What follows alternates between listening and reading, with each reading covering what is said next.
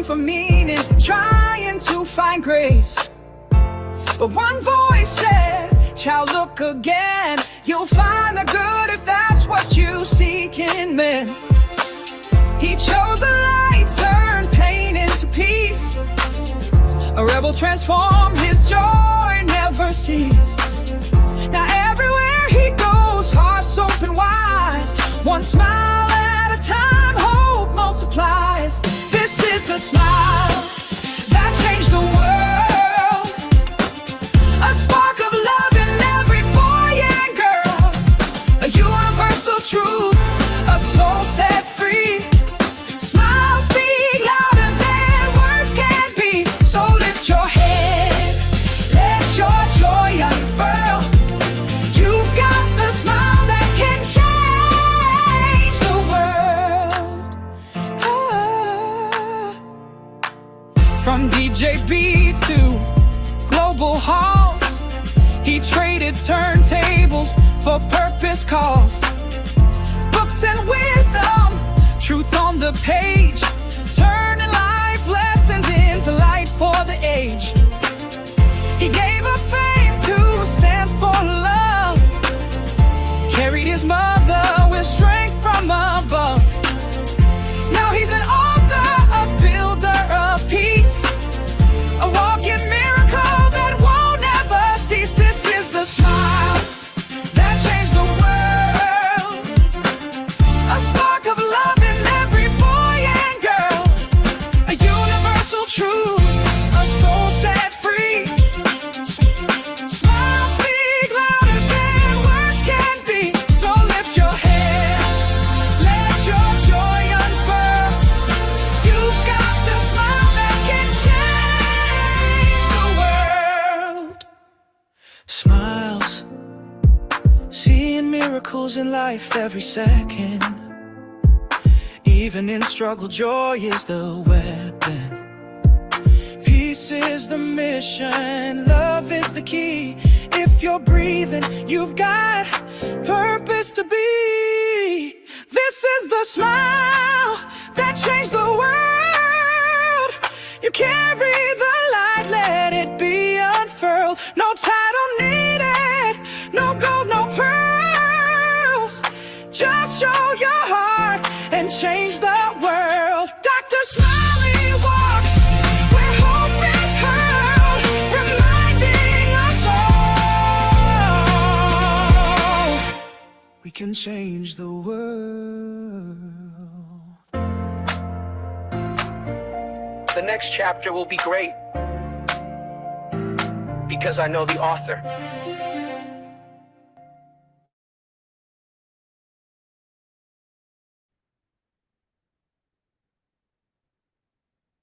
Welcome, welcome. I have my good friend, my brother from down under. He's in Australia. He woke up just to be here to start the International Smile Day. I got to tell you, Scott, I'm probably just like you right now. I'm so excited about this day, I could barely sleep. Oh, what an amazing opening. I was just sitting there and I was just watching everybody smile and the beauty that comes within people's eyes. Why wouldn't you want to be here? Well, it has been a long road that we have been friends, and this day didn't make sense without you being here to open the day up. I mean, the vision of this is that if the world smiled more together, one of the things I had wake me up last night is I didn't say when we start our day, our episode, where is our heritage and where do we live? So my heritage is England and France, but where I live is near Washington, D.C. So where is your heritage? My heritage is born and bred Melbourne, Australia. There you And go. and I love being an Aussie. Well, we love having you as an Aussie. I'll tell you that right now. I so appreciate so are recording live? We are good. Okay. So I wanted to tell you that today is about every single country waking up and realizing that when you go to another country and you bring a smile, you don't even need another language. They already got your language. It's love. 100%. Last year I was in Bhutan with the Gross National Happiness Center I and know. out in the community, touching hearts with a smile. A smile is a language that needs no words. It's just an action that just goes from one heart to another, and it has literally changed my life finding my inner smile, my And you inner have the, smile. I know, and you have the business of smiles. You've traveled the world with this message, and we're going to Yeah, hear later today at 2 a.m. actually. And just to let you know, I've been conscious of this. International Smile Day already started in Australia. It started a little while ago, right? absolutely, and we pass them around. Yeah. So what we want to do is next year, on October 30th, we start it proper, something like midnight in the USA. So it'll be more of a balance that the world gets every single inch of every second of it. I think I think we could do it. The smile around the world for every single second of International Smile Day. I think that'd be amazing. Well, if you think about it, SMILE stands for seeing miracles in life every second. So we might as well max it out. So this will be the model for how we grow it to be maybe a 48 hours around the complete world. And Bhutan needs representation because they're the only country in the world that measures the success of their country by the gross national happiness quotient. G, 100%. yeah, Actually, I've got the book there. I should grab. Maybe I'll actually bring the book out later yeah. and we'll have a bit of a talk about. We'll talk about the 33 key indicators as to what makes people happy. Right. And then you have a bunch of people in Australia that are going to be joining around that time, 2 a.m. Eastern. What time is it there now, right now? It's 11 p.m., but I'm a 9 o'clock p.m. sort of person because I like getting up super early and getting to the Yeah. gym because So I see you have happy faces on your fingers. no, look, I've gone with yellow fingers these days. Well, it's interesting because I work with a lot of people in that hearts aren't in a good place, and just walking into a room with big, beautiful, bright yellow nails, genuinely, it creates a connection and discussion that will normally bring about a smile. Well, this is being recorded, and I want to let you know the vision beyond the vision is Mm-hmm. that these episodes are turned into chapters, and we make a book called 365 Leaders that are moving the world in the right direction.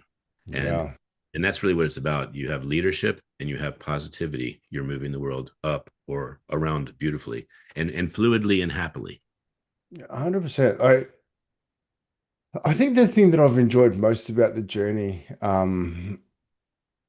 finding my heart, which has brought out the smile, is literally connecting with people around the world that are doing it just because we know the difference a smile makes. And that's a huge thing. Like, I'll never forget the day. Actually, we used to have a group of us go walk, run, or jog every Sunday morning at Right? 6 a.m., right? I And remember. that's an early morning session, and we get out along the path, and there'd be between 10 to 15 guys running along, and you see us there with their big black t-shirts and big smiley, and we go, morning, morning, morning. And that smile and energy comes back. And it's just a beautiful instant connection. Yeah, that's beautiful. So Mm. Nina Hodge White in Dallas, Mhm. Texas, the one who interviewed me and created that song that opened it up. We have Barry Shore. He wanted to make sure that he was videotaped yesterday because he was not getting the right time slot to welcome everyone. And he's my mentor. He's one of the reasons I Mm. know you. If you think about Yeah, it, if he didn't give me a card, why would I chase people that bring smiles to the world like yourself? 100%. That's how awesome So is that? I have this. I have my shirt, my great shirt, and if you turn it around, it smiles every time. Now, the thing I like about it is it smiles at me, but if it's on Yeah. here, I can always turn it around like that. So we're going to go ahead and bring the video in of Barry Shore welcoming the world. He is the reason, ultimately, that a card was given to me, that a movement was created, and that this show is existing in my heart and in my mind. It's been obviously something you celebrate every year. So without further ado, Faison, please bring in the video of Barry Shore.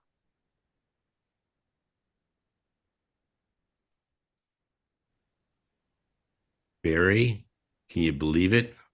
The big day has come, the International Smile Day, October 3rd. And I'm with the ambassador of joy. I am propped up with excitement because one, you get the choice to be. Number two, we have a holiday in which we can actually say all year long it is a holiday for us, but for the rest of the world, they get to really celebrate it with us. I love the fact that we exchanged a smile card some 10 years ago, 2015, and how much it changed my life. And we've been talking about a holiday, and a holiday was created by somebody, and it's October 3rd. And here we are celebrating with the world.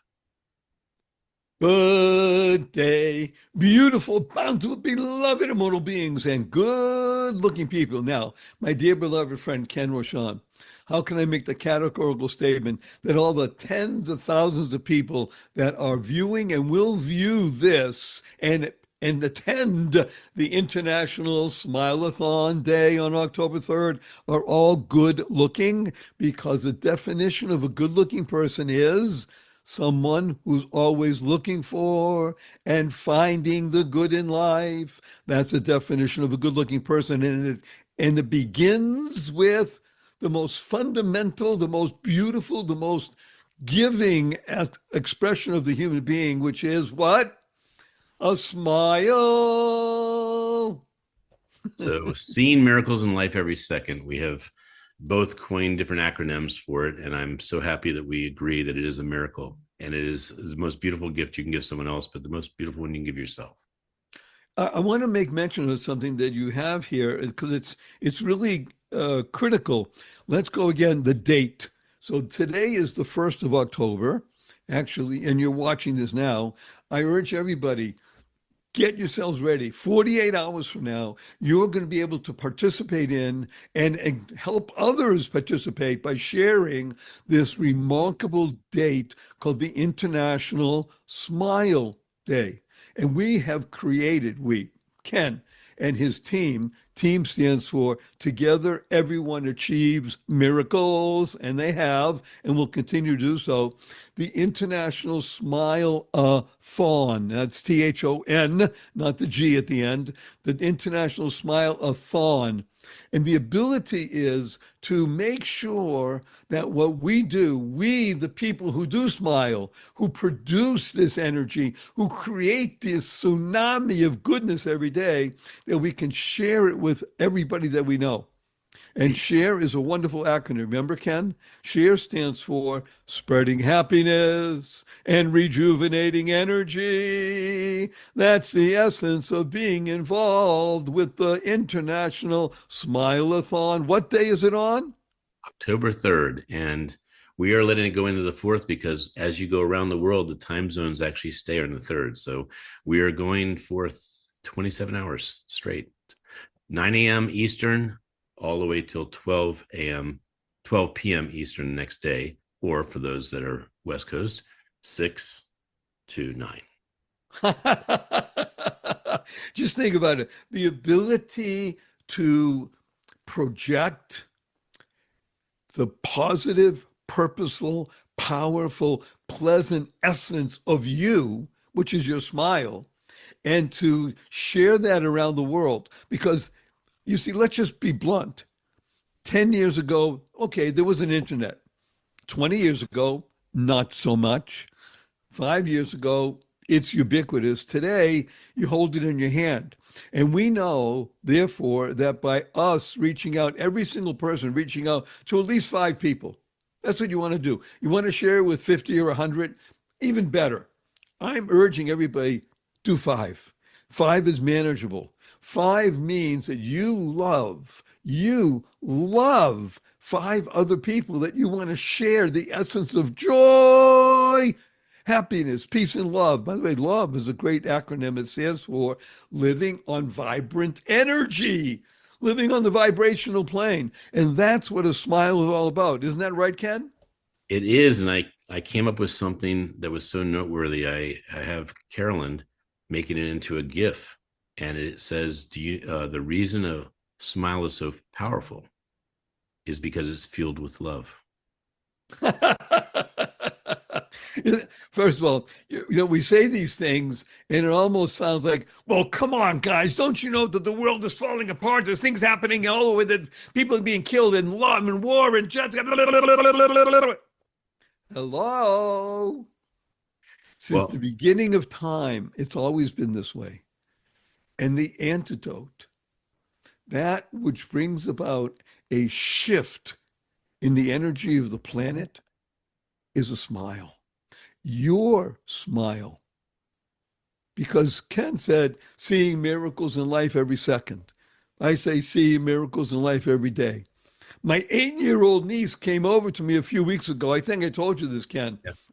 And she said, Uncle Barry, can we spell smile S-M-I-E-L? I thought about it. Smile sounds the same. Why not? I asked her, how come? She says, because then it would stand for seeing miracles in everyday life. That was an 8-year-old. Right. What was she doing? She was creating the kind of world she wants to live in.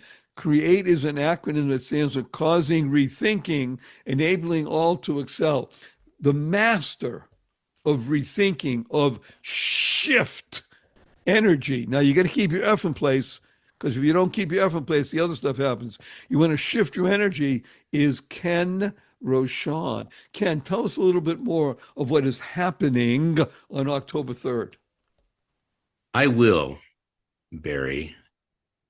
I did create I guess, an explanation, epiphany explanation of who you are to me.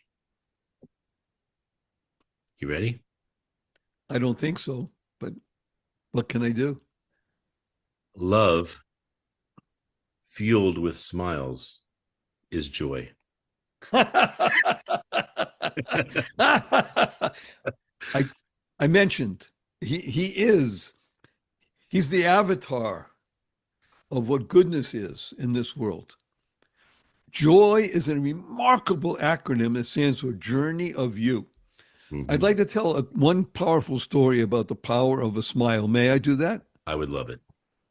So I know about this because Ken and I have been given by the good Lord the opportunity to distribute millions and millions of Keep Smiling cards. That's right. A blue card that reads Keep Smile in 27, 37, 47 languages all over the world. I'm going to make the story brief. How do I know about it? Because the woman sent me an email about it. Young woman. She was 22 at the time. And she had decided that she was going to check out. That was it. Depression, that's it. Whatever you want to call it, she's decided, I'm gone. She lived in New England, which is where I'm from. In the wintertime in New England is cold and dark, even in the early morning. And it was raining that day, and there was snow in the ground. We call it slush. It's everything that you would not want to say, oh, what a bright, wonderful day. Opposite. Perfect, she said. She's leaving. What has she done? She worked in a building that had 13 stories. Interesting. They had a building that actually had 13. And she was able to jimmy the door in such a way, left it open over the weekend. And that's where she was going and going to leave by jumping the building. Bundled up, head down, walking towards the building. And she stepped on something. Now, it wasn't dog poop, which we'll talk about later. It was a blue card that read, Keep Smiling. Now, she stepped on this. And for some reason, she says, I don't know why I did it. She bent down to pick it up. And it read, Keep Smiling. And she looked up and she said, God, you got a strange sense of humor. Because she was on the way. At that moment, somebody walked by her the other side and said, good morning.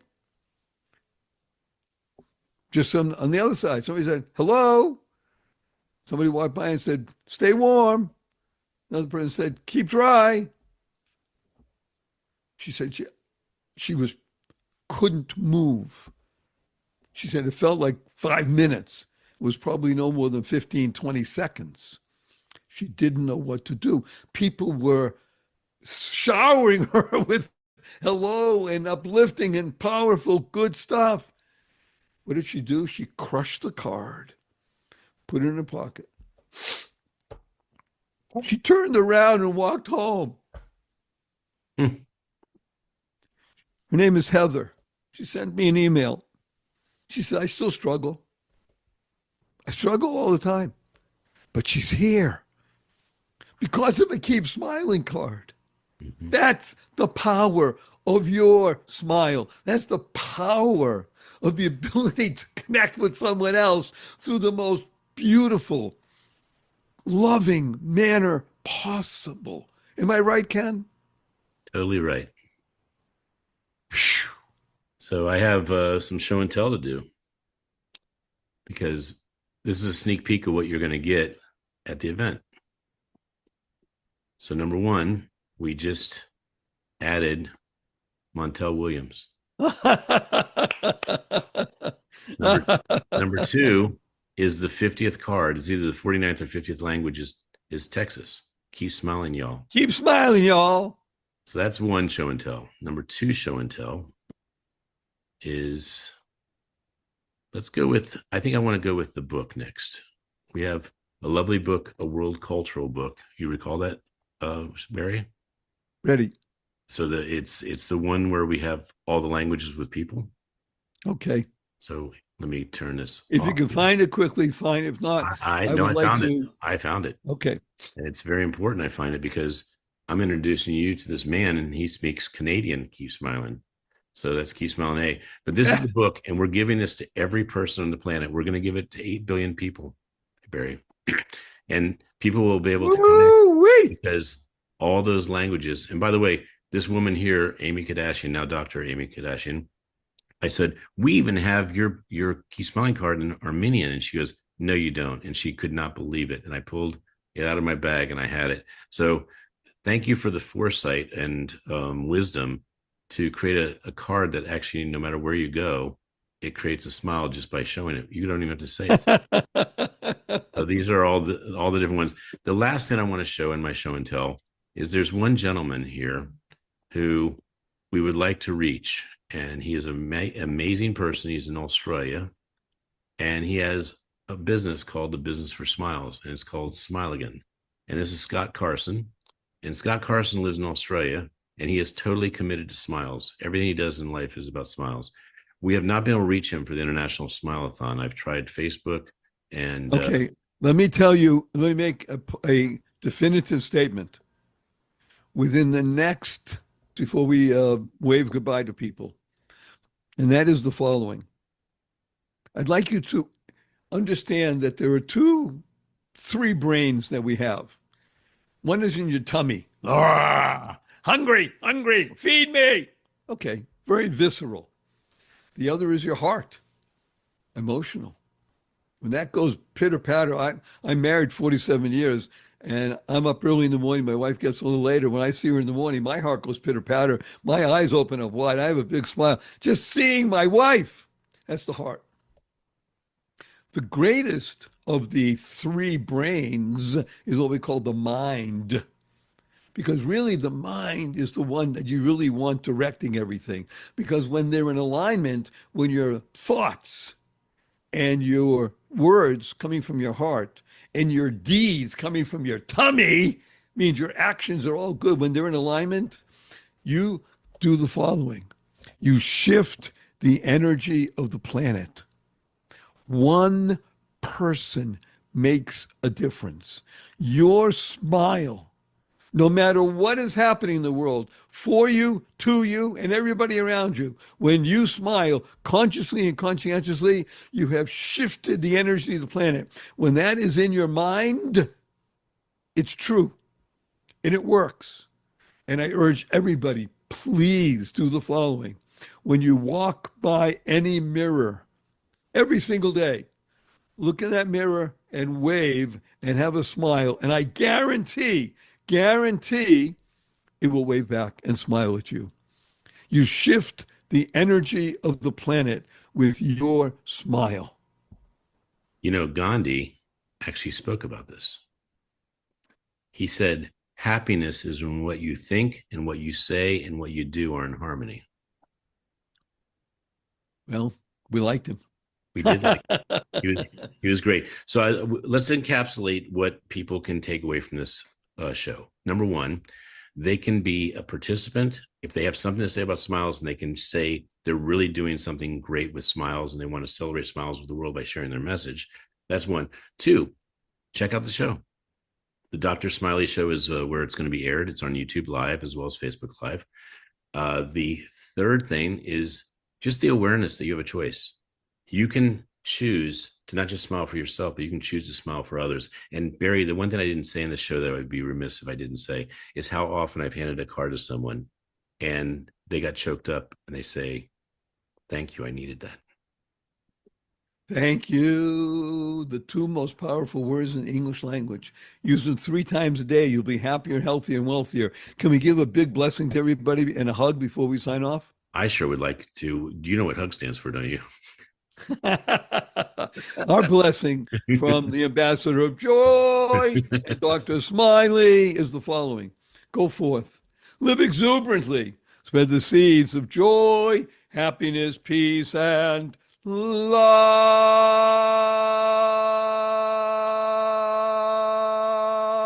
And here comes a hug, universal, all the way through Australia and around the world. HUG stands for heartfelt, unlimited giving. On the count of 3. 1, 2, 3.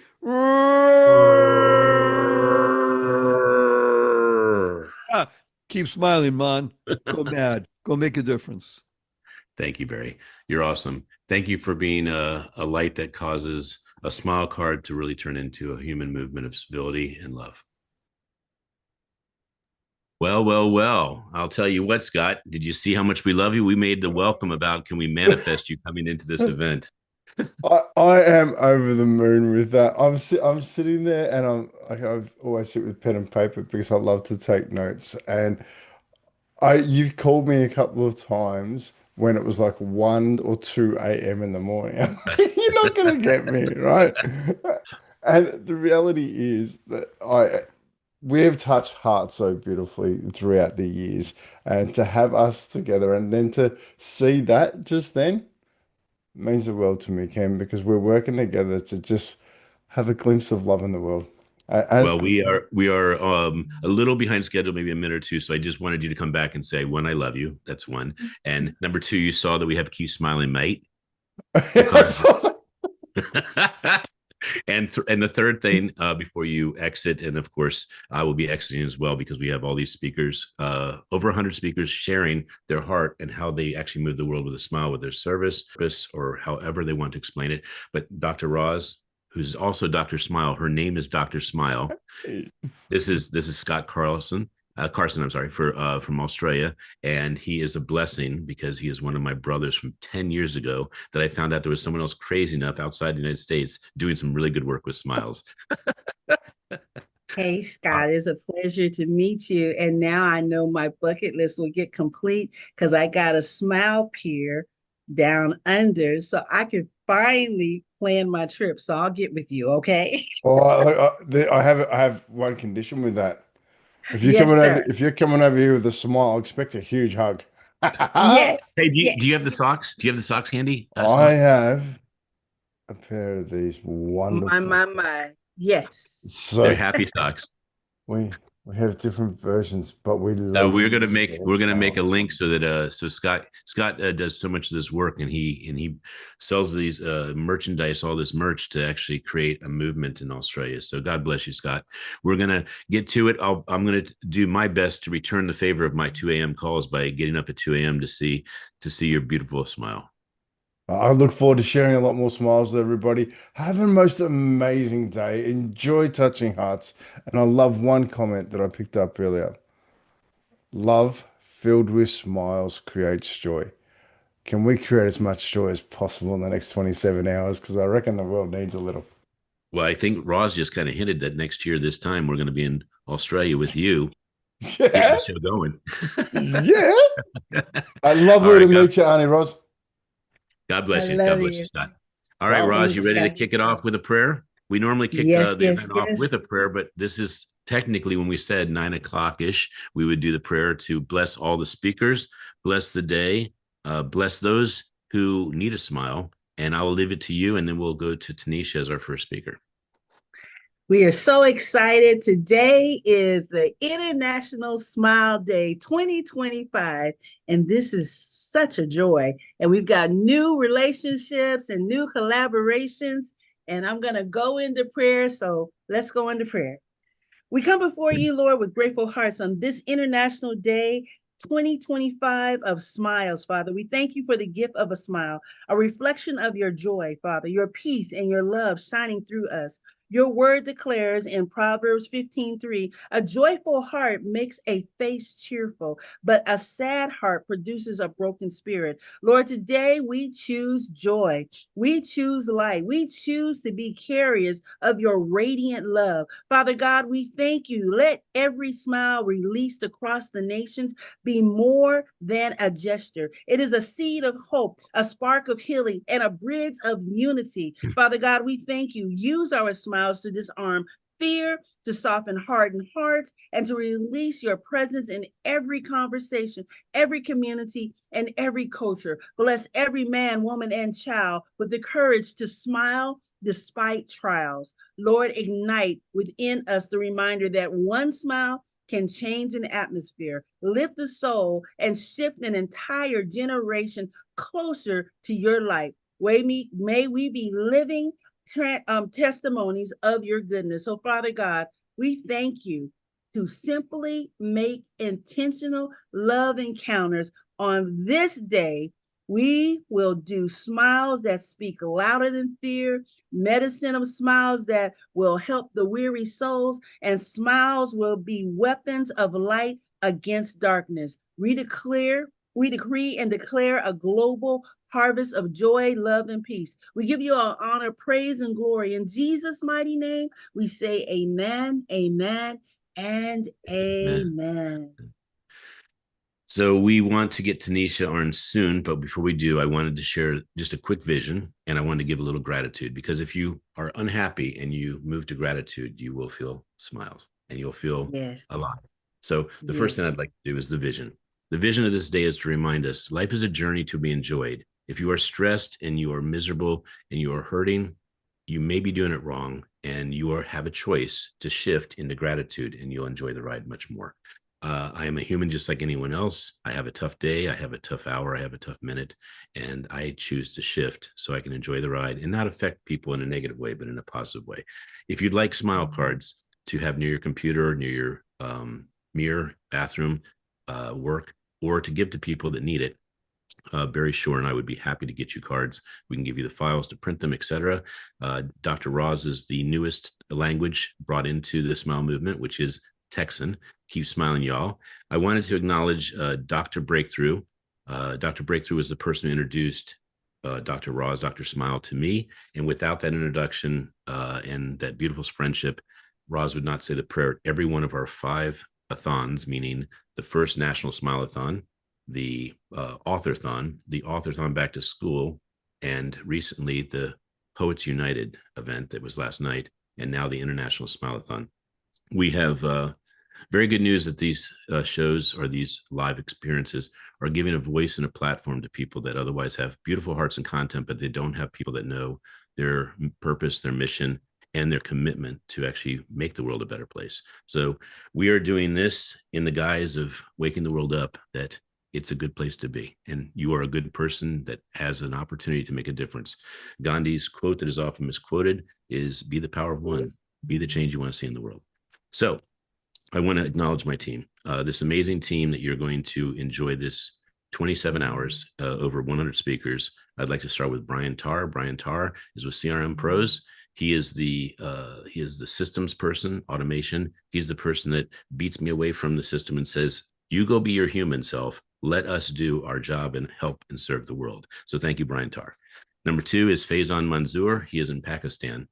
Without all these countries and representation, we would not have an International Smile-A-Thon. So Faizan tirelessly works to make sure every single technical issue is taken care of, tested. He works probably a good 30, 40 hours before the event even starts, testing and making sure that everything will be as flawless as possible. With that said, we are human. We are going to create mistakes. We are going to be behind schedule. Remember, the choice is to smile. We love you, and we want to make this an incredible experience, and we will give you everything we possibly have. The third person I'd like to acknowledge is our customer service people. That would be Aisha, that's Faizan's fiance, and Amy Cabrera. And then if it wasn't for Dr. Roz passing the torch from Dr. Breakthrough to her to Tanisha Carroll. Tanisha Carroll is a new addition and a true leader a sister, just someone that I could almost cry. I'm so happy that she's part of our team. The team loves her. She has made 4 events that have challenges, minimize those challenges so that we actually are breathing for the first time going into an event with, wow, this was going to be a fun ride. So Tanisha, from my heart, thank you very much. Have I left anyone out? We have some new interns that are helping us. I don't have their names handy, but we'll acknowledge them at the end of the event. That is our core team, I believe, and they've worked together like a team that wins with a smile. So without further ado, let's bring Tanisha on. And Dr. Ross, thank you for the beautiful prayer. Thank you. I think there's 1, and here's 2. And like I said, we're live. We usually have a little bit of bugs in the beginning, then there's a lot more fluidity. So I hope that Tanisha will be here in a minute. If she isn't, I can always go to something else. But here we go. Tanisha, we are starting just about 10 minutes late. There's nothing to stop you from being your 8 minutes. As we do the 8 minutes, we will catch up. And I think that God will make it all right. So I want to thank you in person, looking at you and saying, what a day we have to celebrate. And if we hadn't done 4 events before, it's God's way of saying, this is how you actually master what it is that you want to do with your purpose. So thank you for all you do. I'm going to go backstage, share where your heritage, please, and where you live. And then please share what you do in the world to bring smiles. Thank you. God bless. Thank you. Thank you, Dr. Smiley, for this amazing opportunity to be a part of International Smile Day. I'm African American, but I do not know specifically the country that my family is rooted in Africa. I was born in Ohio. And so I am, but my family started in the South in Georgia and everything. So that's my heritage. And, I count it an honor to be a part of such a wonderful, expressive, and supportive community, such as this Smile community. And so, as Dr. Smile said, I was brought here by Dr. Roz, and she invited me to be a part of Perfect Publishing and the Smile community through authorship. And finding this community has been a blessing and a joy. And so, I consider my smile to be, because when you smile, it brings a peace into a room, it brings a joy, it brings a calm, and it creates an openness that may not otherwise be there. When I have the opportunity to look at someone who may be looking like the world is turning upside down and offer them my smile, what that does is offer them an opportunity. The fix it is what opens the door. It has been a journey to this smile to becoming interesting to see the response of people when everything around. It is not an easy task all the time, because of course everyone will be like, you can't look at everything like everything's good when it's not. It doesn't have to be good for me to see good. Did you catch that? It doesn't have to be good for me to see good. And so I want to encourage all of us that even though difficulties happen, challenges happen, you can choose to see good. And what that does is it allows you to lighten your heart. Some things you can't do anything about. So why would I spend my energy worrying and being frantic when I can't do a thing about it? And so I do my best to choose joy, choose positivity, and choose God. Joy is something that I had to find. I had to find it not because I didn't enjoy laughing or not because I wasn't joyful, but simply because things had happened to me where I didn't feel like my joy was appreciated or valued. And so I wasn't willing to give it more so freely. And in fact, I was quite the opposite, where I was very stoic and I was very angry, and I would, as we used to say, pop off. But I am grateful that the Lord has taken me through things, challenges, and growth to the point where now I have journeyed through a place of prayer to a place of peace and happiness and love.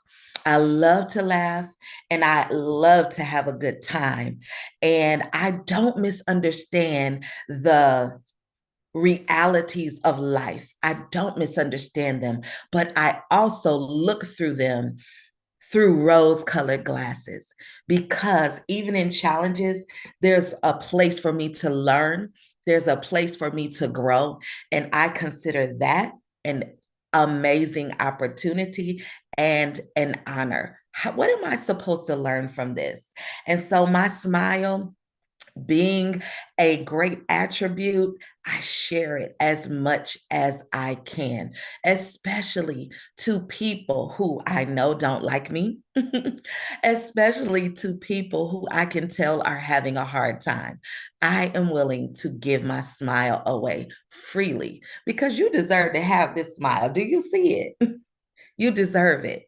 Listen, I had the opportunity in 2018 to begin writing and creating books, which allowed me to bring hearts and bring smiles together in a higher place of peace and allow them to exhibit and enjoy, express joy. My first book, Chosen to Rise: How to Stay True to Your Assignment When Your Flesh Wants to Quit. My second book, Chosen to Rise: Affirmations.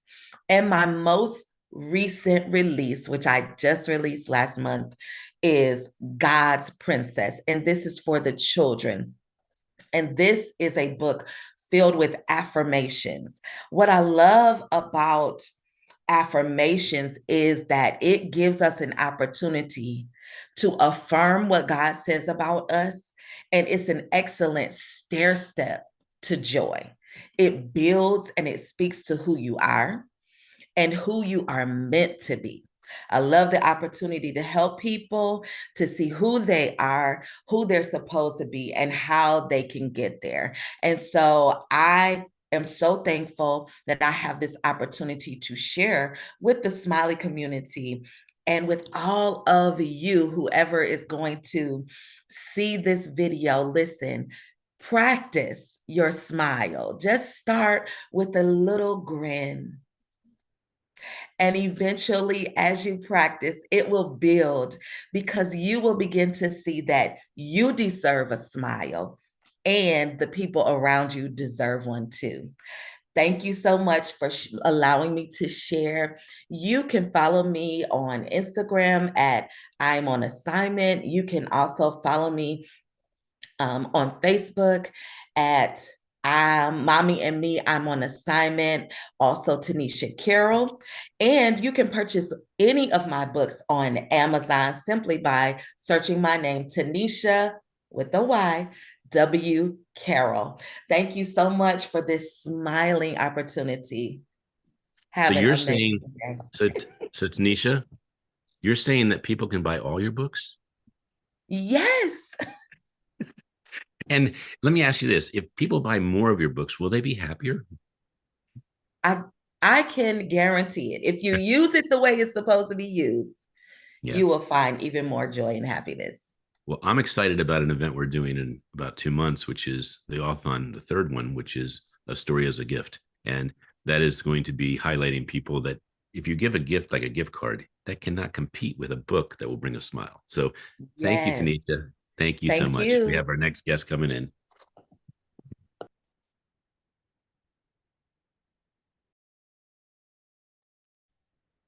All right. Let's see. We have Judy Waters. How are you, Judy? You here? Hi there. How are you? I'm doing great. How are you? I am good.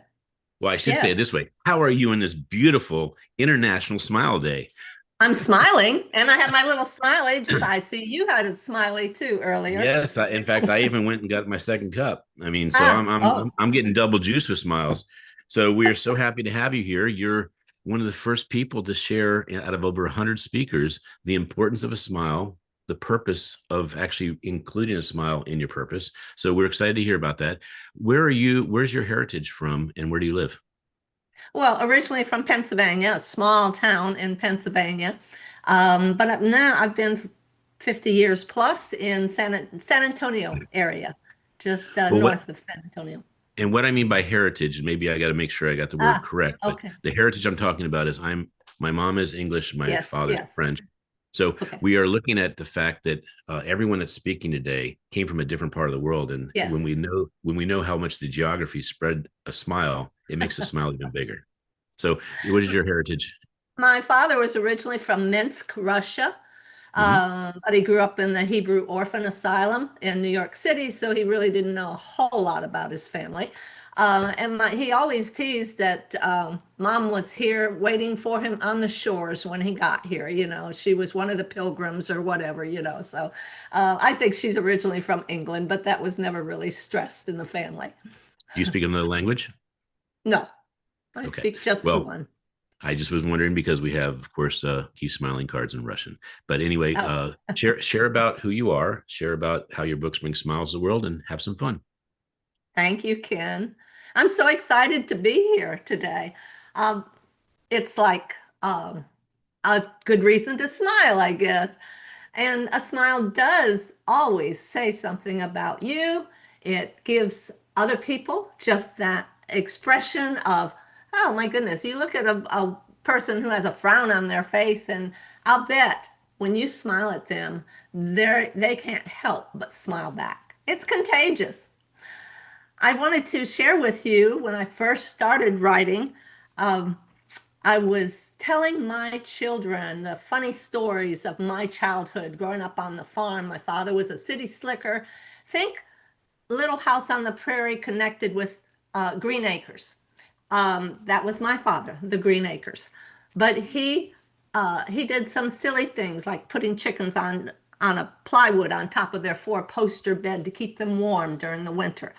He was very ingenious coming up with things. He had no idea how to do it to start with, and the farmers all around would laugh at him.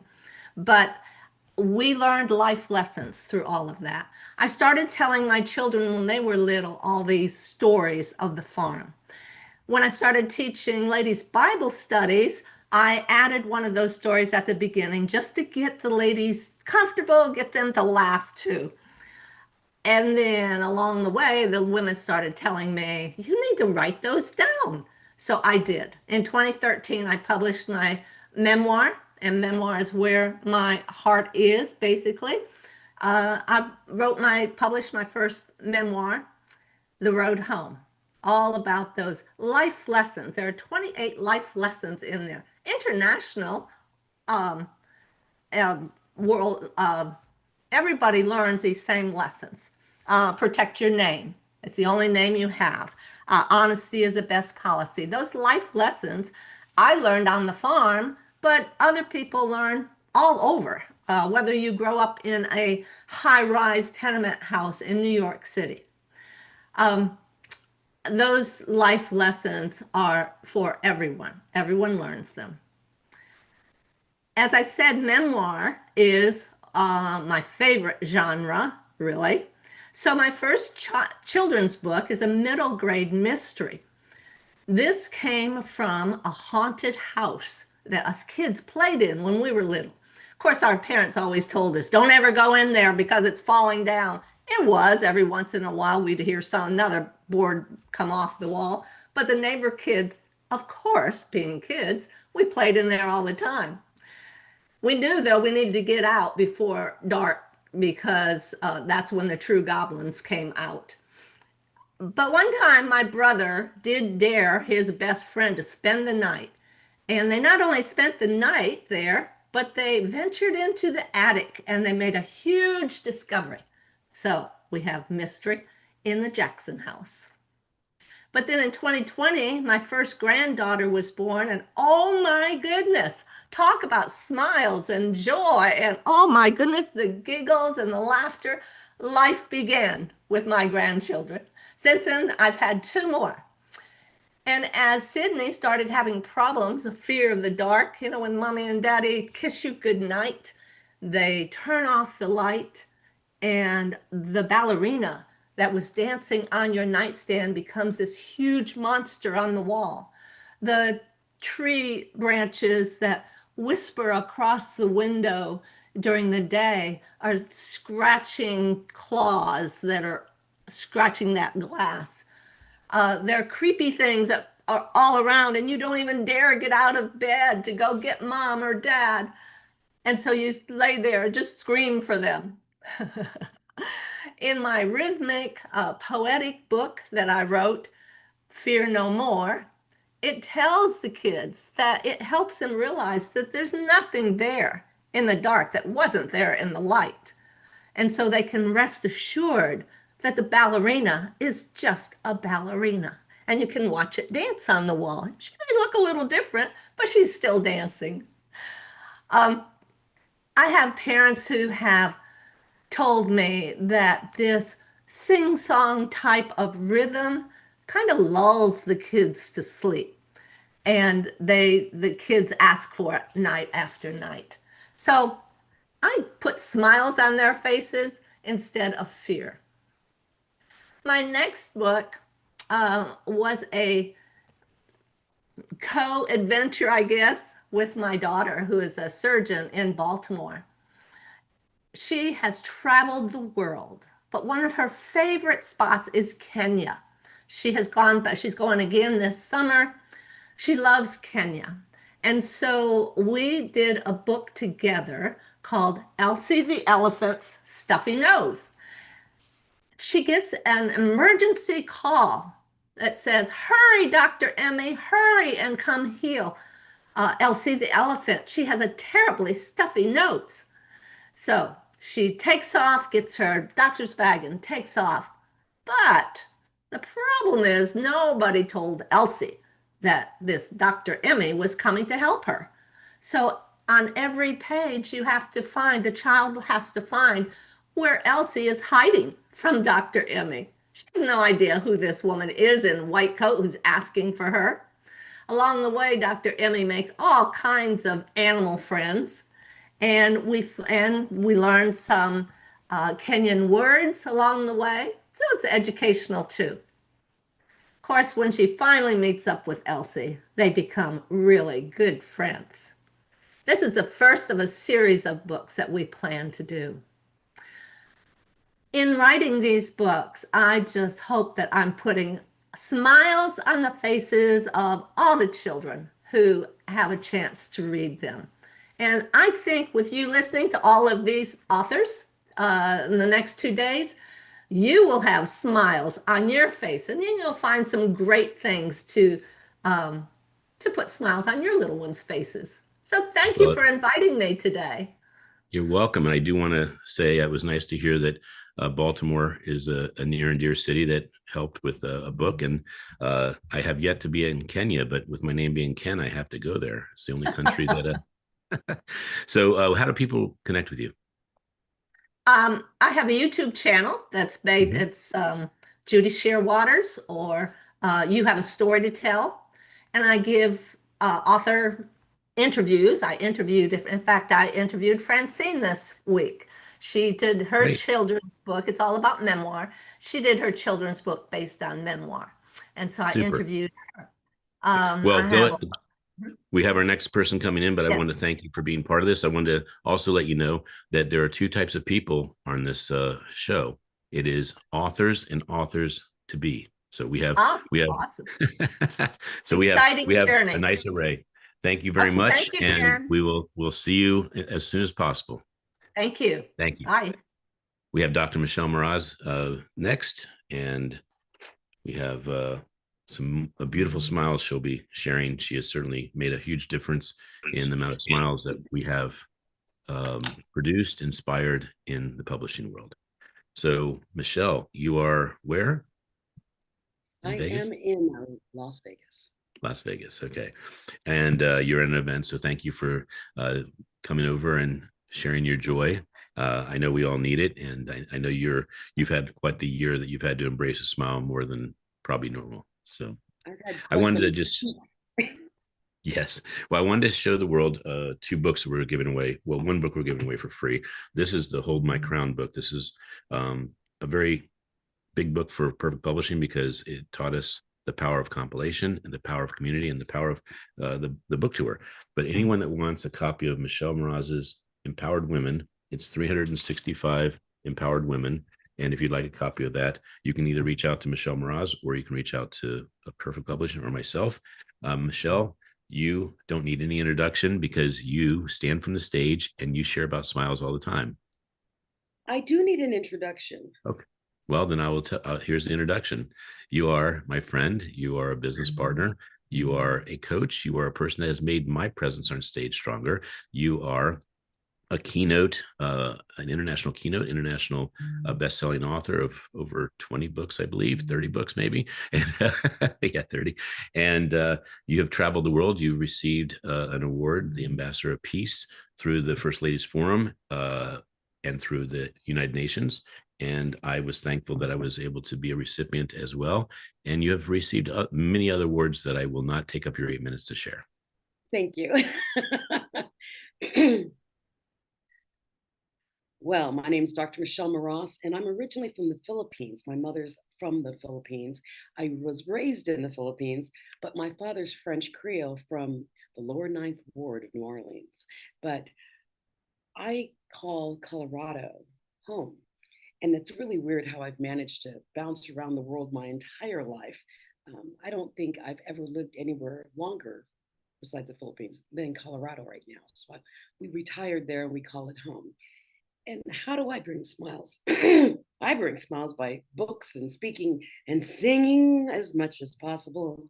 But what's really cool about how I bring smiles is it's not about me. It's about everyone else that I meet and those who have stories within them that really think that either they can't tell it or they need guidance in order to get that story out, in order to capture other hearts and bring smiles to others' faces.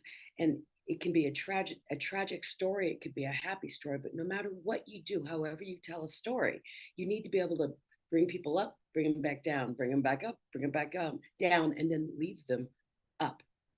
You never want to tell a story where there isn't some sort of a moral that your listener or your reader will not get. If you can go up and say, I went down the street and I picked up I picked up some milk and bread at the store. The end. Or what I help people do is to learn how to tell that story better. I walked down the street. It was a beautiful sunny day. And that's when I saw a cat walk past me. And I wondered, where is that cat going? And then the cat looked at me and said, ba da da da da da da da. And then when the cat walked with me to the store, and then as I picked up my milk and my bread, I realized that I picked up, it's that kind of thing where you tell a story where people get involved in the story and actually can relate to the story. And at the end, you always have to put something in there where you learned a lesson, or the person you're teaching or were with learned a lesson, or your main character learned some lesson. You never actually have to say the lesson. You just have to have them evolve. It's basically called the hero's journey. And if you research that, go Google hero's journey. It's basically your hero has to have some sort of journey because it's like a roller coaster, and it keeps things interesting and it helps the other person understand what's going on and why do they even have to listen or read. It even happens in normal conversation. So if you are talking to someone and you just start randomly talking about whatever, you lose their interest and they want to get away. You keep your stories interesting, even if you're talking about whatever you do for business and you just ramble on about. My big joke is there's a movie called The Jerk by Steve Martin. And they said, so how'd you get here? He goes, well, I was born a poor Black child. And he just starts going off about his entire life. And all the guy wanted to know was, do you want a cup of coffee? But he ends up telling his story for an entire movie. And that's why I'm here today. You never want to do that to anybody. You want to keep it succinct, tell your story, bring smiles or move someone from one place to another emotionally. It's all about living. Sharing smiles is not just smiles, it's sharing emotion, it's sharing transformation, all of those things. Life in itself is a beautiful smile. And so that's how I bring smiles to the world. I bring smiles to the world by bringing order to the things around me, to include stories. And the quality systems engineer in me really likes to see efficiency. And it's how I bring smiles. I'll pick things and fix it and walk back out. Why? Because the other way I can bring smiles is the control freak in me, I pull her back. So how do you bring smiles to the world? Yeah, you can be bringing it however you bring it, but how do you do it? My everyday bringing smiles to the world is I go, because if I go to the grocery store, wherever I go, I smile and I say hi to people or just nod. That little bit of recognition in other people is enough to light up someone else's world. So be good, be kind, be acknowledging. And if someone does something that you enjoy or that you like, let them know. And I've got over 35 books out there on Amazon World, but I also have my favorite ones, I have them on my website. My website is my name, if you see right there in the corner. But it's michellemoross.com. I didn't have the doctor till 2 years ago. My website's 10 years old. And no, I'm not changing it. Why? Because I'm Michelle. So if you are interested in anything I do, go to michellemoross.com. And you can click on books, you can click on webinars, click on videos, it'll bring you to YouTube. And then you can see some of my talks, some of my mini shorts that I like to put all over social media. And then, of course, you can hear me sing. I've got one called Singing in there, a file called Singing. I bring smiles everywhere I go because I believe life is way too precious to not enjoy it. And if you're holding a grudge, remember when you're pointing fingers at one person, the other three are pointing at you. So stop pointing fingers and realize that you are the source of everything. You don't like something, change your perspective. Right, Ken? Exactly. And it is in your power to do so. Thank you for a beautiful talk and a reminder of how we all can live powerfully. And I love the fact that we can do it unapologetically. Yes. We have a book that you inspired a new edition of. I just want to say this is also being given to every beautiful day. Thank you for gracing us with your positive energy and making the day just that much better. I'm hosting you I'm hosting in about 20 minutes, I think. Well, good. We can't get enough of that.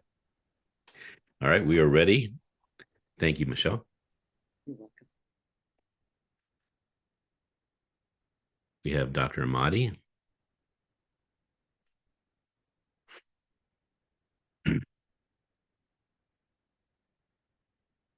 All right, so our next guest I actually met at Rock Your Life. Craig Duswalt is a person who brings all kinds of people that use music and share their message and their purpose. And remember, a song is really a complement of talking with joy.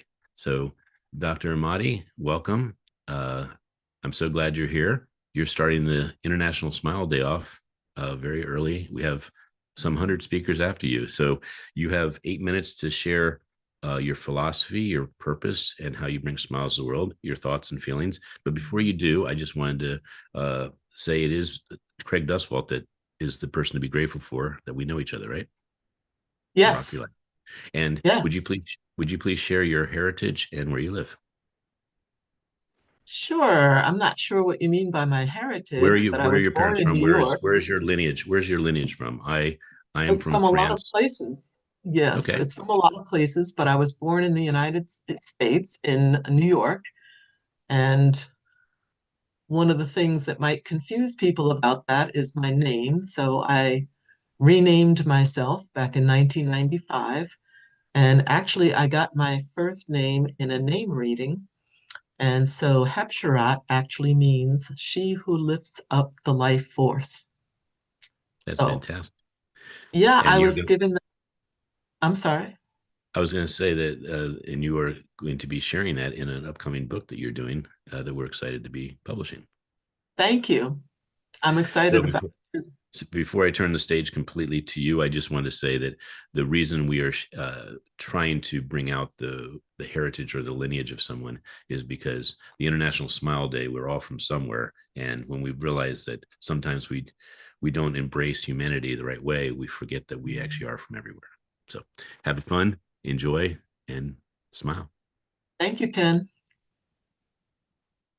Hi, my name is Dr. Heptarat Ahmadi, and I'm originally from New York. I'm a board eligible family practice doctor with a focus on holistic health. I'm very interested in biology and psychology, and so the way that I practice allows me to combine both. I use Western medicine, Chinese medicine, because I'm also a licensed acupuncturist, homeopathy, and quantum biofeedback. So, quantum biofeedback is the way that I can access and interact with the energies of my patients, regardless of whether they are local in my office and connected to my device, or whether they are anywhere else in the whole wide world. So, what gives me joy is to be able to improve a person's health without necessarily adding more drugs or doing surgery, but rather addressing the lifestyle habits that have caused them to be in the situation that they are, educating the patient, and actually using electromagnetic frequencies to help improve their level of health because everything starts at the electromagnetic level before it eventually starts affecting the biochemical level and then finally the physical or structural level. So, what brings me great joy is to see patients come into my office not necessarily feeling so well, but by the time that they finish their session, they may be leaving with a spring in their step and a sparkle in their eye, and that makes me very happy.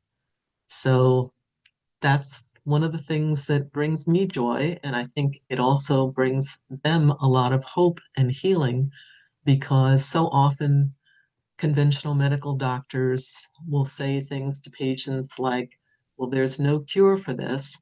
And what they really mean by that is that there's no cure that they know of that has to do with meds and surgery. But just because there's no cure that has to do with meds and surgery doesn't mean that there is no possibility of cure. Oftentimes, cure can be obtained in a more lasting way by addressing issues of lifestyle and nutrition and the kind of mental habits and thoughts that we think are to ourselves. And so to make ourselves more aware of these things is to give us the knowledge that gives us the potential power to help heal ourselves if we become more self aware and if we are motivated to do so. So this is an exercise in quantum entanglement because all of the people who are part of this program are people whose energies align because they are all about serving humanity. And so welcome everybody who is tuning into this. I'm so proud and pleased to be a part of it. And my practice is located in South Florida. But as I say, with quantum biofeedback, one can access the energies of anybody, no matter where they are in the world. So that's what really makes me happy, is helping to boost the level of health patients naturally as possible. So I think that That's says pretty much all that I wanted to say about what I do and why it makes me and my patients happy. Yeah, that totally is a smile message about health. I'm sure that the more natural we are, the more we're not polluting our body and having to conflict with disorder. And so I embrace the fact that you bring a holistic approach to wellness. Well, thank you. And, sometimes you need meds. Meds can be very helpful in stabilizing the patient in a case of emergency. But I just think that if meds and surgery are the only things that people rely upon, then eventually they will become more toxic over time, and that won't serve them. So I think there's a place to transition to more natural methods once the emergency is over. Well, thank you so much for sharing your message. And you certainly are someone that lights up the room when you're in it. I look forward to seeing you at the next event, wherever that shall be, to include Craig Duswalt's Rock Your Impact, which I believe is happening in March. In March. And one last thing I would like to mention, if I may, Sure. and that is, as I get older, I am more involved in educating people and people who I might never meet. So therefore, I start posting things more on social media. So if you're interested in learning more before you become a patient of mine, or if you never become a patient of mine, check me out on social media. Thank you. Have a blessed Thank day. you. Enjoy the rest of your International Smile Day. You too. All right. Next, we have Dr. Smile herself. And Dr. Roz, you saw her momentarily in the beginning of this event, giving prayer. And for those of you who have not heard the past episodes, some of them are still available live. Some of them, unfortunately, do get disabled because I guess YouTube has a certain length of time they allow a live memory to be absorbed on their channel. And some of these live shows are 22 hours, but we've also had the amazing Faison edit them and render them, transcription included, and they are a whole lot of playlists that you can actually just have in the background. Hit play and enjoy a bunch of authors. Hit play, a bunch of smiles. Hit play, hear a bunch about leadership from some crazy bald people. So we have Dr. Roz, Dr. Smile. Come on in. Hey, hey, hey, hey, hey, hey. You know, one of How are you? my favorite things about when I see you is I remember the day that you picked me up at the airport in Dallas and you gave me one of the best days I could ever have in my life, a day of joy, a day of connection. I met all these amazing people to include Dr. Breakthrough. Nina White saying happy birthday to me. It was euphoric. It was euphoric. And We had it all set up for you. boy, did you ever. And then I hop on a plane to go to my next event and I left as high as you could possibly be. I was higher than higher than the plane. Yes. Now, before you leave, you got my Keep Smiling Y'all card to show. You know what? I will go get it while you're speaking, and I'll have it when. It is in the house. Don't worry about that. But I will. Look at you giving me that look. Well, let me tell you. Let me tell you something here. This is something you don't know. This show is so long. I would have interruptions if I was in other parts of the house. So I'm in the dungeon of the basement right now, so that no one can interrupt the fact that I can be live whenever I want and not disturb anyone else in the house, and also them not disturb the show. So I have left my treasured 5,000 Keep Smiling Y'all cards upstairs, and I will get them. Come hither. And doing a little bit of research, I'm going to share that it's Igbo, Nigeria, but I am in America. I am in Dallas, Texas, and I hail here with my husband, my Boaz Vincent Warfield, and myself. I am Dr. Smile, aka Auntie Roz, and I am a happy smiling author of Stop It and Smile. So you can order your copy and go through 14 days of devotional with that. And I want to talk about keep smiling, y'all. And I'm going to give a scripture. Proverbs 15:13 says, a joyful heart makes a face cheerful, but a sad heart produces a broken spirit. And we pray that today, those who are watching the Smile Show, who are coming, go share and be able to be happy. You know, smiles are not just expressions, they're reflections of the heart. God designed joy to show up in our continents. SMILE is an acronym that means simply make intentional love encounters, starting with yourself first. I have a Smile Experience t-shirt that is yellow with the black shiny writing. And if I were to show it, it probably wouldn't show up because of the background that is here. But when you think about smile, it's not just these 32 pearly whites. It's about your spirit, your mind, and your body.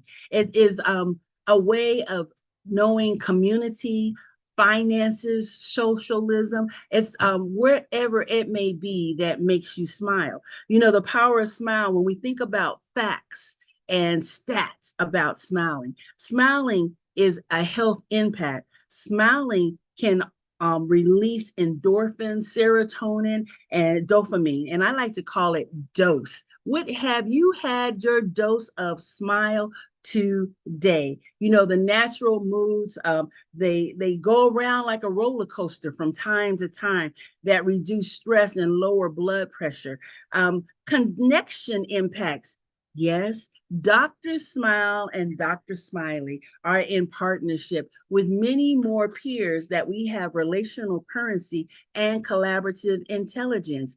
Michelle Marr, Tanisha, Judy, so many people that we've been able to meet and make friends to do and empower this day, Smile International 2025. And our latest member is Scott Carson, way down under, yes, in Australia. And we're going to have a good time with that. When we think about it, studies show smiling makes you more approachable and trustworthy. But have you been walking alone and you saw someone looking down? And then maybe you said, "Hey, how are you doing?" And when they look up, they see your beautiful smile. You can see them roll back their shoulders and be able to strut on into knowing that today is going to be an amazing day. When we think about it, a form of relational currency is being able to have eye contact, being able to handshake. But guess what? We got this little thing here and it cuts off a lot of communication, the cell phone. Can you challenge yourself today and not even use the cell phone? Maybe while you're taking your transit ride from work and going back home, you can be able to just smile at people and ask them about their day. Guess what? Some of them may get a little huffy because they're addicted to that cell phone. Longevity and impact, when you think about it, people who smile often live longer. There are centenarians that have talked about smiling is what happened. I know I was watching a documentary where one centurion was still climbing up the tree, happy and giving, throwing down coconuts. So smile is good for our health. When we think about the community impact, smiles are contagious. When you think about that, neuroscience proves that when you see someone smile, your brain wants to mirror it. It knows no better except for to smile. So continue to smile. When you simply make intentional love encounters, own your vertical alignment with that power force that you may be attached to. I'm attached to the Father. The Father, Son, and the Holy Spirit is what I like to do. But I trust him to take me. He will take his providential hand, turn the dial, and take me on to be able to go horizontal. In that horizontal quest, I'm able to smile to people. I'm able to serve people. I'm able to help out. I'm able to have a listening ear that can turn a frown into a smile. A smile is collaborative intelligence. When we think about collaborative intelligence action, it builds bridges without words. Bridges without words. That smile, being able to connect and know that, hey, I am trusted, liked, and known. And we can always say that you are loved, appreciated, celebrated, valued, and most cherished. When I think about some points for non-smilers, you know, if you aren't a smiler, then start today by making the decision to smile. Even when you don't feel it, smile anyway. How long can you look in the mirror at yourself and smile? Try it. You might like it. God can use one simple smile to open a door, to start a conversation, or heal a hurting heart. What about this? We know what's going on in the nation. There's been a shutdown. How many people can we smile to so that they don't have to worry? They don't have to dread. They can think about all the goodness that they have inside of them. So this is Roz Knighton Warfield. I am Dr. Smile, aka Auntie Roz, and you can find me on Facebook and Amazon. So let's keep smiling, y'all. Hey, Ken. as promised, I brought you Smile, y'all. Isn't that Smile, y'all? Smile, y'all. Okay, I was just seeing if you're gonna stop me, but here it is. Two-fisted.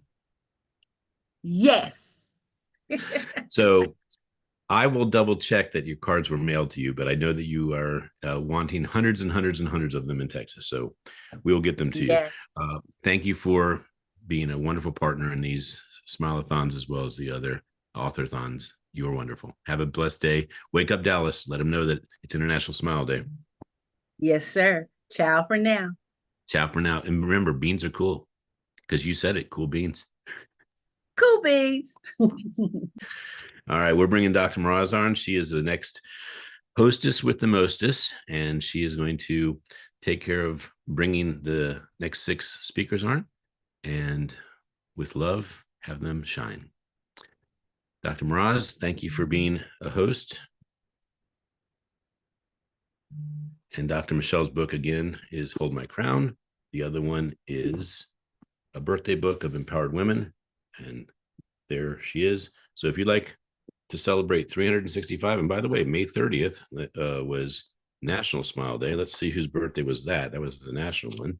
And then we have, so that was Robin Phoenix, and she's a comedian. So that's May 30th. And then we have October 3rd.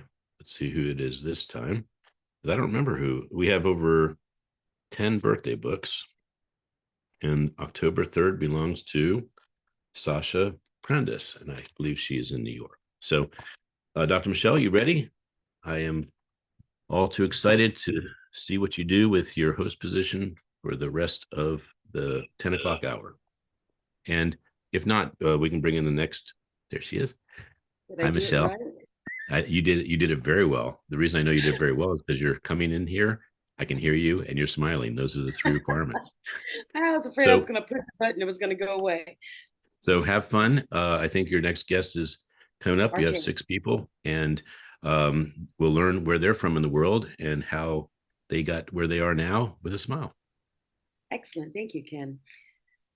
Our next guest here on the International Smile-A-Thon, is International Smile-A-Thon, is RJ Chapman. RJ, are you there? I'm here. Can you hear me? Oh, I can hear you, but I cannot see you. Let me see. Let's see if we can fix that. Can you see There me you now? are. Yes, RJ, I saw you on the last Smile-A-Thon, and I just want to say you are amazing. I don't need to ask who brought you here because I met you on the last one, and I know you just have an amazing outlook on life, and I can't wait for you to share it with everyone. What is your heritage? Where are your parents from, basically? And then where do you live now, and how do you bring smiles to the world? Oh, it's such an honor to be with you, Michelle. I mean, you're so pro. I was watching you earlier going, why do I have to go after her? She's so good. But anyway, let's kill a couple minutes. My dad is full Syrian. This is my biological dad. So I never met him until I was like 18. And that was the first time I met him, but he's full Syrian. And my mom, she's half Cherokee Indian. So I don't really know what I am.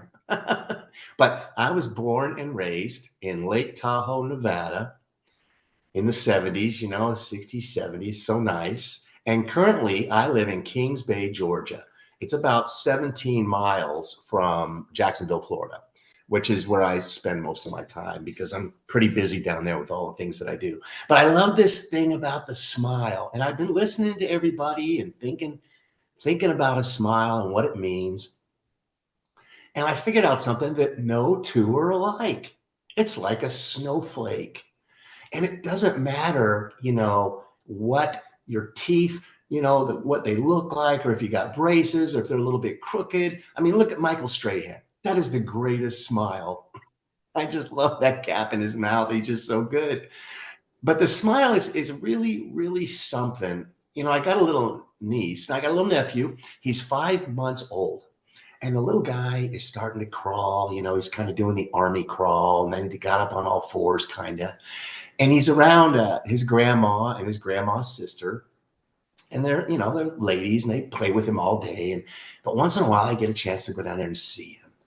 And I guess it's my voice. He loves that deep voice. And he looks at me and then I smile and he smiles back. It's like this universal language of connection and safety. And, I'm just watching it through his eyes. I have no children of my own.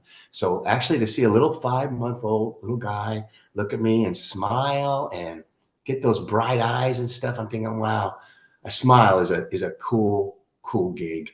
I was in the Navy for 32 years. I think I told you guys all this stuff before. Bunch of Navy stuff. But smiles too, they're really, and somebody mentioned it earlier too, they're really contagious in the best way. When someone smiles at you, you automatically smile back. I like to be the first one to smile.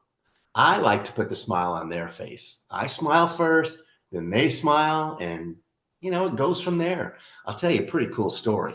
Back in I would say 85, I was in a port off the coast of Italy, and I was doing some work on a Navy ship. I was doing some interviews for some guys. And on the same pier was a Russian cruise ship. Now, I've never seen a Russian cruise ship.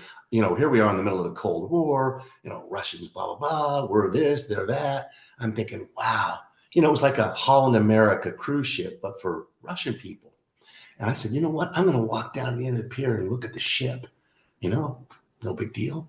So I walk down to the end of the pier. I look up at this big white ship with a sickle and hammer, and there's a bunch of people standing out on a balcony. And I look at them, and I look up, and there's this lady, and she looks down at me, and I smiled and I waved, and she smiled and waved. And I thought, wow, we're all in this together. They're people, we're people. Oh, can't be, it was really wonderful. It was a cool little connection. And then I go back to the ship, the Navy ship, and hey, we need to see you. You got a minute? We need to have a word with you. How do you know her? Where'd you meet her? Well, they finally figured out that it was harmless. But I just thought at that same instance, I thought, it's pretty cool because we're not all caught up in that hubbub of everything else that's going on with the Cold War. It was just a smart, quick little connection. Liked it. It triggered the same response in her as it did in me. I smiled, she smiled. They go a million miles. These smiles go so far. And it's a universal language. You can be anywhere in the world. If you smile, you'll say something nice without saying it. You're being nice without saying it. And it's a really great thing to have a really good smile. But they're all pretty good. It's one of the few gestures in the whole world that means, relatively the same thing everywhere, wherever you go. You can really break and I've been to a lot of countries. I've been to 34 countries, and I don't know half the languages, obviously.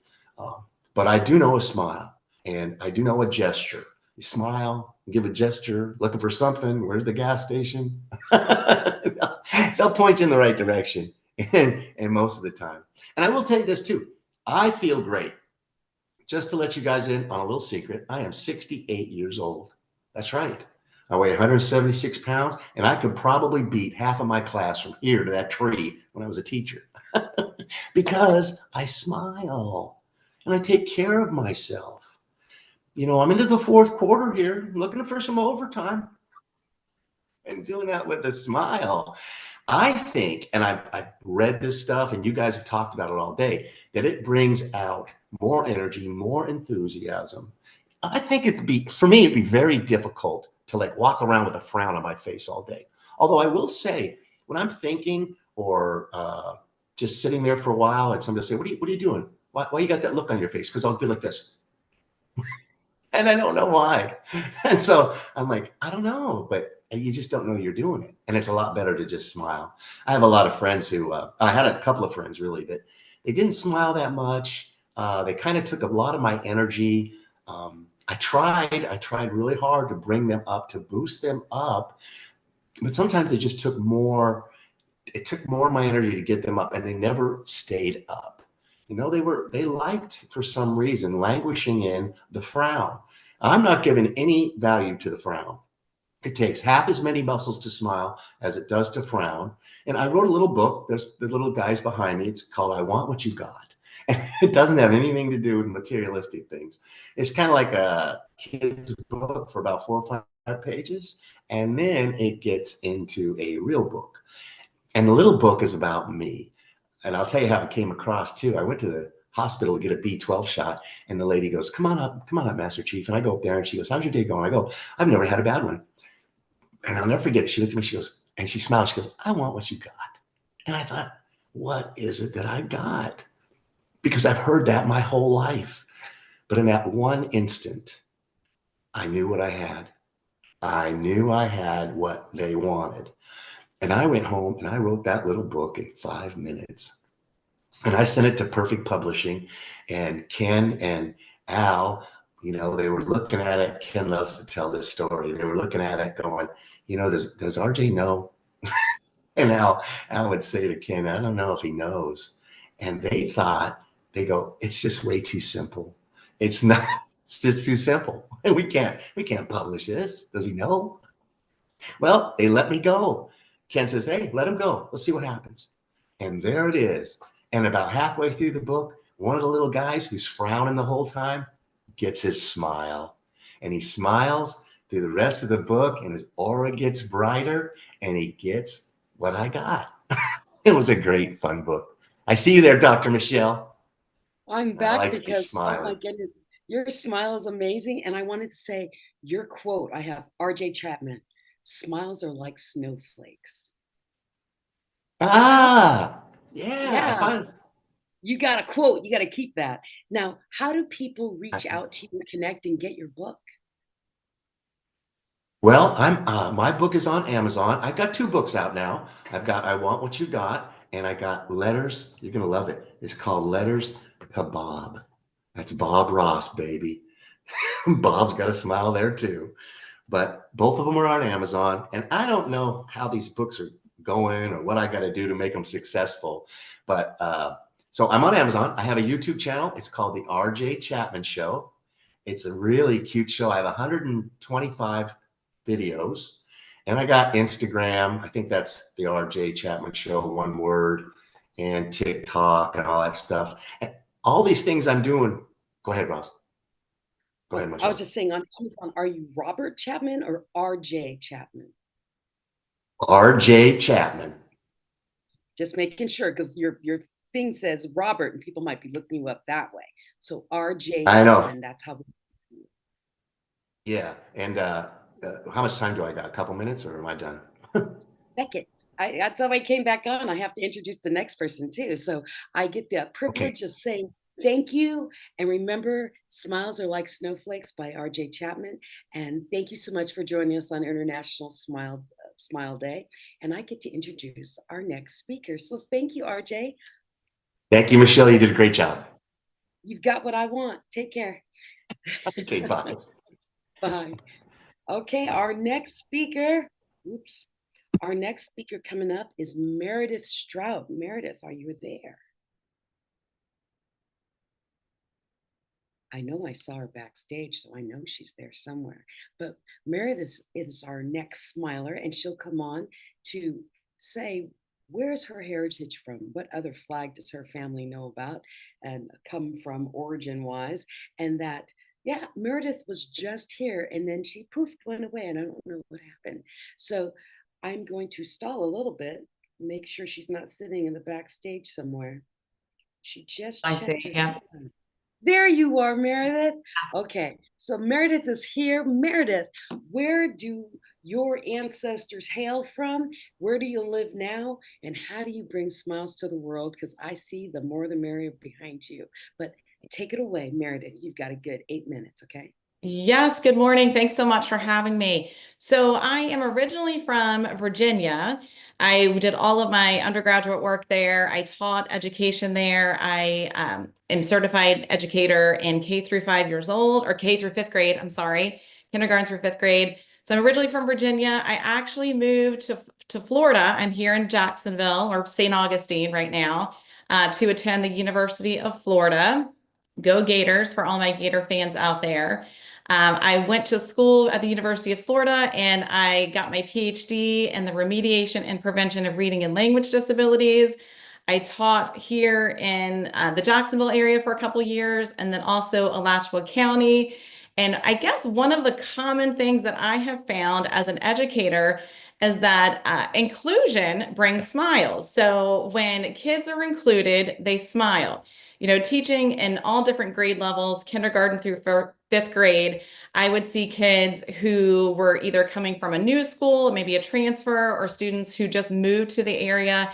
They don't know a lot of students. And one things I would see, kind of a common theme, is that when kids were included, either, you know, if it's the first day of school or maybe halfway through the school year, when kids were included, it really brought a lot of smiles and joy to them.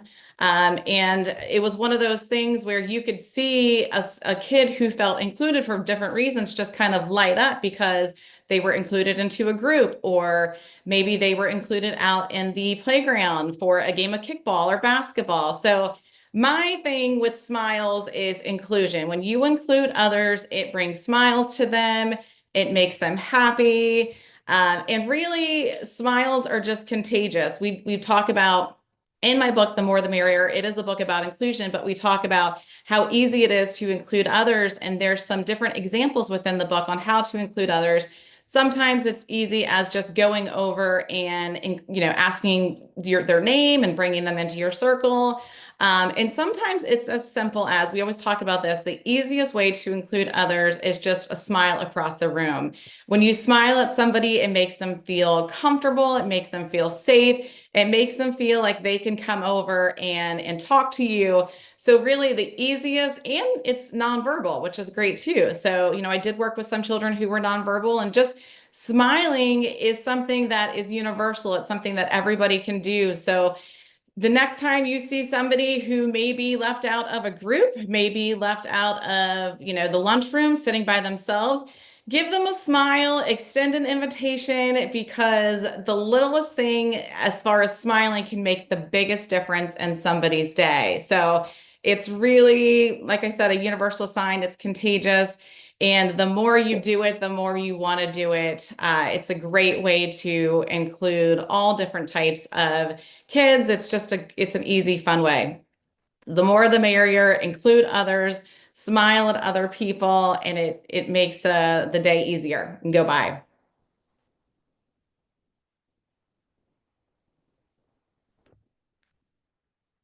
I guess another thing I'll bring into my smiling is another concept or component of the more the merrier is that it does include musical instruments. So another component of smiling is music. When people hear music, they smile. When they play with music, they smile. So another piece to the more the merrier, the storyline is embedded with different types of percussion instruments.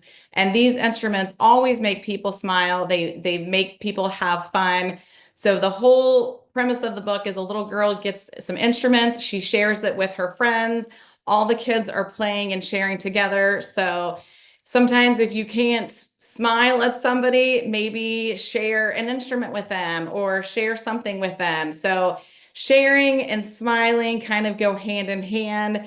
And all the instruments, it's kind of fun. Actually, I have them here. All the instruments in the book are percussion instruments, and they can be purchased with the book, but they all vibrate. So that's really fun too. So it's kind of a multi-sensory component, but I think the overall premise within the book is just being able to share your instruments, share your smile, share your book, your coat, your socks, your shoes, whatever. But when you share with other people, that's also something that brings joy to them, and it brings joy to you, which is, you know, one of the overall goals in life, right? You want to make sure you bring joy to them and smile to bring everybody happy. Yes, Meredith. I just love your quote. Inclusion brings smiles. So we've got to write that down. Inclusion brings smiles by Meredith Strout. Thank you so much. It does. Yes, it does. And actually, it's kind of fun because I did make a bookmark that goes along with the book. And I did this, I think, before the book was even completed. And it says, share your smile with someone today. So sometimes when you aren't able to go across the room to include somebody, or I don't know, maybe if you can't reach them physically, just a smile across the room makes a really big difference. So sharing your smile with someone today can really turn their day around and make them have a better day. But yes, including others does bring all sorts of smiles. Exactly. I love it. You just make eye contact and smile, and you can change someone else's life for the day or Yes, whatever. a So thank you. 100%. You sure can. So how do people get that book? Are you on Amazon, or do you have a website they I can buy it from? I am on Amazon. Yes. So I'm on Amazon, and then I also have all social media outlets, Instagram and Facebook, YouTube, but I am Amazon. The book is on Amazon. The more the merrier if you type in music education. But then I also have my own website, meredithtaylorStrout.com, where the instruments can be purchased as well as the book. And they really do. I've seen kids interact with them, and it's been really fun to see the children around in a circle, sharing the instruments, talking about the book, talking about when they felt. So it's a really fun, great way to kind of talk to children about including others and bringing joy and smiles to everyone they meet. So my question to you is, if they look up your name, is it Meredith Taylor Stout? Strout, yes, meredithtaylorStrout.com.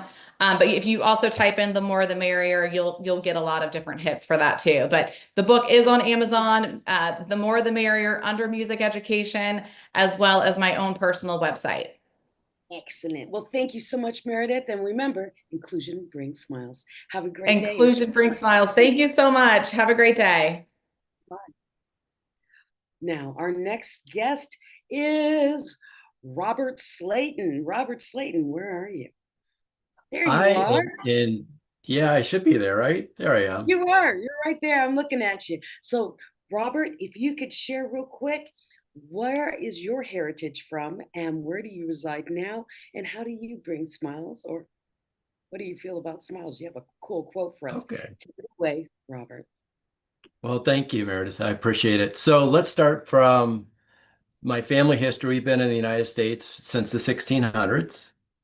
Came from originally Scotland. So we're all Northern European. I had my DNA tested. It's like all right there.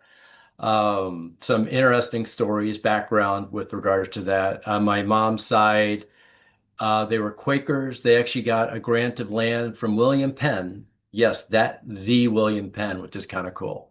Right now, I reside in Naperville, Illinois, which is 32 miles straight west of Chicago. You know, you've never gotten that question before.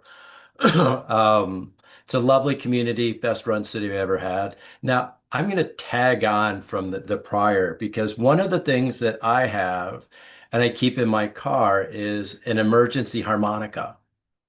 So I think everybody should have it. And this harmonica I'm giving to somebody else because I think everybody needs to have an emergency harmonica.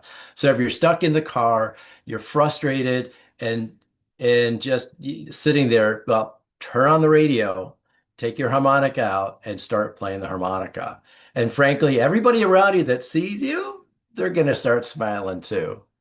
When it comes to smiling, what smiling means to me is authenticity, right? If you walk in a room and you see a person's like, you know them, your smile just lights up, right? And an authentic smile really melts uh, people's hearts and helps them to focus on what's good and what's right and really generates that connection. So that's kind of where my thought is surrounding smiling. And the other thing to keep in mind is I have a master's degree in counseling. And one of the things we were taught is motion leads to emotion. Emotion leads to uh, basically the physical. So what you can do is if you're not sure and you're not going to smile, if you just start smiling, even if you don't feel it, in a minute or two, you're going to start to feel happy and smiling because that's the way it works. So if you ever get sad or depressed and you want to smile, just plaster on a smile, yes, it will be inauthentic at the beginning, but eventually it will become authentic and you're going to feel it right here. And that's what's most important to me is that smiling factor. And music, I love music. The thing that makes me smile most is I dance every Wednesday. I dance West Coast Swing every Wednesday in Downers Grove, Illinois. So if you're ever in the area, let me know. I'll take you dancing. And the smiles of ecstasy of just doing that dance, right? You've heard about the the people who use dancing for religious purposes, but for us, it's when you're connecting with somebody, you're dancing back and forth. You just look at the smiles, and they're so genuine, and everybody's having a good time, and everything else in the world falls away. Everything else in the world falls away, and that's pretty cool. So that's where I come from for smiles. If you notice, I have two things. Can I have a moment which deals with people in transitions? It's a podcast. I'll be doing more episodes soon. And then my book, 33 Ways Not to Screw Up Health Insurance. Because frankly, we all get depressed because health insurance in the United States is screwed up. Health insurance companies design plans to make a profit, not to help you. And so this particular book, and I have a copy here, I wrote to really help guide people to take control of their health insurance. Right now, everybody's trying to figure out what health insurance plan is best for them if they're in a company or even if they're an individual. And the book actually explains a simple methodology to figuring that out. And that's pretty cool I wrote the book. Of course it's cool. Why wouldn't it be cool? So basically you take your premiums, you multiply them by 12. You take your typical expenses and you put those through the plans, and that's your typical year for your family. And then you do a worst case, which is you take your typical and then you add a maximum out of pocket for at least one person if you have a family. If it's just you, it's just premiums plus your out of pocket maximum, assuming you stay in network. And then you're getting to get two numbers for every single health insurance plan. That's it. It's very simple. It's very easy because it's like, well, typically this is what it is, worst case. And what you're going to find out is a lot of plans. The cheaper plan is actually cheaper in a typical year and cheaper in a worst case year because the out-of-pocket maximums tend to be the same on the cheaper plans, on the medium plans, and on the high-end plans. Like they call it bronze, silver, gold, platinum. So just keep that in mind.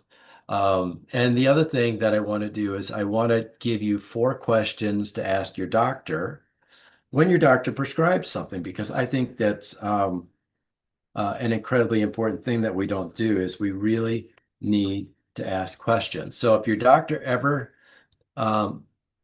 prescribes something and wants a treatment, you ask the following 4 questions. Number 1, is this treatment essential?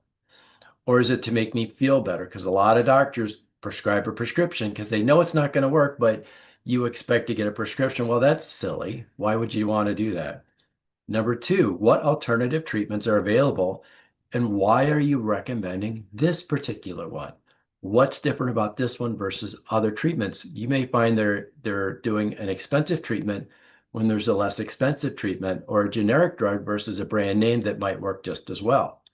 Are there changes in my diet lifestyle that would improve my condition in addition to or instead of treatment?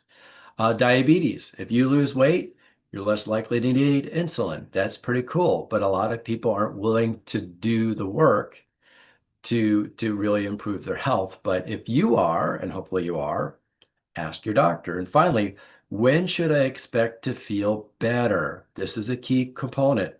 And what would clue me in to go to urgent care or an emergency room? That you might be on a treatment plan, but if nothing changes, well, is that good? Is it bad? And maybe you feel worse. There are some key components because the last thing in the world you want to do is take something that you react to or have a treatment that isn't working. So those are really some of the components. There's in this book, it also explains, well, what do you do if you can't afford your medications?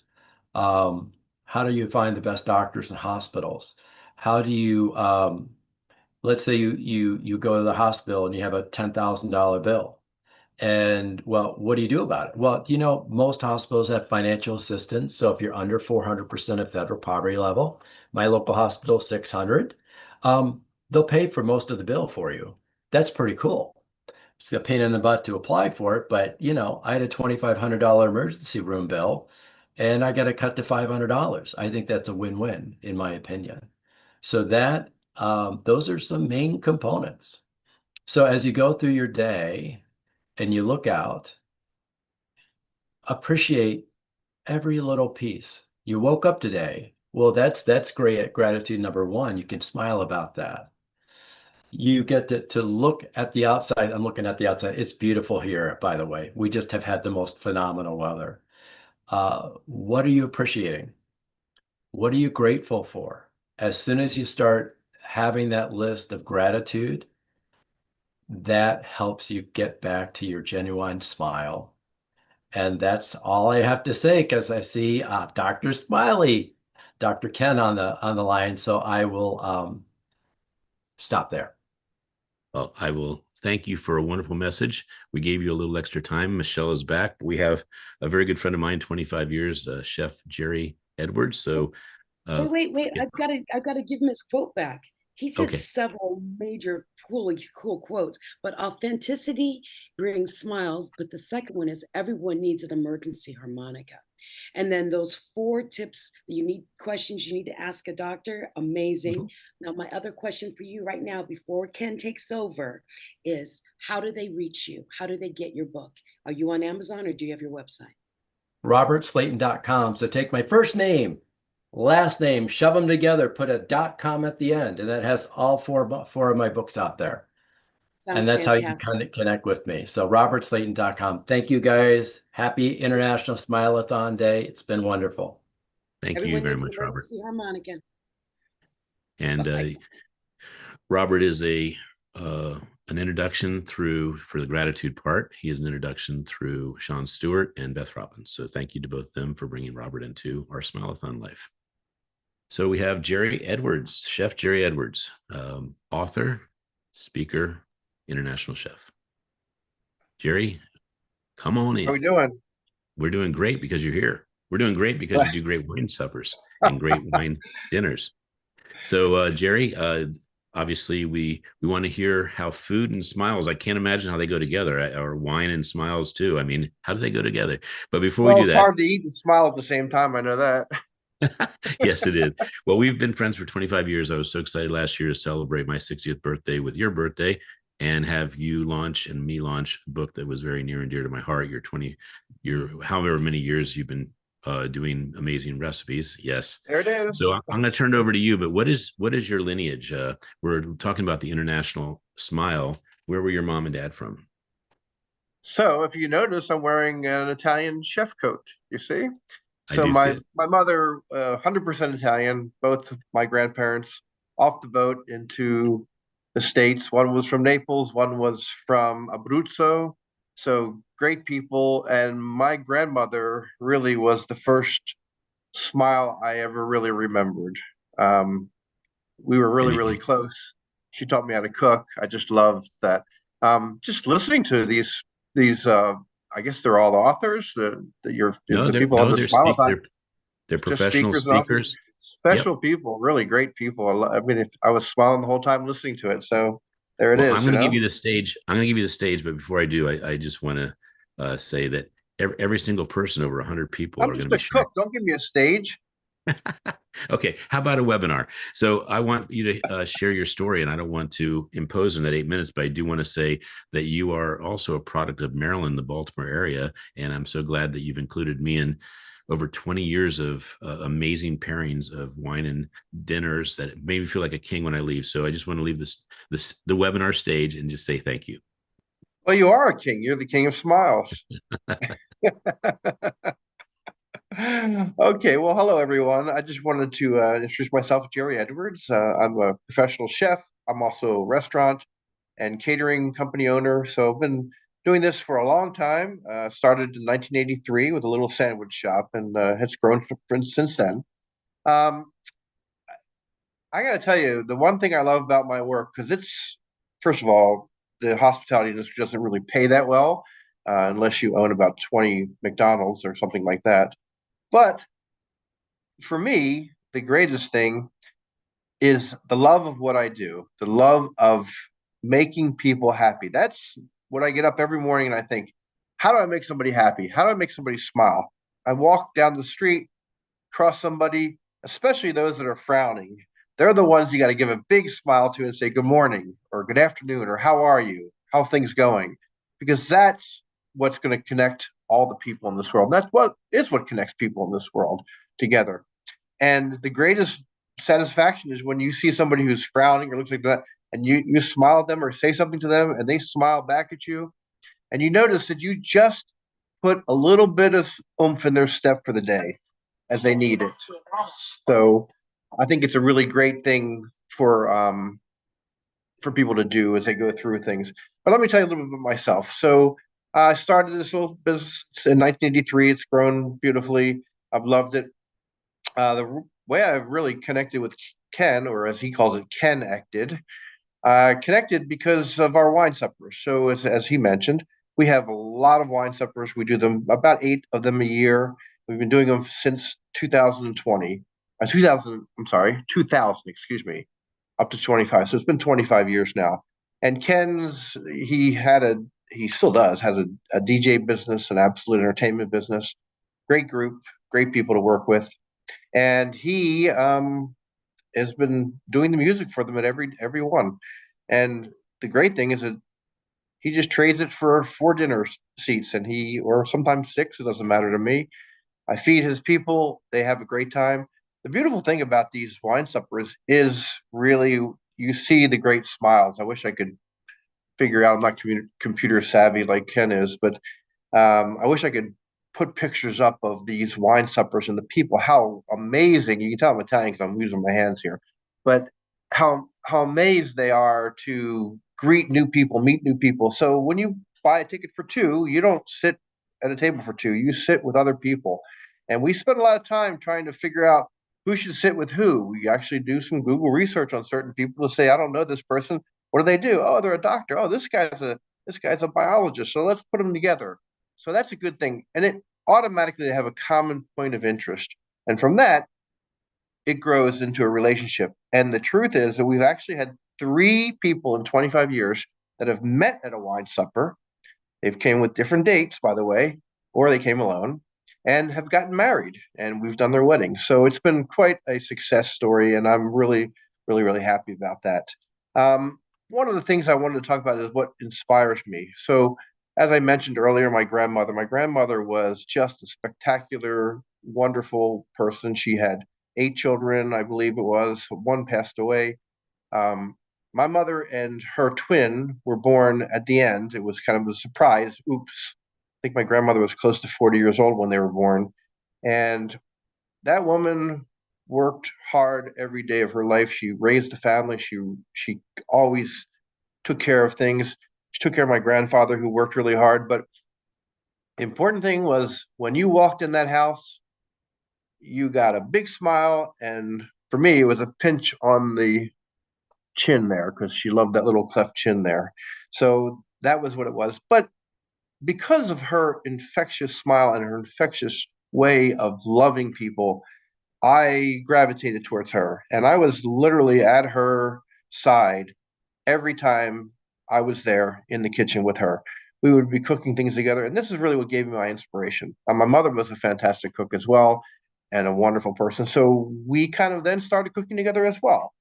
So that was the great thing. And again, I just want to say that we're talking about smiles here.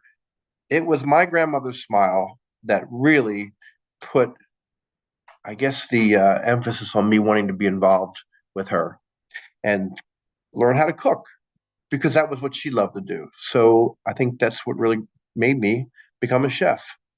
Um, as Ken mentioned, he got me into doing a book here. Seasons of Taste is the first one. We're working on the second one called Seasons of the Grape. And without his inspiration, I really wouldn't have done it because I'm so busy with everything else I'm doing, cooking, making sure that people are organized, making sure that the restaurant's running properly, making sure that the catering. It's a lot of work. It's hard work. and it's work that you have to really love. But if you do it with a smile on your face, you'll be happy. So I think that's about all I really have to say at this point in time. My book is available on Amazon. It's just Seasons of Taste or Jerry Edwards. You can Google either one, and you'll find me. So, hey doctor, how you doing? I'm doing wonderful. Yeah, and I can attest your food is phenomenal. And Yes, yes, it was beautiful. wonderful meeting you at the party. Yes, it was lovely to meet you and eat your food. I can come back anytime. Yeah, you And were at the you scallop table 3 times, I heard. probably that's well.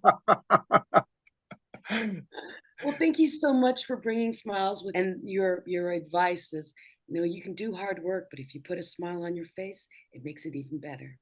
Yes, it does. Absolutely. Yeah. Well, thank you, Chef Jerry Edwards, the masterpiece of food, and I will come back to your area just so I can have more scallops. When you do, And you got to come to a wine supper, okay? oh, I will. I plan on it.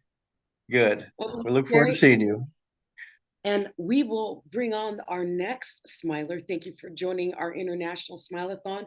Please be sure to share this thread so that other people can watch and meet such amazing people like Chef Jerry Edwards and Robert Slayton and Meredith and all of those cool people. Now, next is a good friend of mine. Her name is Anjali Joshi. And I'd like to bring her on because I want to know, though I already know, where is your heritage? Where do you live now? And how do you bring smiles to India, and life is tough, but people are very sweet. Um, I actually wanted to tell you a little bit more about myself. Outside of where my heritage is, I'm also a healthcare marketer. I'm an author, researcher, as well as a mental health advocate. And I believe smiling is the biggest act of vulnerability. Now, there will be people who will say crying is the most vulnerable thing you can do. And I agree, it is. But smiling is how you let people in. And I'll give you an example. Now, I've recently moved to a new place after a very traumatic time. And as I moved here, I was still, when you're scared, your body also becomes a bit stiff and you feel like you don't want to let people in. And what I started doing was I moved here and I was really sad and I was grieving. And I decided that is exactly what the world was. The world was sad. I looked at my neighbors. I was like, oh my God, he's too loud. She's just so annoying. And then one day, 5 days into my moving here, the universe decided to teach me a lesson. Now, we don't have dryers here in India. We actually dry our clothes outside. And on a very windy day, some of my clothes flew into our neighbor's house. So I go up to them, hesitatingly, and I sheepishly smile at them and I say, hey, can I have my top back? And guess what they did? They smiled back. And all my assumptions were broken right there and then. And I was reminded by the universe why I'm here and why I exist and how stupid I was judging people. I should not do that. But I was scared. At the heart of all that judgment was fear. My neighbors and I got talking. We're good friends now. We share food, stories. And every morning now I go for a walk in this new neighborhood. I smile at kids. I smile at old people. I smile at cats, dogs, birds.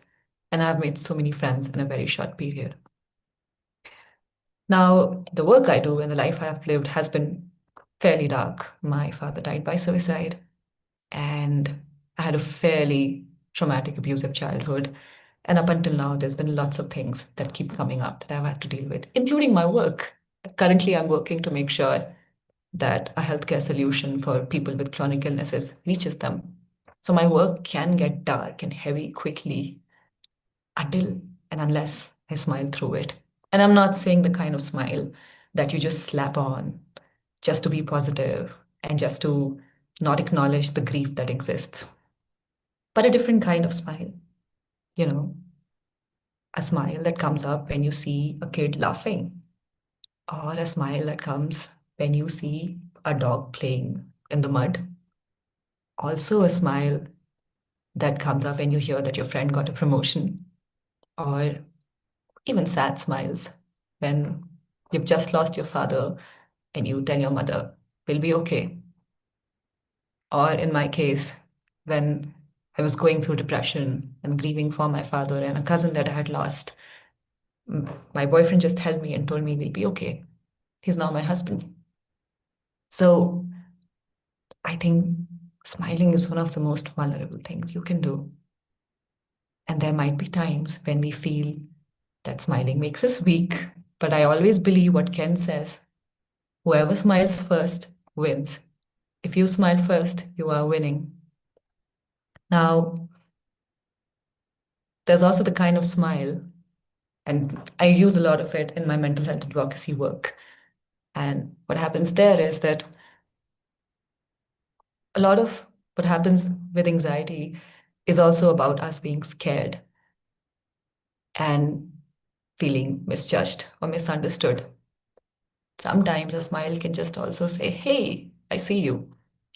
I was taught this lesson when, out of all the things, I wrote my master's thesis. Now, this is an academic thesis, and I chose to write it on suicide and mental health. And I did get a lot of academic remarks, it's very well researched, it's well written. Or maybe you could have used that specific source. That thinker is very good. But there's this one comment that I hold on to very dearly is that when a colleague of mine reached out and she said, Anjali, your thesis felt like a hug. She did not say it was academically well written. You used all the right jargon. No, she said it felt like a hug. And that was the day I realized that I can be an author too, that my words hold so much power, and that if I'm able to bring a little bit of joy into the world, my work here is done because the work has enough trauma. There's people going through a lot of stuff. People have loss, people have difficult times, the political situation, there's death, there is poverty, there's hunger, there's so much of it already there. And a little smile can really, really go a long way. Now, I don't have a book to promote. I don't have a product to share with you guys because I am the product. My message is the work that I do. And again, like Ken says, I want my life to be my message. And that is all I have for anybody who's listening to me right now is that don't be scared to smile. It's it takes effort, but please do it. There's also medical research, and I work with a lot of doctors that proves that the better your mood is, the more you're smiling, the happier you are. It's really, really good for your cells. And your cells make up your whole body. So when your cells are happy, they receive those messages. So this also means that if you smile, you can live longer, you can make better friends, and you can actually have a much, much better life. So that's what I'm doing. I don't try to find bigger moments. I don't wait for accomplishments. I Every day I wake up, I do a little bit of a gratitude practice. I do some affirmations, and then I just step out. I look at how much abundance is already present. I look at how the birds sort of change as the seasons pass. I look at what new leaf is growing. I look at how, now that I'm in this neighborhood, how my neighbors get ready and get start their day and they just wave, as they're passing by. When I start work, I am happy that I have work. When I eat, I am so grateful that I'm able to afford my meals. And that is such a joy that I'm able to enjoy and taste it. When I end my day, I'm grateful for a productive work day. I'm grateful for the colleagues I have. I'm grateful for the friends I have. And gratitude can be such an easy entryway into smiling. So that's the message that I want to leave you with. Really smile. You'll live more. I promise. Most definitely. And yes, you do have a book. Remember, you're in Hold My Crown. Yeah. You are. So you do have a book. It's on Amazon. And I love your quote, and I wrote it twice, but two different ways. Life is tough, but people are sweet. The other one is smiling is the bravest act of vulnerability. Yeah. That is so true.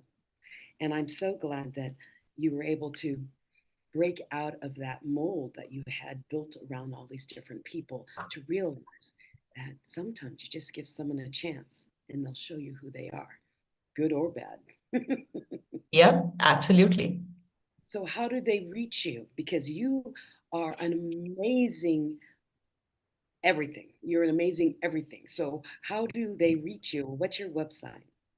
Find me on LinkedIn, folks. Anjali Joshi. You'll find me, even if you just type Anjali Joshi content, because I'm also a writer, you'll be able to find me easily. I'm wearing a green sweater and there's lots of trees around me. There's more context. Because she says smiles at dogs and cats and everything. And Oh she my really God. They smile back. yes. So, Anjali, thank you so much for joining us on International Thank you for Smile having Day. me. And you are the next host after me. So we have one more guest come on, and then you are up to host. So I will see you in a little bit. And thank you for joining us. Of course. See you. Keep smiling. Take care. Well, hello, everybody. Now, our next guest. I cannot see the list. So, our next guest is in the chat. Oh, there he is, Scott Schilling. Scott, where are you from? What's your heritage? And then, where do you live now? Well, my heritage is I am an official cheesehead. I grew up in Milwaukee, Wisconsin. So I cannot deny that that beginning from that side. But literally now I'm in beautiful Dallas, Texas. So I am honored to be here, and it's always fun to uh, work with you and Ken and Dr. Smiley. I came across him with a friend mentioning the smiles that he had brought. Actually, a friend holding a keep smiling card, and I went, obviously, we have mutual friends, and it automatically started a conversation. Honored to be here. You know, sometimes people say, "Well, how do you bring joy into the world? How do you make things happen?" Well, first of all, it's a choice. It's a choice to bring joy and to have fun. A number of years ago, I lived through a near-death experience, and the doctors had no clue why. And I said, "Well, sorry to disappoint you. I've always been an overachiever. I lived." And they said, it seems like you're kind of a smart butt. And I said, "No, I'm just kind of tired of you telling me I'm supposed to be dead." And they go, "I get it." And so the reality is we live through things that we don't understand, quite frankly. I certainly don't understand it to this day, but by the grace of God, I come out like this with no deficiencies and out after it again. I've been doing almost 11 years ago now from that time. But what that did for me is one of the first things that my wife and I did. We tried to normalize. You come out of ICU and it's like, I just want to live again. And so we went to a grocery store. I had the task of pushing the cart up and down the aisles. And we were going down an aisle, and a lady came from another direction, and she looked at me, and I smiled. And she just had this shocked look, like, she goes, "You're smiling at me." I said, "I know." And she said, "Why?" And I said, "Because I can." And she was like, "Well, wow, that's wild." And so we went down the next aisle and there was another lady and I smiled at her. And she goes, "You're smiling at me." And I said, "I know." And she goes, "Why?" And I said, "Because I can." And she kind of went the other way. And then we went down the third aisle and this lady was walking really fast. And I actually put the cart across the aisle so she couldn't get past, purposely, just playing around, having some fun. And she said, "You're smiling at me." And I said, "I know." She goes, "Why?" I said, "Because I can." She goes, "That is so awesome. I needed that smile right now. Can I have a hug too?" Absolutely. So we don't always understand the ramifications, the opportunity that it presents to actually be joyous in life, have some fun. Life as many of the speakers have relayed, life isn't always easy. In fact, some might say life is harder than easy. So you got to enjoy the easy times, but joy and smiling and bringing that into the world is actually a choice. I choose to be happy. Now, classically, I'm a coach and a sales trainer and a speaker. And can you imagine coming on stage and just being a grumpy Gus and not smiling and not having an inflection and oh my God, droning on it? No, you wouldn't like that. I don't like it. And I was the guy just doing it. No, I want to come on and I want to add some enthusiasm, some excitement, some interest into the audience. I want to capture interest and attention so that whatever it is I'm presenting, people want to hear. And quite frankly, if you're happy, tell your face, smile. It's not hard. The only question is, do you choose to do it? And do you choose to do it consistently? See, the reality is we've gone to this video world so often now. We're not in many face-to-face connections other than on video. And people forget, guess what? I can still see your mouth. I can still see whether you're smiling or not, whether you're happening. So what does it really mean to receive or give a smile? Well, immediately you improve two lives at the very least, yours and theirs. Again, people, at the very least, people wonder, what the hell are you up to? Why are you smiling, right? That's why these women both said, why are you smiling? And the answer that day was, because I can, because I was alive. I wasn't dead like numerous doctors thought I should be because of what I had been through. No, I was blessed by the grace of God to still be here. How can you not be joyous? How can you not do that? So what inspires me to take it into the world? I'm alive. There's a lot of people that, quite frankly, died a long time ago. They just haven't been buried yet. They died when they're 25 and now they're 65. They spent 40 years being miserable. Why would you want to do that? Again, life is tough. Everything's not easy. Not everything's perfect, but it is what we make it. And so we have a choice. We can make it great or we can make it less than great. Our opportunity in either case. I start my days with a morning prayer and I actually recorded it. The reason I recorded it is so I could play it and let my own voice speak to me, to let it really pierce my subconscious and get in and set the day.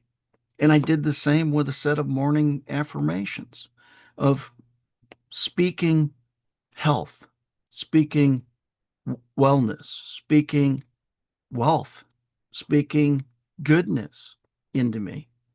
See, we talk to us more than anybody ever talks to us. The only question is, what are you saying to yourself? Hey, you're worthy, you're exciting, you're enthused, you're awesome. Thanks for bringing what you bring into the world. Or, oh, I'm not enough.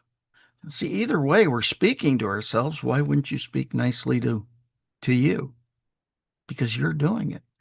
Enough people say enough stuff. You might as well say good things to yourself about you. So again, I honor this opportunity to be able to share some thoughts that just say, you know what? No matter where you are, you're still breathing. And as long as you're breathing, you have the opportunity to choose what you do from that point. And as long as you breathe, you can add joy to the world. You can add fun. You can add excitement and enthusiasm. It's up to you. It's really cool. You should try it. It's pretty fun because, like I say, if nothing else, people look at you and go, what the heck is this guy up to? Why is he happy? Why is he joyous? Why is he doing this? You have the chance. I have the chance. Let's use it to make life as good as we can possibly make it for one another. There's 8.5 billion people on the planet. Haven't met them all. Met a lot. Looking forward to meeting more. But guess what? The 8.5 billion people have figured out how to make more people. People ain't going away. So we might as well have some fun with them, goof off a little bit, and just really enjoy life. Wise words, Scott Schilling, wise words. And every person I've ever met with a near-death experience has this different view on life, and we're more loving after we've gone to another side, basically. And I think it's a gift. It was a terrifying gift to get, but it was a gift of life. And as your quote says, bringing joy is a choice. And it truly is. You can choose to be unhappy for the rest of your life, or choose to bring more joy and have it be contagious. I love you walking through that store and smiling at people, and people think, what the heck is that person so happy about? I love doing that to people. Now, how do people reach you? How do they find you? You're a coach, you said. So how do they Yeah, reach you? I coach and lift people up. It's not hard. I don't hide well. My website is scottschilling.com. My email, equally not hard, scott@scottschilling.com. I'd love to hear your thoughts. I mean, you can send me an email, say, I think you're a nut. Or you can say, hey, thanks for the message. I really appreciate it. In either case, it's valuable. So please reach out. Okay, and I think you're a nut, and I love nuts, so it's amazing. Thank you so much for That's joining awesome. us today. Scott, have Thank a you. fabulous day. Keep smiling, and we'll see you around, apparently. Absolutely. I appreciate you all. Thanks. God bless. Well, my time as host is over. I'm so glad we had this time together. And our next host is my friend, Anjali Joshi. And she will be hosting for the next hour, taking care of our new guests that are coming in and giving some fill ins. Anjali is an amazing woman. And if you want to find out more about her, she will tell you. But go to LinkedIn, Anjali Joshi, and I highly recommend her for any work that you see that she does that you would be interested in. Because if you check out my social media, it's her. She has learned me. She's amazing. And Anjali, where are you? Because I need to pass the baton to the next smiler. Oh, hello, my baby, my darling. Hello, Anjali. Hi. Yes, you manifested Welcome. me here. Yes, I did. Welcome to the screen. Welcome to the Thank stage. you. The next hour is yours. Take care. Thank you. All right, folks. So Michelle has set some really, really high standards for hosting, but I'm going to try to match up to it or at least live up to her level. Our next guest is Dr. Paul Miller. And you'll see that he's actually a very, very interesting person, and he has a very, very important message for all of us. Dr. Paul, we're waiting for you.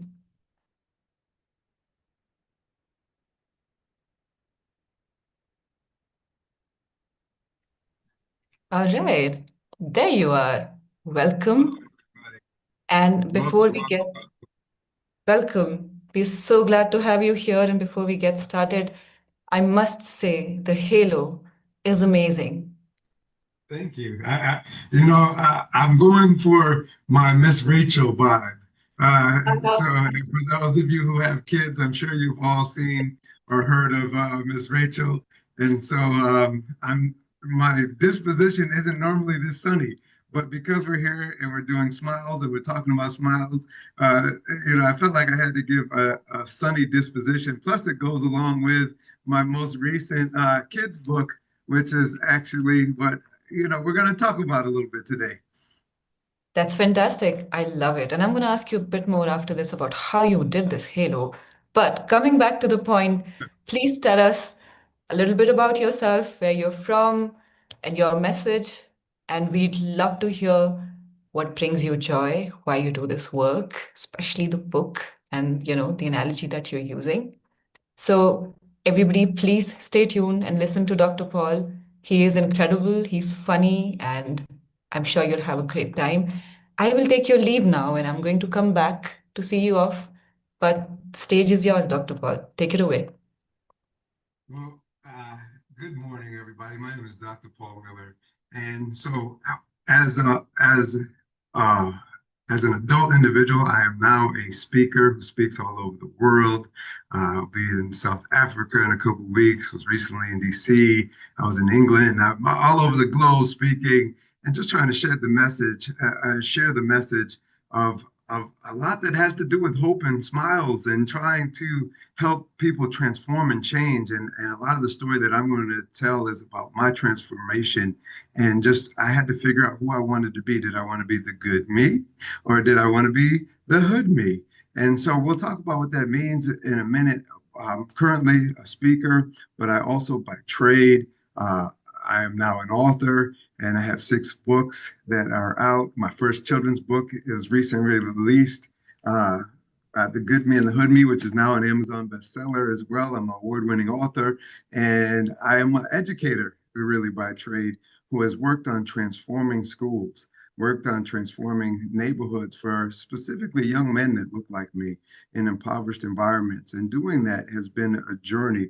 It's been a journey that I've had to work to hone, but it came from understanding my struggle and my strife because I knew I didn't want to live like that anymore. I knew I wanted to become this leader who was able to help kids strive and thrive and figure out who they wanted to be. And so that was what a little bit about the story. So I grew up in Rochester, New York, which is the 3rd poorest city in the country. It's the lowest graduation rates for Black males. When last time they produced rates, it was 9% graduated. The proficiency rate is low. The murder rate is the highest in New York State. It's just always, we're dealing with so much struggle. And I grew up right in the thick of things. I grew up in the projects here. And you see my projects behind me, my rec center. You see the projects behind me. And this is where I grew up. And I grew up in a way where I had to deal with a lot of struggles. I had to deal with a lot of strife. I had, if you thought about this, there might not have been a lot to smile about, but there was so much to smile about because I've been able to overcome it and get through. And part of overcoming and getting through was figuring out what my superpower was. And so we'll talk about that as well. But my superpower is something that I've had to learn and I've had to identify with, but it didn't come easy. So, and it wasn't always what I thought it was going to be because I started out where my mother was depressed and she was locked herself in a room. My stepfather was addicted to crack cocaine and she would lock herself in the room because she wanted to be with him when he was there. And when he wasn't there, she would lock herself in the room because she was sad. So I was often alone, often felt unloved, often felt uncared about, often felt unwanted. I felt like I needed I needed something else. And so when you need something else, you often go away to your vice. And so for me, trying to figure that out, what did I need to heal? I didn't understand what I needed to heal. And so I didn't understand that until I was a later as an adult. And I started to get that after I went through other struggles. But that healing didn't take place until major life events happened. I had a divorce. And I said, you know what? I can't keep doing things that way. And that pushed me to think about what did I really need and how do I help kids to heal sooner? Even though successful in my own rights and I was running schools and I had 95% graduation rates, 100% acceptance to college for all Black males and 90% poverty. And I was able to do these amazing things. But could I have done it even better if I was healed? And so how do I help people heal, especially kids? How do I help kids and adults move from their gutter into their greatness, which is my 4th and 5th book is as gutter to greatness and moving from your gutter to greatness. And it's about unpacking your baggage and letting the water run free so that water doesn't damage the outside or the inside of your house. And so I want you all to work towards moving from your gutters to greatness. And hopefully you can take something away from this conversation today. And so with all of that, as I was moving and as a young adult, I went through a lot of struggles. And often I would hear the hood me speaking to me. And often because of the struggle and the trauma that I went through, that hood me spoke and it spoke loud. And that voice was so loud that it would be speaking and I would have to learn how to turn that voice down and listen to the good me voice. That hood me voice spoke and it put me in situations where I decided to sell drugs, where I decided to hurt people, and I decided to live in my vice. My vice really wasn't partaking in drugs or alcohol. My vice was I loved women.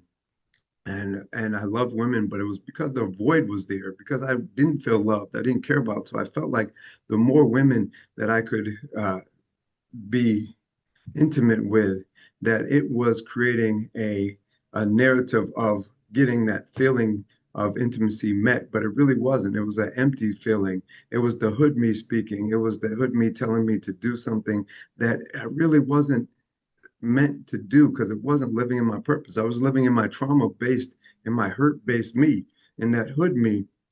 And I needed to learn how to overcome that. But in order to do that, I had to come in tune with my superpower. And so if you ask me what my superpower was, there was this game that we played when I was young. We played on these very grassy grounds behind the projects and next to the projects there. The game was called Shoot 'em Up, Bust 'em Up. And so you're like, ooh, what's that game, right? And so we would throw a ball up in the air. And as we throw the ball up in the air, let's say there's 10 people would all try to kill the person who had the ball.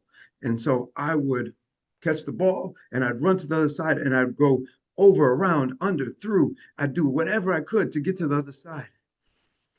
Then I would take a breath. And when I took a breath, I would do it again.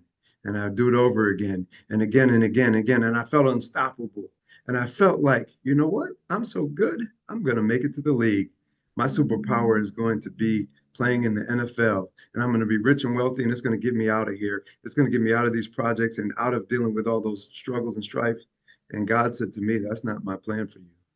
That's not what I want for you. And that's not your superpower.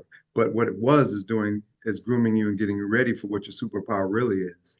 And my superpower really was and is perseverance. I can get over, around, under, and through anything that is put in front of me. And so I had to start using that to turn that hood voice down and turn the good voice up. And when I turned that good voice up, alignment started to happen.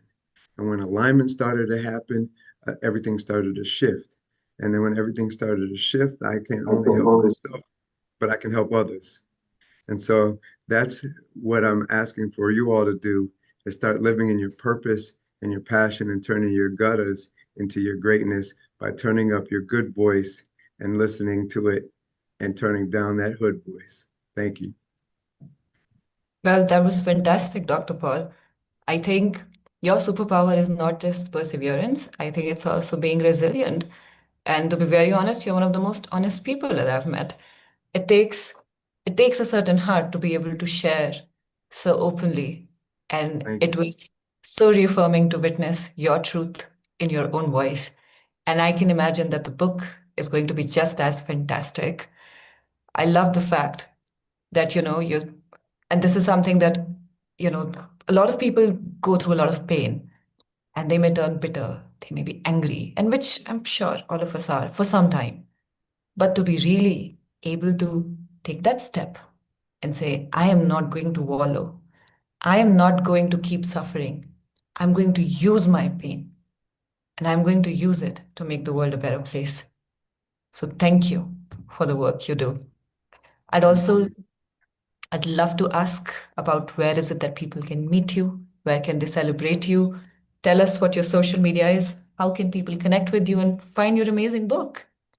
Oh, thank you. So if you go to drpmiller.com, drpmiller.com, all my links are there. Um, so you can go to, if you want to just go and check me out on Instagram, it's From the Gutter to Greatness, From the Gutter to Greatness. And that's the title of one of my books that's published through Perfect Publishing. Hey, Perfect Publishing, right? And Moving from the Gutter to Greatness is published through Perfect Publishing as well. And so you go to From the Gutter to Greatness books. You can get those books, the Good Me and the Hoodme.com, to get this children's book, or Amazon. They're everywhere. You can check them out. And my goal is to really help people work towards changing their mindsets so they can move from their gutter to greatness. But it starts with smiling through it. It starts with getting through it with the smiles and choosing to be happy and choosing to make the right decisions over listening to the negative voice that we all have inside of us. Yeah, that's amazing. I am so excited for you, and I'm so positive that your book will go places. Thank you so much for joining us, and it was lovely to hear from you. All right. Thank you so much for having me today. See you. All right, folks. That was a great session. I think we did pretty okay for my first time hosting, but the next person is equally special. Please join me in welcoming Preeti. It's Subramanian. Yes, it's Preeti Bala Subramanian. I have to get that right. It would be such a shame if I don't get it right. Preeti, welcome. Thank you so much for being here. We're so thrilled to see you. How are you doing today? Hi, thank you. Thank you, Anjali, for having me. And yes, you are a great host. I'm And trying. yeah, so thank you for having me. I my background is I'm Indian too, so but living in Canada now for about the last 8 years now. And in India, I come from the south, so basically a native of Kerala, but then born and raised in Tamil Nadu. Love And um, I met Dr. Smiley quite recently, and I think we did immediately connect, and I really appreciate the initiative he's doing about spreading smiles. And so for me, I think like very early on, like I understood or learned the value of smiles or value of sharing joy, because even as a kid when I was back in school, I think it was in a way good for me, but then whenever teachers had to say something or they had to complain or like tell me something, like even when they were scolding me, I would basically look up and smile at them, and then they'll be like they won't scold me as much, or I used to get away with things. Great trait. So and so I think so that is one thing. And also like growing up, especially my father, like with whether it was like ups and downs in business or health or personal things in life, I've always seen him like face everything with a very positive attitude, with a smile, and he would never really show the outside world if there was difficulties or pains. And I think that's something I learned from. And um and also like I do strongly agree and believe in the quote from Maya Angelou, right? She says, like, people will forget what you said or what you did, but then they'll never forget how you made them feel. So I strongly believe in that. Um, All yeah. right. That's a great start, Preeti. I love your backstory. I love the message. You're from the South. I am from the North. It's fantastic. But I'm gonna give all the spotlight to you now. The stage is yours. Shine away. Thank you.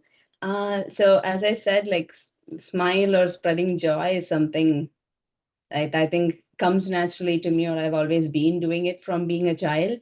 And for me, like joy or smiling is not those big dramatic moments. Like it's like those small everyday things, like you smile at a stranger when you're walking outside, or you smile and help a neighbor when they need something. So I think it's, or actually pausing, listening to somebody when you think they're overwhelmed, or you feel like, okay, they need somebody to listen to. So think those things are all small things that I account for as joy or smiles.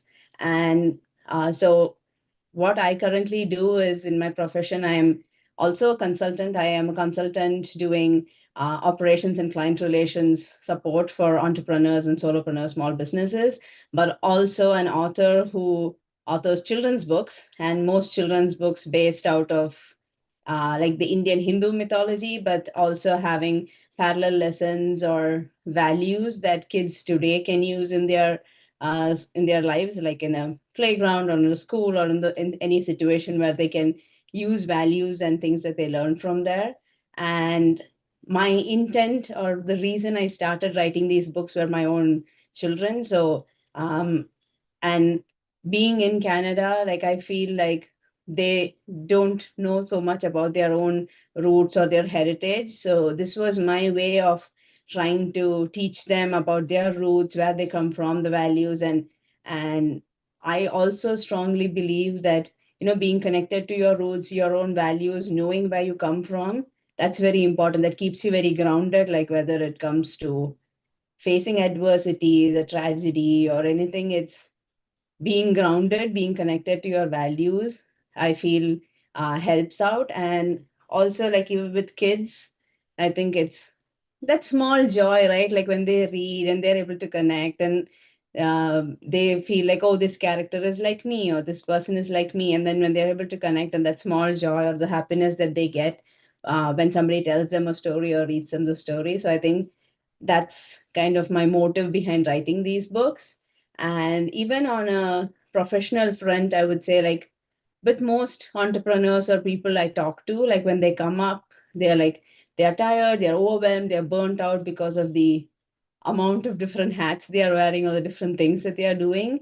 And for me, I feel like if I can help them, like move to a place of from chaos to clarity, give them that happiness, give them that peace of mind. So basically, whether it's authoring books or helping business, I think it's bringing them the joy, bringing them that peace of mind. That's what motivates me to keep doing what I'm doing every day. And like sometimes a smile, like, feels very ordinary, but then it can actually be a bridge, right? It's like saying, oh, I can see you. I see you're not invisible and I see you and I can understand you or I feel you. So I think it helps bring those connections. And even on a personal front, like sometimes I have felt like, stretched thin on some days because I'm a mother of two. I'm managing my business. I also do a lot of volunteering work, and then I'm also writing. And some days I feel overwhelmed or I feel like I'm invisible. I'm doing it all. And like my kids coming back from school, and especially my little one, she would probably just come back and she'll be like, oh, she'll give me a hug, she'll give me a kiss, and she'll be like, oh, I missed you. And that smile, like, I think it elevates all the tiredness, stress, and I feel more happy and more ready to take on the next thing, kind of thing. So I think that smile, that happiness is very contagious, and we should spread as much as we can in the world. And for me, I think, yeah, that's what keeps me going. Like my family, like I said, right from being a kid, they taught me that like anything you do, anything, it's like servicing others with the act of love. I think that's the most important thing. And like your position, your fame, your money, they will follow, but then that serving with the act of love is what's more important. And I think that's what I do, like try to spread that joy, that happiness, and yeah, basically like celebrate that light and light within everybody. That's what I mostly do.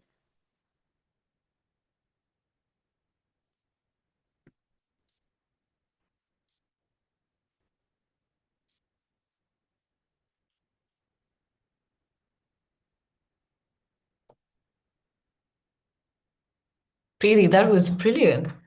I think what you speak of, the childlike joy, it also reflects in the way you present yourself. And I love that you mentioned your family because I think being surrounded by your loved ones who are positive can make such a difference. And that really, really shows. So we're also thrilled that you do the work that you do. I can also see that behind you there are books. There's one Lord Ganesha. If I'm not wrong, that's Goddess Yeah, so Durga. there's one with Krishna. There's one which is more the Rama and Hanuman one. There's one around Ayyappa, Ganesha, Okay. and the one with Durga on it is basically more the Navratri related. So the 9 days that you celebrate different versions of Durga, but basically it's all different strengths. Like one is happiness, and one is love, and one is being courageous. So the different versions of Durga. And yeah, so those are my books so far. And I do have another one, the sixth book in that series. I call it the Mystic India for Kids series, and it's available on Amazon. So now it has a sixth book, which is more related to Diwali, but then more of like identifying that light, that spirit within you. And yeah, it's based on that. Yeah, that's incredible. There's so much more culturally relevant children's literature that we need. And it's amazing that, you're doing such amazing work, just making it happen and making it happen so beautifully with so much joy. And I'm definitely taking away what you said initially about, you were in school and if a teacher was angry, you would just smile at them. I think that is such a great allegory for what life is. When life gets tough, when the universe is beating you up, just smile back at it And I think things are gonna shift so quickly for you. So thank you for sharing that with us. Where can we find you? Do you have a social media? Do you have a website? Please tell Yeah, us. so mostly, yes, I am available on LinkedIn. That's where I'm most active. You can just search for my name, consultant and author, and you should be able to find me. I'm wearing a pink top. And also, if you scan the QR code on the side, it will take you to my website for the books. And the website actually also has a couple of my son's books. My son's 13 now. He's also been authoring books since the age of 10, and you'll find a couple of his books on the website too. Wonderful. And that's just incredible. So great job. Thank you for being here with us. And we'd love Thank to see you. you again. All right, folks. So that was Preeti. She did a fantastic job. And you know what she speaks about? The childlike joy. I remember Michelle, and this is something that Michelle Miras says so much, embrace your toddler mindset. And I live by it. Because if you're living your life just as an adult, one, life can get really boring. Two, it can get so stressful. And three, where's the fun in that? But if you start thinking like a toddler, everything becomes diverse. The whole world opens up for you. I mean, for a toddler, these earrings are full entertainment. A toddler is not scared. A toddler is curious. A toddler is not going to be afraid of being judged. It's going to go ahead. And I think as we grow up, we hold ourselves back with so many limitations that we forget that the child is still right here and that we're still very, very young inside. And speaking of young, our next guest is Gayla Bynum. She's 80 years young. She does so much good in the world.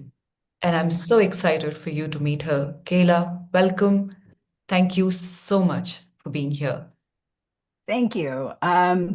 Yes, I had to admit this year that I am 80 years old because we are doing a fundraiser for celebrating my birthday, and my children and my significant other were not going to let me get away with not announcing my age.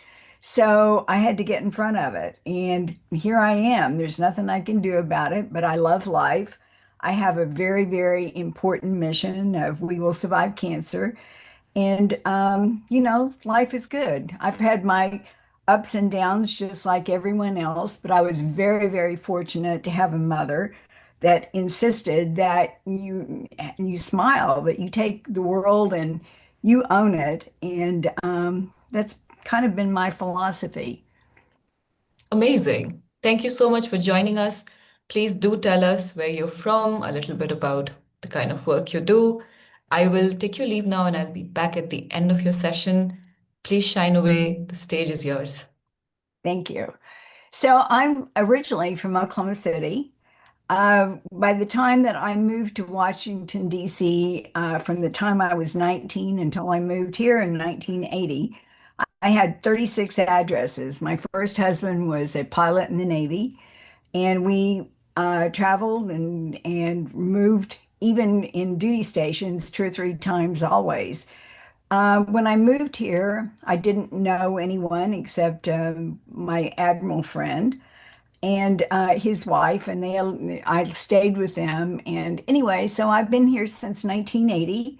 I love Washington, D.C. In 2008, I founded We Will Survive Cancer. It's a 501(c)(3) nonprofit organization that actually we're not looking for a cure, but what we do is we're trying to support cancer patients and their families, and constantly doing webinars and constantly doing fundraisers, trying to raise money so that we can actually help cancer patients.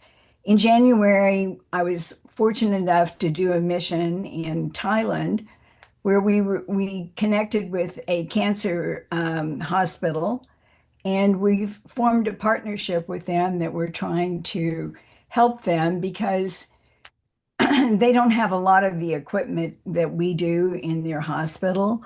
They don't have care. People that live in the highlands can't afford transportation to get to the hospital.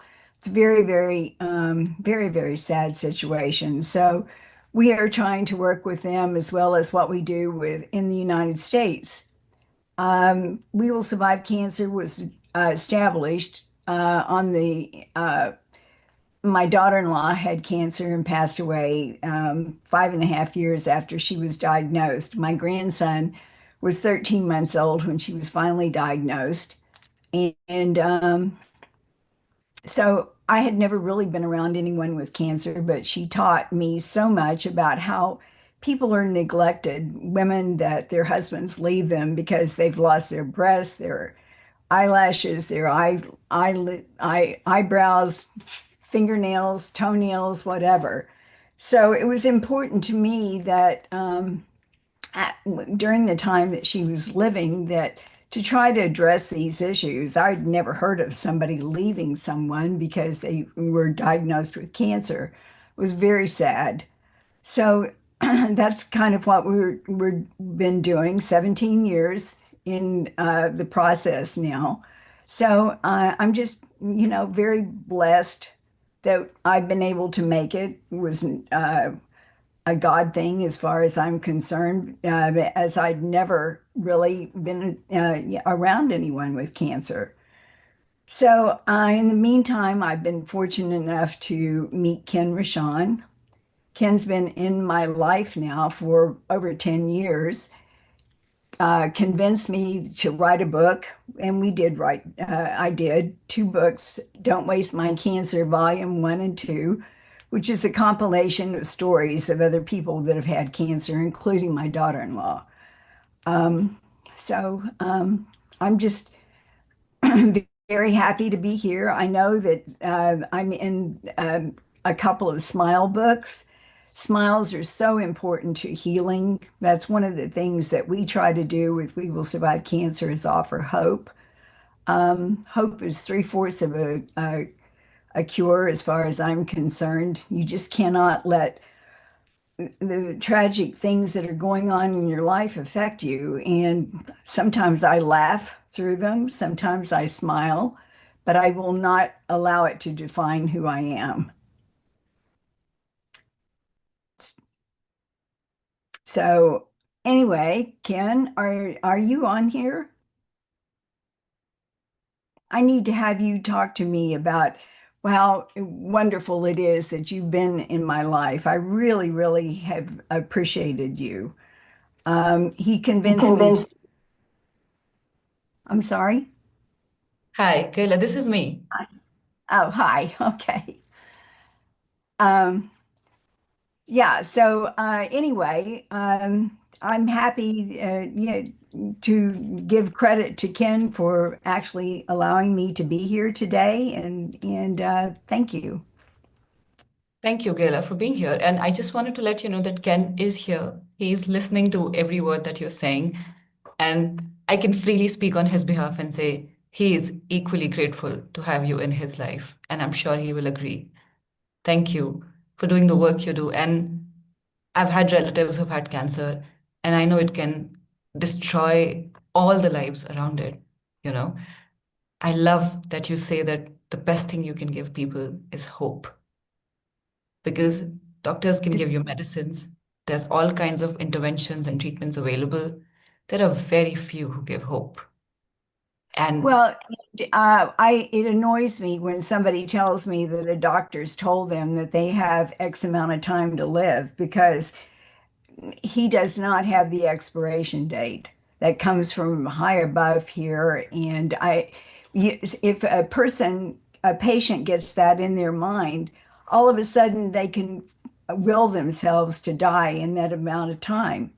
I just, I think it's really upsetting. yeah, I agree. It's upsetting. It's angering, if you will, right? Because hope can do so much, and a smile can do so much. And I love that you've been able to turn something so painful into something really, really beautiful. And I hope you can also see that for yourself. Thank you for the work you do. Thank you for being here. Thank If you for having me. Yeah, we'd love to know if we can connect with you on social media, if there's a website, if there's a way people can support your mission, where can they find your work and you? Our website is www.wewillsurvivecancer.org. I'm on Facebook. We Will Survive Cancer is on Facebook. We're also on Instagram. And I can personally be reached at my phone or email at gailabynum@mac.com. Okay, folks, make a note of it. Thank you, Kayla, for being here. Thank you for sharing your story and the work you do. We're so grateful that you exist. Thank you. Thank you. And we'll see you. Okay. All right, folks. I am so excited and I'm so happy to see the way this is going. I am also increasingly thinking about sharing a bit more from my life. You know, I live in the Himalayan foothills, and yes, when a lot of people think India, they think either Delhi or the main cities. But I live closer to what you would usually call the yoga capital of the world. It's called Rishikesh. And I'm thinking, how fun would it be to have a Smile-A-Thon there? Because people come here from all over the world to heal themselves. They do meditation retreats. And if there is one thing that I feel can help people the most, it's just moving these muscles. It's smiling, and it can make such a huge difference also in the spirit of people. I am thrilled to also announce our next guest, Lisa Williams. Lisa, we're waiting for you. And while she joins us, I would also urge you to share this. We will also be sharing this on the Dr. Smiley Show, YouTube. Share it away, share it with your friends, your partner, anybody you feel could really benefit. It's a very special day, and we have very, very special people with us, and one of whom is, of course, Lisa. Lisa, welcome. Thank you so much for joining us. Thank you, Anjali. What beautiful timing to be before is it Gaela? She was just lovely. I want to connect with her. Thank you so much, by the way, Ken, for having this and creating just such a joyful event.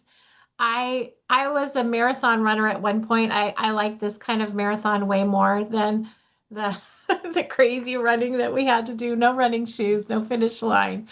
Um, I believe definitely smiles are just probably the most underrated currency on earth, personally.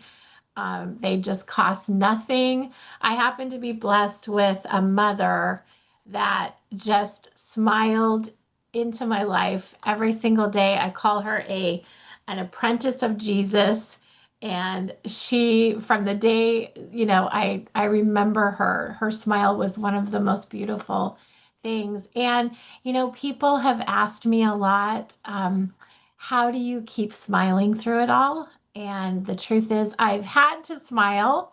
It's actually been the thing that's kept me going through some very hard seasons. I walked through a divorce. This is nothing new for many of us. I had a 3-month-old and a 3-year-old at the time, trying to figure out how to move forward as a single mama. Later, blending my crazy blended family with my new husband, while my dear friend that had had an affair with my husband married him. We are a very unconventional, yes, but really God wrote this just incredible redemptive story, even there. So, I just find my deepest valleys losing my mom, my best friend within 10 months to cancer as well. Gaila's story really spoke to me. That kind of grief can really knock the wind out of you. But I continued to smile, and it really, really helped me. On the outside, people didn't necessarily know what was going on, right? My mother had this way of smiling. We call it eye smiling, because she didn't just smile with her lips. She literally had joy radiating from her eyes, and she taught us how to do it. So just this week, in fact, I had just a minute ago, I had another smiling moment as a mama. I took my baby girl, Sierra, to the airport. Sometimes you have to switch husbands to get your girl, by the way, if anyone didn't know that. because I got my girl with my next husband, and she is off to go visit the first university that accepted her. She's a senior in high school. I feel like watching our children discover their purpose and, finding their independence and stepping into, I call it their God-given future, is just probably one of the best smiling moments. And, that's where I really meet every person that I work with. I love to help them discover the wealth creator. I call it the wealth creator within them, because I believe we are all God's masterpiece. Whoever's listening to this, you are defined and created with a purpose that is unique to you. And I believe when you especially align your purpose, your calling, actually your finances line up. I'm in the world of financial services, kind of a boring topic for some, but I find it fascinating the more that I learn about how people are uniquely pursuing their calling, and it just seems like their finances get in line when they really are truly doing that, you really can create, I've seen it countless times, kingdom prosperity. And nothing makes me, quite frankly, smile bigger than knowing that you're really building a purpose-driven life. And my work, I get to help people in all walks of life, because I help them retire tax free. And that's really, really fun. I love to help people smile because the IRS is not getting more of their money. The IRS doesn't need a retirement plan because they have ours, right? So imagine just more people learning about the wealth creator within them and being able to literally have so much freedom, instead of handing it over to Uncle Sam. So, one of the things I'm super excited about in our community right now is next month we're going to be launching God's Masterpiece Money School, and we're going to teach teenagers kind of the things that I wish we had when we were growing up, because we learn about parallelograms, but not about how to win at the tax game. We are not teaching about entrepreneurship, that just these wonderful principles that our country was based on. So this mini school is going to teach both about wealth building, but also about self-worth, because our kids get to know that they are God's masterpiece. So many of them, I tell you, Sierra going through all this, applying with her friends to colleges, there's so much pressure on them, right? I do not remember it being that way. When I was growing up, one of my favorite things to do and how I spread joy and happiness is I pass out Pocket Jesus every single where I go, every single place I go. I hand them out everywhere. I gave Sierra a pocket full to take on the plane with her. My grocery store attendants and events can see me. Every event that I see him out, I'm passing out Pocket Jesus. And what I love about him is no matter who I give them to, no matter what their belief system is, they bring a smile to people's face.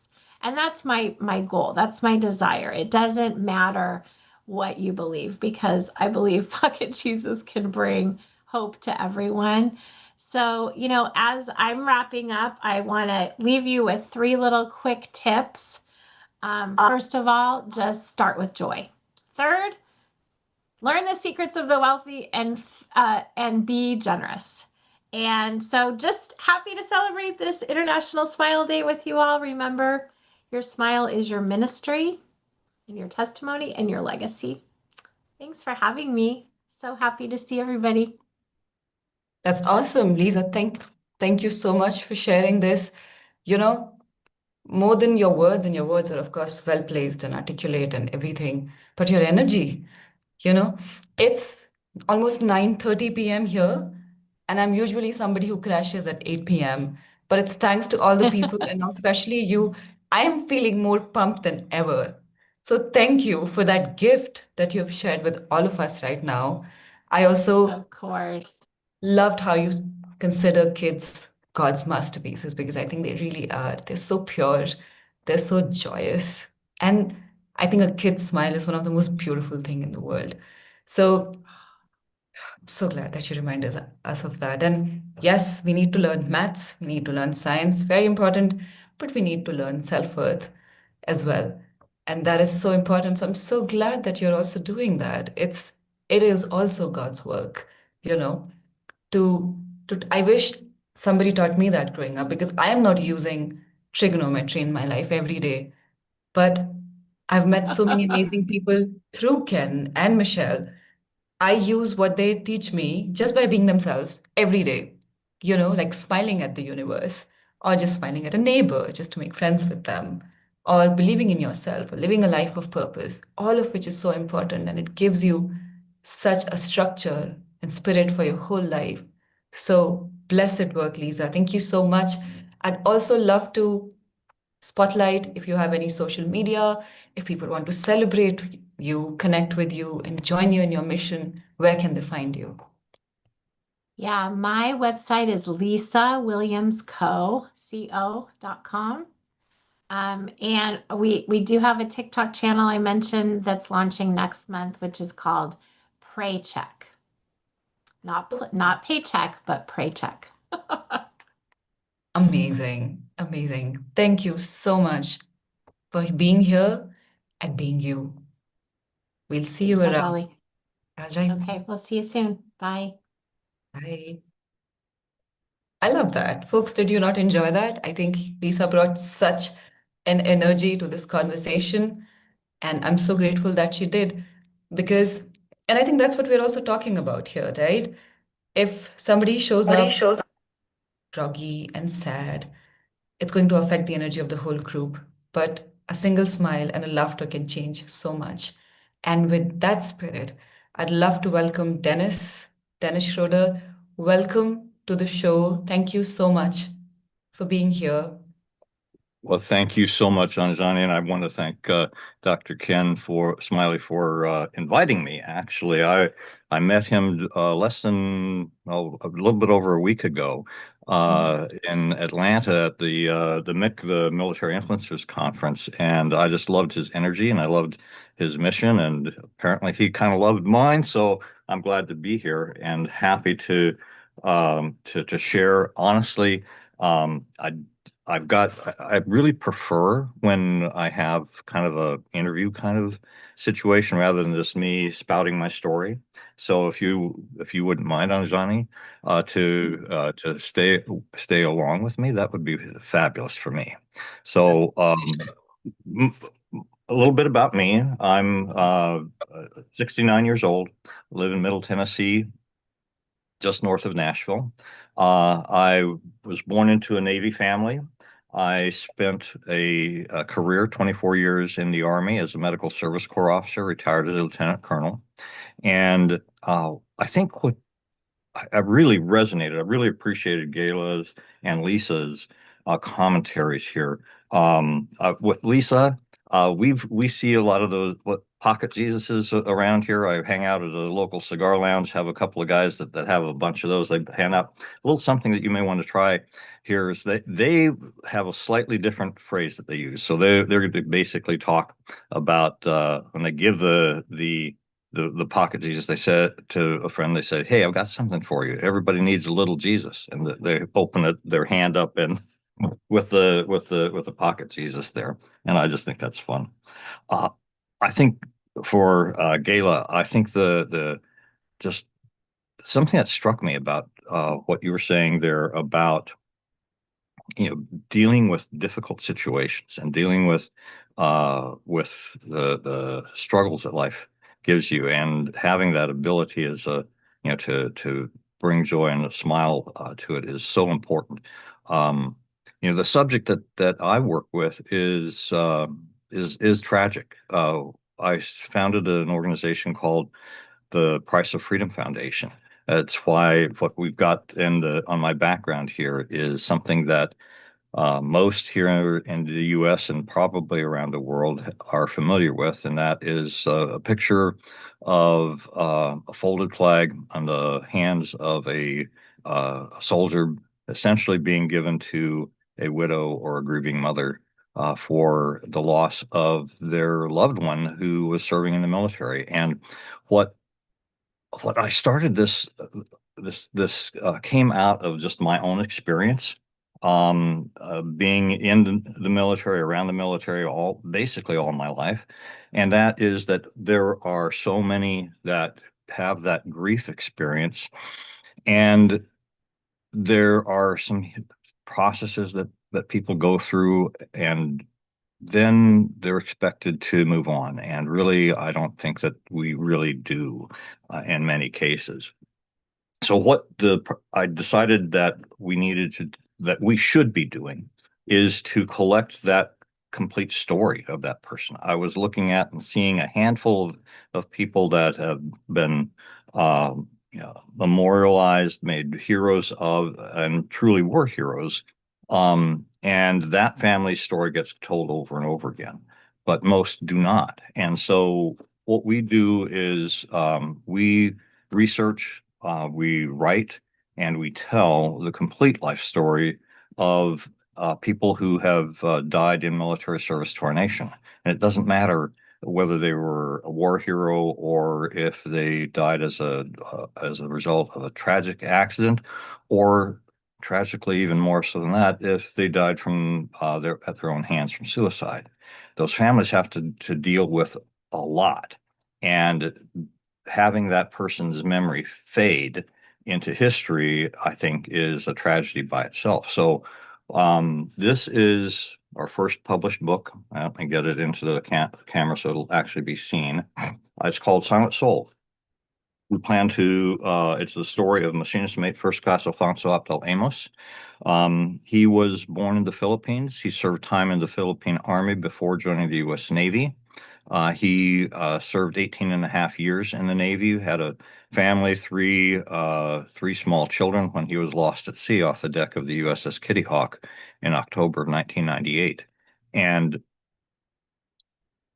that was basically, his story was fading into history. And one of his adult children connected with me and asked if we would help to tell their father's story. They wanted that story told for the benefit of the youngest, who had no recollection of their father. So that's what we did. And that's what we were going to be doing for as many families as are wanting that service from us. And we intend to be able to tell these stories through video documentaries where possible, when we have the resources to do so. We currently do not. We're a small organization, and we've got 4 other stories that we're researching. But that's kind of the, in a nutshell, my vision, the burden that God placed upon my heart. And in terms of a smile, I think that, I do know when we presented this book to the family and was able to deliver on the promise that we made to them, I know that there were smiles all around during that event, because they were they saw it, many saw it, I should say, as a time of healing and remembrance and honoring the man that many had known and loved. And that's what we want to do, is we want to honor and preserve those memories, and hopefully preserve a piece of that story that otherwise is going to fade away. So that's really what we're about.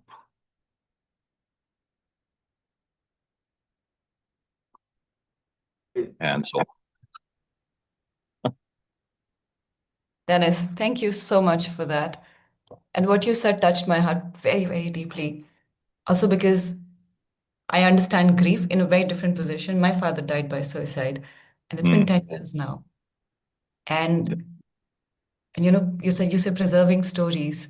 So some time ago, I started getting really obsessed with this question about, I'm forgetting his face, or I only remember the sad parts. I've forgotten how he used to smile. I have forgotten the stories he told me. And I'm so grateful that we have some pictures, and that we have my mother and everybody else, so we talk about him. We remember him. We have now come to a place where yes, there is a lot of grief, but we can also celebrate him. And I know Yeah. that if I did not have the legacy, if I did not have my mom tell me, remind me, or the three of us in the family now talk to each other about him, he'd be lost. That Yes. would be such a tragedy. So, I encourage you while you do these, record those. Record those because the same thing that you're talking about now and being the joy, the value of that, I think is going to be true for the future generations. That's the primary purpose that I've had in writing these, is that this can be handed down to future generations so that they would know who their grandfather was, and yes, told the entire life story, not just the tragic parts, and being able to bring smiles. I mean, Alfonso, by every account, was tell jokes, play songs, make people laugh and smile, and so that's sort of thing that you were describing about your father, and I'm sorry, but I love that you're doing that, and I really do encourage you to preserve that and record it so that, I don't know whether you have children, if you're planning to have children, but so that they may be able to know about him as well. yeah, you have definitely motivated me. And thank you for doing it because I know stories outlast us. And I Yes, want yes, my father's story to be one that outlasts me as well. So absolutely. thank you for doing this. We're so grateful you're here, and we'd love for people to find you, to find more about your work, and to spread the word. Where can they find you? Do you have a social media account? Is there a website? We have a website called priceoffreedomfoundation.org, not the price, but just priceoffreedomfoundation.org. We have a presence on LinkedIn, on Facebook, on YouTube, and on Instagram. And in each of those, if you would search for the Price of Freedom Foundation, you will find us. And of course, I personally am on both on all of those as well. But that's where we're at, and we'd love to help other folks and maybe have folks join us in the cause. Yeah, I wish you all the best, and I will keep following your journey. Thank you for being I'm here. sorry. See you God around. bless. All right. Okay, bye. All right, folks, thank you so much for being so supportive. My time is almost up, and I will be followed by our next host, Tanisha Carroll. She's a phenomenal woman, and I cannot wait for her to take over. Tanisha, you're here. Hi. Hello, Anjali. It's Anjali, right? Yeah, Anjali. That's correct. Awesome. This has been really phenomenal. I really enjoyed you and just your spirit as you talk to everybody. It's really, really awesome and amazing. So thank you. Thank you. And thank you for taking over from me. I mean, I've heard so much about you, so I'm just going to be tuning and watching. Tanisha, it's such an honor. Please take it away. All right. Thank you so much. Bye. Bye-bye. Well, guys, welcome back. Okay, I'm your host, Tanisha Carroll, and this is the International Smile-A-Thon. If you have not been with us, welcome. If you've been with us since this morning, thanks for being here. And we are going to keep it moving, but make sure that you like and share and subscribe when it comes to our YouTube channel, Dr. Smiley channel, and share this wonderful smile that is going out into the world. Okay, hundreds of smiles are going to be going out today, and so we are going to bring in our next smiler, which is Miss Cami Red, and I can't wait for you all to experience her. She, of course, has a beautiful smile and is such a blessing to us. And so we're excited about that. Listen, Cami is an author, an entrepreneur, a former nutritionist, and she empowers communities through cooking therapy. I love that. We love to cook over here. Publishing and the Dear Black Woman movement, inspiring global connection and healing. Cami, welcome.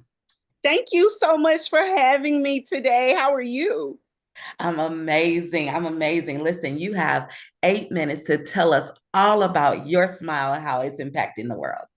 Okay, awesome. Well, first of all, I want to say good afternoon to everyone. It is currently 12 p.m. where I'm located in Stone Mountain, Georgia. And of course, we all know we're here celebrating World Smile Day. And I don't think it's an accident that I'm actually here because a smile to me is so much more than just what happens on our face. A smile is a shift in a room, it softens the heart, and it even sparks a new beginning.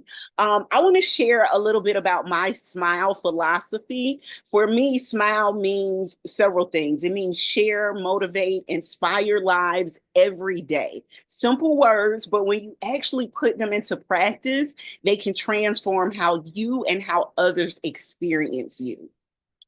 Now, I'll be honest with you, just like many of you, life hasn't always given me a reason to smile. I was a teen mom. I was a domestic violence survivor. I've been homeless. I actually faced breast cancer and won. But those aren't just bullet points in my story. Those were nights of tears, mornings of doubt, and a season or seasons where I just questioned if I had any value left in myself. But again, through every valley, there was always one thing I could control: my choice to keep moving forward. The belief that I could keep going and the ability to keep my smile. Now, for me, wearing a smile doesn't erase the pain. It just reminded me that I'm still here and you are too.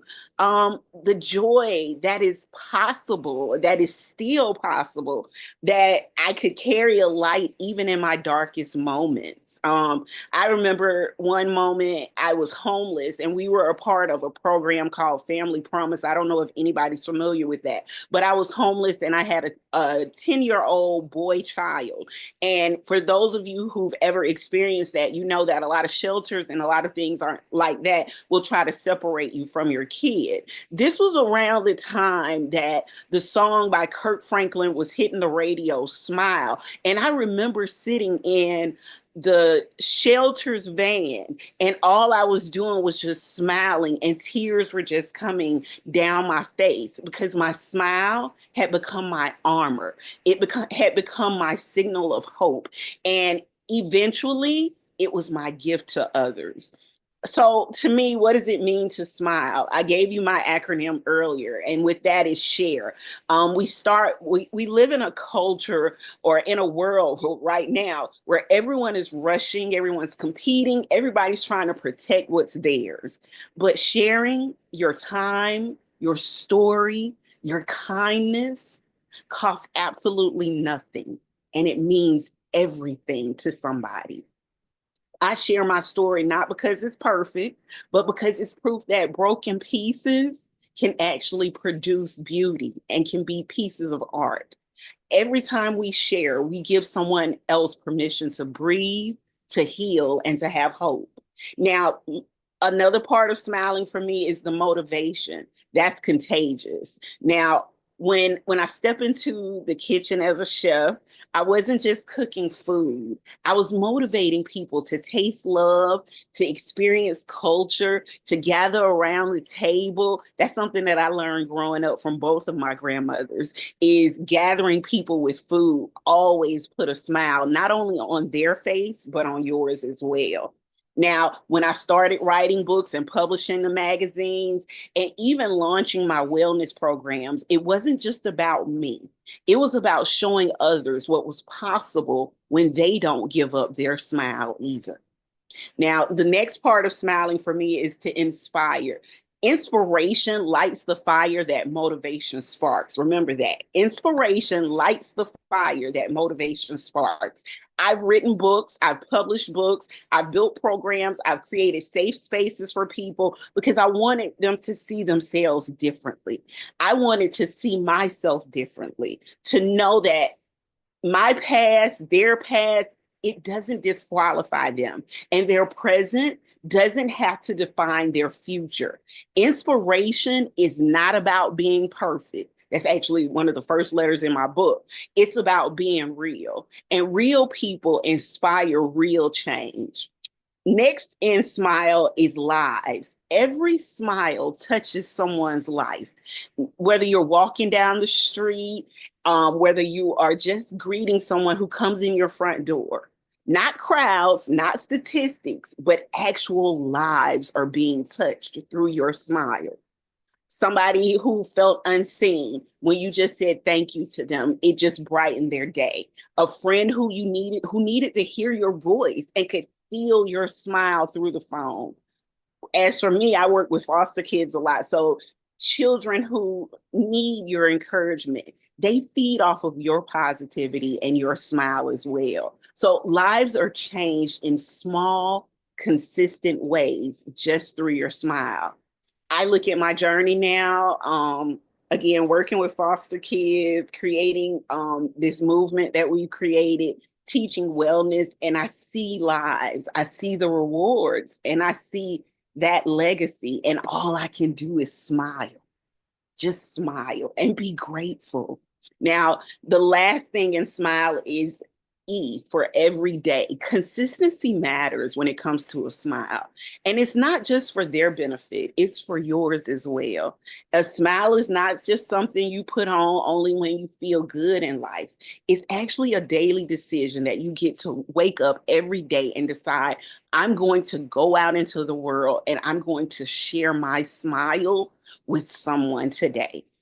Making that commitment every day, if you just wake up and say, I will share, I will motivate, I will inspire, I will touch lives, and I will do it every day. Not someday, but every day. Now, that's how you transform lives, not just others, but yours as well. So, why does that matter to us? It matters because life is unpredictable.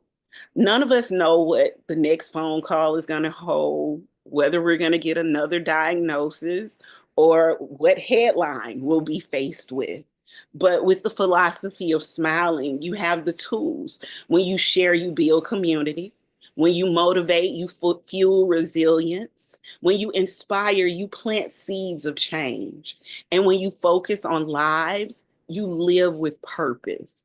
And when you do this every day, you build a life that matters. And it doesn't require money. It doesn't require any titles that we may throw in front of our names. It doesn't even require that you be perfect. It only requires your willingness. So today, as we celebrate World Smile Day, I want to challenge everybody who's watching this and everybody who's speaking.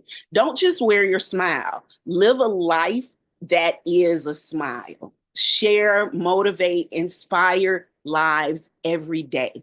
And when you leave here and someone asks you, why are you smiling? You now have an answer because you know the secret. A smile is not just an expression, it's a philosophy and it's a movement, you guys. It's the daily choice that can change not just your life, but the lives of people around you. So, with that being said, that's it for me. And you guys keep smiling. Thank you so much, Cami. Absolutely beautiful. I love and appreciate, first of all, that you will bring us an acronym. We love an acronym around here in the Smile community. We love that. And that a smile is the price, like more than what happens on my face. It is something that we're doing every single day. So, Cami, please tell us as we wrap up how people can connect with you. You can find me anywhere online on social media. It's Cami Red for Life. You can also go to my website, www.camired.com. I also have a magazine that is online. It's called DearBlackWoman.me. So you can find me everywhere. Awesome. Awesome. Thank you so much for being here. We look forward to seeing you everywhere and all the things. Thank you so much. You guys have a great great rest of your day. Thank you. Thank you. This is phenomenal. One thing about a smile is that when you give it, it causes you to also receive it. When you give it away, then you're getting another one back. And so we are so grateful to have our next Smiler, which is Mr. Robbie Wells.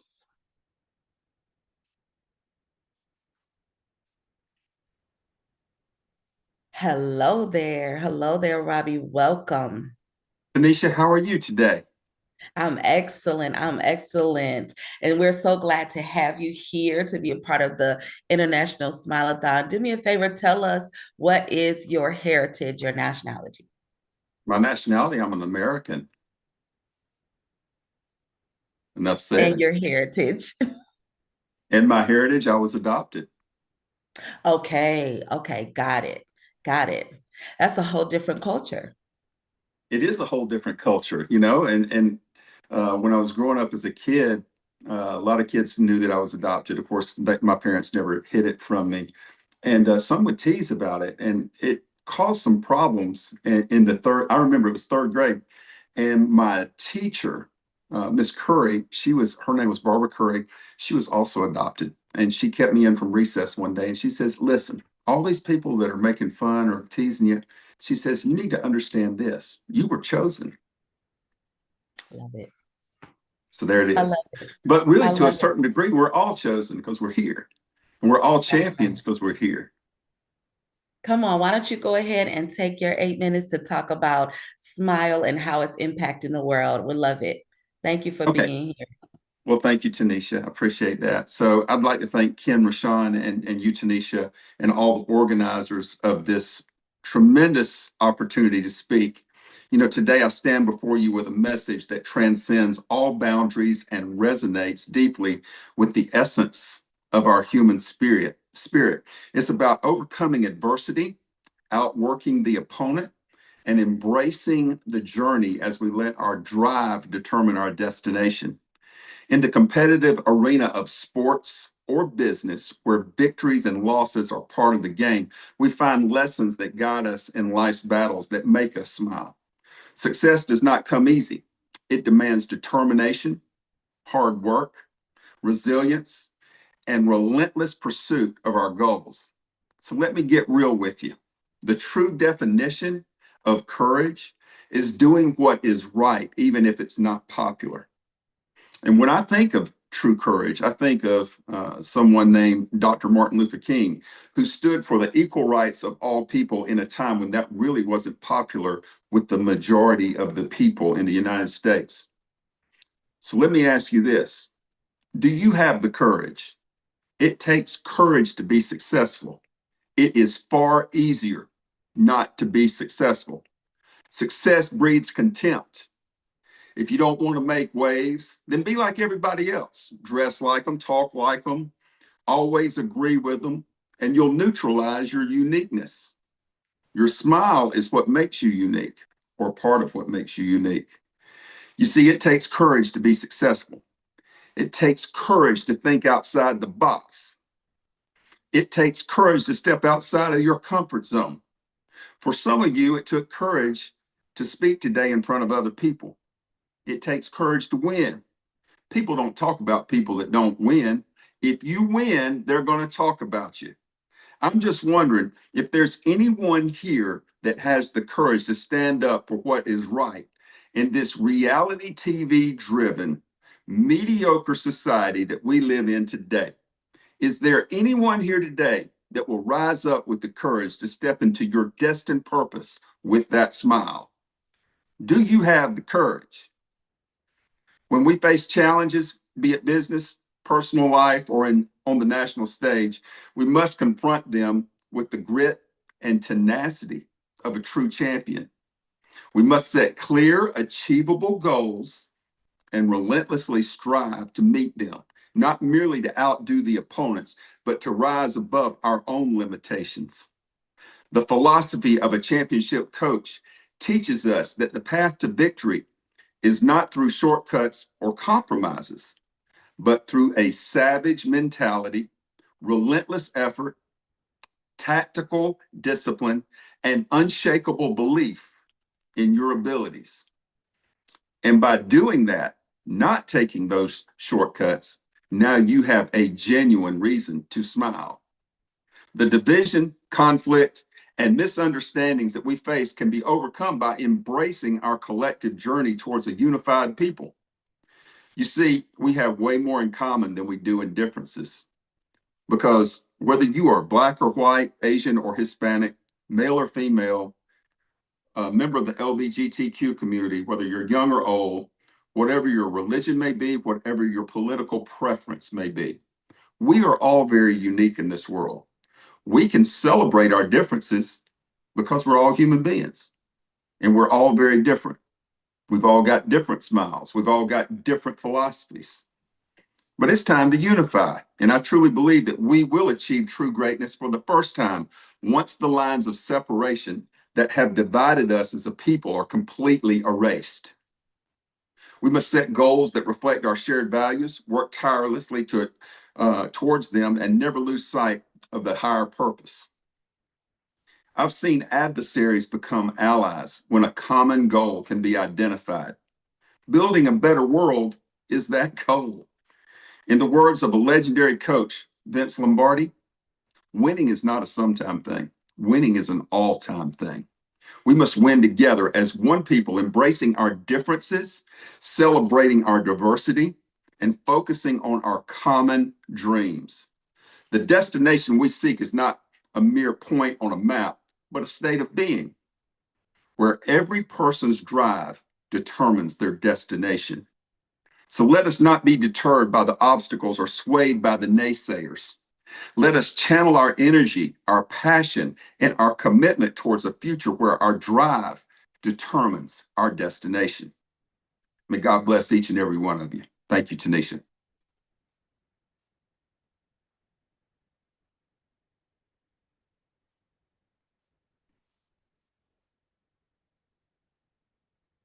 Is anybody there?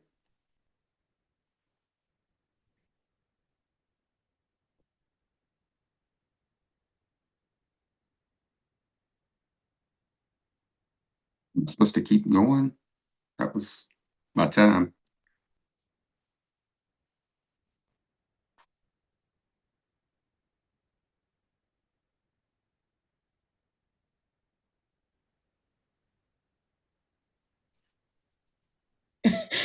Here I am, Robbie.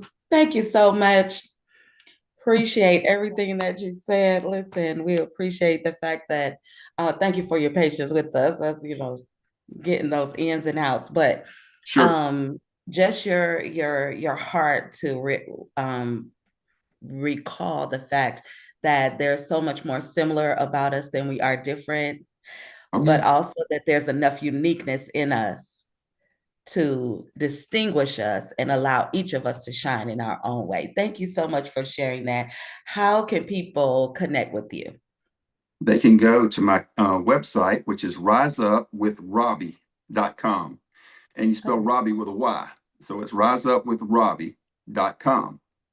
And from there, you'll get all the links to our social media, and you can keep up to date with everything that we're doing and where we're speaking and the whole 9 yards. All right. Thank you so much for joining us. We appreciate you. You have an amazing day. You do the same. Have a great weekend, Tanisha. Bye-bye. Thank you. All right. And we're moving forward and we're bringing forward Mr. Sean. Nope, I'm about to give you the name of the last person, Sean. It's Sean Welsh. Those W's.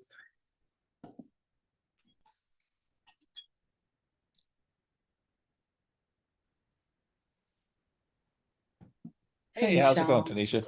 Hey, awesome. Welcome to the International Smile-A-Thon. Listen, tell us if you know or you're aware of what your heritage is. What my heritage is.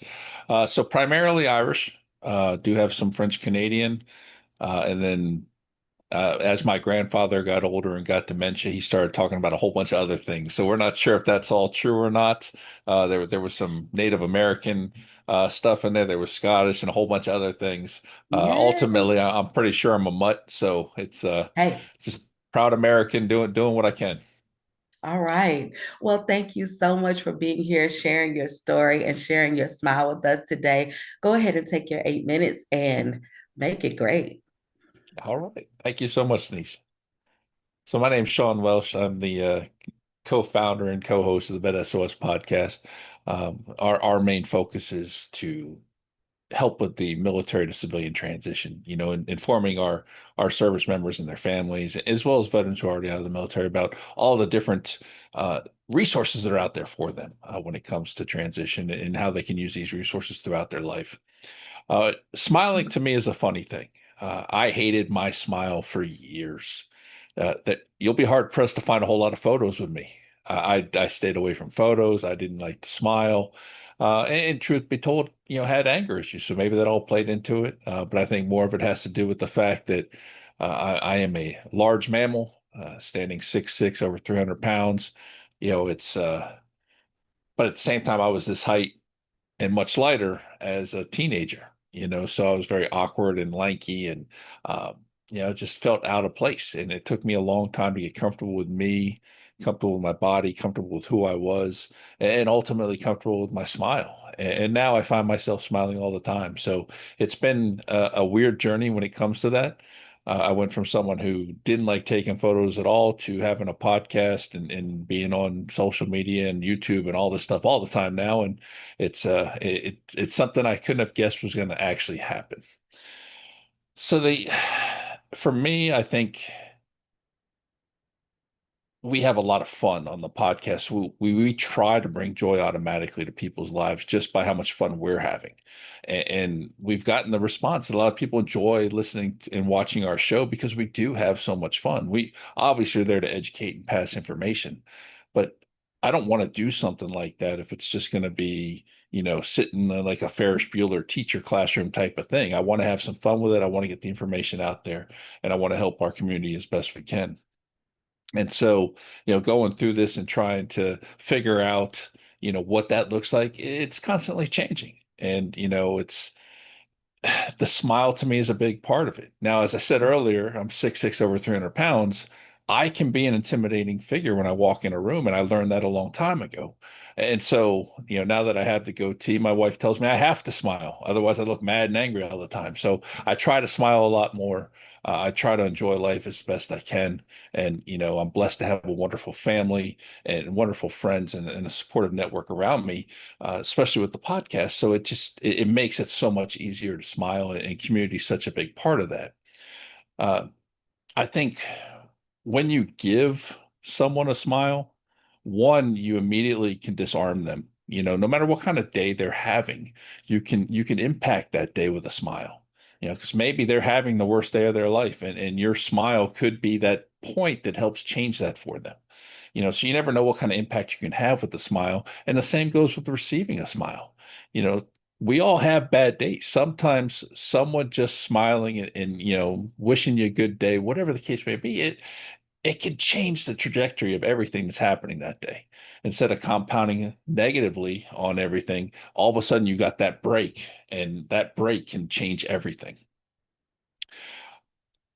As far as why we do what we do, and the inspiration to bring joy into the world, I don't know that I ever approached it with the idea of bringing joy into the world. I think when we started the podcast, it started because we wanted to help. We wanted to educate, and we saw a problem that needed fixing. So our goal was to try to tackle this and spread the information and educate.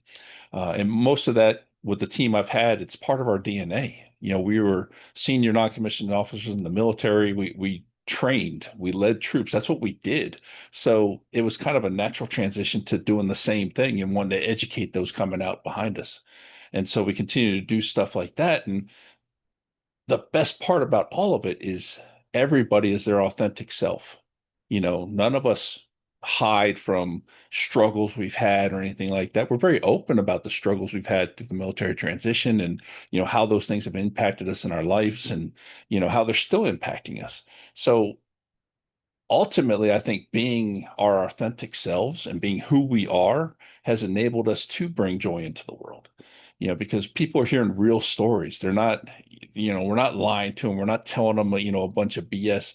We're telling them what we believe, what our opinion is, and what our experiences are. And that authenticity goes a long way in one, making people feel comfortable feeling they can trust what you're saying, but then also wanting to seek out some of these organizations that are going to ultimately help them and their families and their lives. So I never wanted to start a podcast. I joke now that the conversation to start FedSOS started with me saying no. It wasn't something that I was looking at, wasn't something that was on my radar to do. But I had a mentor who saw something, and he pushed and pushed and pushed, and it took a couple months, and ultimately we decided to do this. And I'm so blessed that he saw that and he pushed me to do it, because FedSOS has been a huge blessing in my life. I've met some wonderful people, heard about great organizations. I've been able to get involved in great organizations. I have a wonderful team that works with us. And we just continue to reach out and hopefully impact our community in a positive way, which is ultimately the goal. We want to help with the education piece. We want to help them find the resources they need. We want to provide some mentorship if they need mentorship. Anything that we can do to help get them moving forward to have a successful transition is important. And hands down, the best part about the podcast, and the thing that's going to impact everybody the most, is the amazing stories. We get to hear every guest transition story out of the military. And the majority of them are bad. The majority of them had really bad transitions, and they tell you how they got to where they are. Why did that bad story turn into such a good thing? And so that powerful message that they share, and what they try to tell us, and where they try to lead us with their story, is just absolutely amazing. And that has hands down been the biggest impact in my life. And I think my co-host would agree that just hearing these stories and how different people struggle and what they do to get through these struggles is such a powerful thing, and leads to so much joy ultimately at the end, because you now have someone who struggled, who found their way, and now they're giving back. It doesn't get any better than that. We learn so much from our own experiences. I believe it's on us to share those experiences with others, use our examples to help others avoid them. And so, as we move forward with the podcast and this group of great people I work with, we're continuing to expand that vision and try to find new ways to just spread joy, educate, help people, elevate people, anything we can do to make our little corner up just a little bit better. And I think if we strive to get a little bit better each day and try to help somebody every day, then we're on the right path. And like I told everybody who's involved with me, I don't care if you're wealthy. I don't care if you come from money, have great expertise in something. I want people who care. If you care about the veteran mission, that's who I want to work with, because then we can move mountains, and might as well do it with a smile. So all in all, that's kind of where we're at. And, that story of my smile has gotten to, one that I never used, to where I am now. Yes. Sean, I love it. The fact that you are just helping so many people and have gone from a place of anger to joy. That is an amazing testimony. And I love that. And that you're able to use that to help others now. So, how can people keep up with you? The best place to track everything is vedsospodcast.com. You can get to all our shows through there. We got 4 different shows airing right now in different areas of the transition space. There's a contact us thing there, so you can reach out to us directly. And people can always connect with me on LinkedIn. I believe my last part is Sean.Welch00. Glad to connect, have a conversation, see how I might be able to help you. I love it. I love it. Thank you so much. And have an amazing day. Keep smiling. All right. You too, Tanisha. Thank you so much. Take care.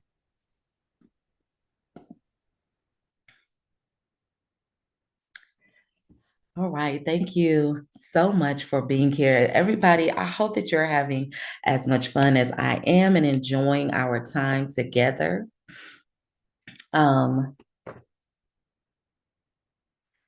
Did you see my message? As we go into our next session, I want to make sure that you are sharing the YouTube Live, that you are inviting people to this conversation about joy, about smiles, about happiness. Don't keep it to yourself. One thing we have learned about smiles is that you got to give it away. And that's what you have to do today. So we invite you to do that as we welcome in our next guest, Miss Tanani Mason.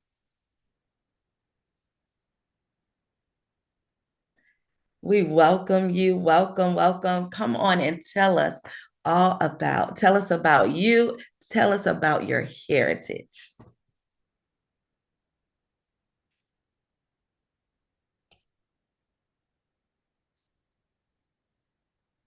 Pause for just a minute for me.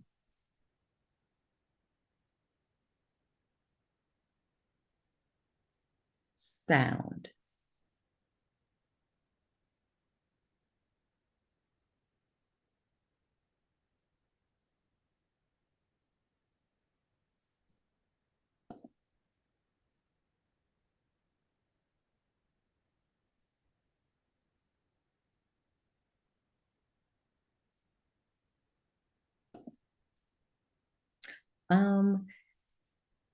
Mute and unmute for me.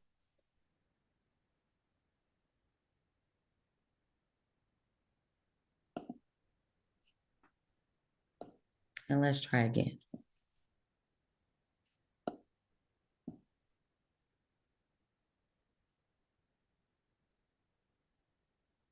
Okay, we're gonna move you backstage just for a moment and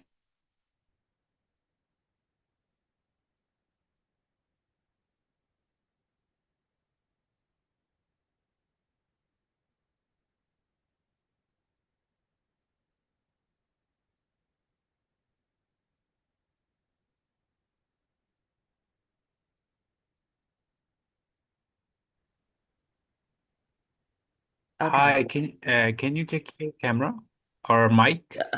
take it backstage for me. Take it backstage for me, please. Not here. Take Tanani backstage, please. And let's move Monte into the forefront. We'll just switch them. Thank you guys for bearing with us. We've been doing so amazing all morning. Oh, where did Monte go? Monte's being replaced by Alvin. Okay, what happened? Okay, moving forward. Hold on. Welcome, Dr. Alvin. We thank you for being here. We thank you. We thank you for being here. I'm gonna move one thing and then we'll be ready to go. Sounds good. Can you hear me and see me? Yes, sir. Fantastic. All right, go ahead and tell us about your heritage if you're aware. About my what now? I'm sorry. Heritage. It's the International Gotcha. Smile-A-Thon. Yeah, about my heritage. I am I guess internationally I would be known as a African American, but I'm a Black Creole that was born and raised in Southwest Louisiana. I love it. I love it. So go ahead and share with us about your smile and how you've allowed it to impact the world. Yeah, for the 8 minutes, correct? Yeah, so good morning. This is Dr. Alvin. I wanted to take a few moments to walk through a few things that are important in when it comes to today being International Smile Day. A few questions that I was actually able to ask the moderator, and she wanted me to make certain I covered those. So one of those is, how do you bring joy and happiness into the world? And my initial answer, my overall answer, is by being joyful and happy. So how do I do that? Well, there's three things that I do to be joyful and happy. Number one is that I'm present. I want to be present. I want to be wherever my feet are. And I would strongly recommend that as you're watching this, you want to do the same. We can't be any place other than where we are in the present. There's three basic places that I'm told that we can be or choose to be. One is in the past, and that's where sometimes we can get caught up with depression, albeit there's no other medical issues, but we can get caught up being depressed about what happened in the past. And we can also focus on the future. And that's really where some anxiety issues can be there. But if you're in the present, this is where you can make the biggest impact and you can have the most joy and happiness. And that's really where I find mine. I bring joy and happiness into the world by being joyful and happy. First thing is that I'm present. The next thing is that I'm intentional. I really am focused on making certain that I'm not being overlooked or underrated, even though being intentional can be seen as that. But I want to make certain that when I am stepping forward into the world, that I am doing so with an intention, with a passion, with an outcome that I'm expecting. And that outcome is 9 times out of 10, it's an expectation of a positive outcome. And so the last thing is I want to embrace being authentically me. The one thing that you and I, whoever you are looking at this particular camera and looking at me on stage, virtual stage, the one thing you and I have in common is that we can't be anybody else. So the important piece of that is that the embracing of my authenticity is really where I feel like I get the most joy and I can bring the most joy to the people around me. I recognize that I'm playful, I'm tall, I've got a big voice. I tend to have a big presence in the way that I can help people to understand that they can be safe around me is to start with the smile, start with that intent of making people feel nice and welcome and joyful. And with that in mind, one of the other questions that I was asked was, so what does giving a smile mean to you? The actual giving of a smile. And the overall giving of a smile really projects the energy that I want to share this space with you, be it a virtual space like we're in now, a physical space when we're one-on-one, or even in a room where I happen to be speaking on stage. I want you to know that I'm approachable. I want you to know that you can feel welcome, you can feel seen, and you can feel appreciated. And I want to be able to spread positivity and brighten your day. And at the same time, I'm doing the same thing for me because the giver also can receive certain benefits too that I'll touch on briefly. But when it comes to giving a smile, that really helps me as well because that's like a self-regulation tool. It, it, Research has shown that when you force a smile, you can sometimes trigger endorphins. You can trigger those chemicals that actually reduce stress and help to elevate your particular mood as the giver of a smile. And that's what it does for me. And it's also, I've learned that it's a social tool. And when you're smiling, you appear confident, you appear strong, you appear like you're in control even though there might be a whole lot of stuff going on in the background.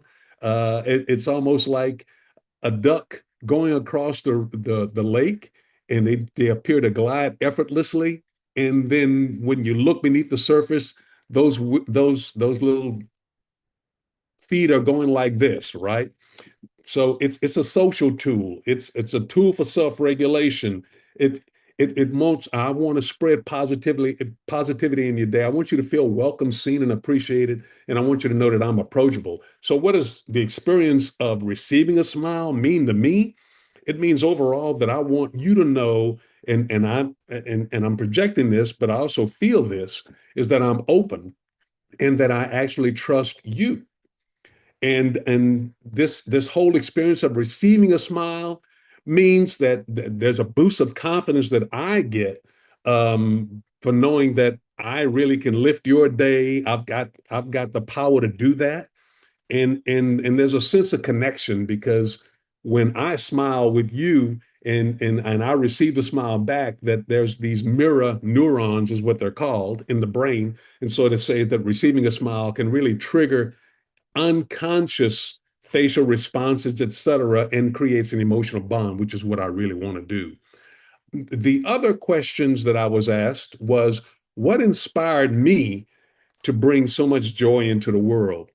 And I thought a lot about this one. So it's really a couple of things. I believe that being self-aware is an important piece of who I am. So being self-aware enough to know that I have the energy to share and the expectation that you want to receive that energy. And I also believe that smiles create safety and safe spaces to open others up. And I want to create safe spaces. Again, I'm aware enough to know that my physical appearance can sometimes cause some people a little bit of distress when they don't know me. So if I walked around with a frown on my face all day, that would not help to disarm or make people feel safe about who I am and what I bring to the table. And consequently, they've got to get over that to hear the message that I'm bringing, or just to be in an environment where they can enjoy themselves. Next is I want to make certain that I'm exercising my empowerment, because I know that I can change the energy in the space that I occupy to a positive energy just by smiling and keeping everything light, and certainly making certain that we get the point across. And sometimes it's not always a positive point, but it's done in a positive way. And the bottom line for me is that I just want to model the best in others, and having seen them do it, I want to be reminded of how I bring joy. Whether or not it's people like Tony Robbins and Jim Rohns, the professional speakers, are those speakers who taught me everything I need to know at the most basic level, at the level that really counted the most for me as I was growing up, which is my mother, Mercedes Miles, Miss Edith Houston, people like Jennifer St. Mary, over where I lecture in church and provide, my community service, and my cousin like Vanessa Jobert. So, all of these things are important. And the bottom line for me is I want to make certain that I am giving you the best that I've got. And this is what smiling and being a part of the International Smile-A-Thon means. But there's also another side to this. And the other side to this is that smiling is not seen the same in all cultures. When I did my research for this International Smile-A-Thon today, what I recognize is in other cultures, it can be seen, in a sarcastic manner, and it can also be seen as something that is you're domineering over the people that you're smiling towards. But overall, I've done some international travel, and what I've seen and felt from the heart is people know when you're genuine. People know when you're authentic. And I want you to take a tip or two and remain strong, remain empowered, and know that you can change any situation for the positive through your smile. So, Tanisha, did we want to make certain that we covered anything more?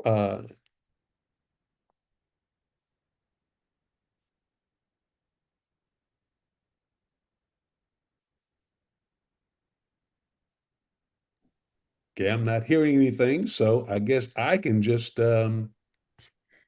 perhaps keep going.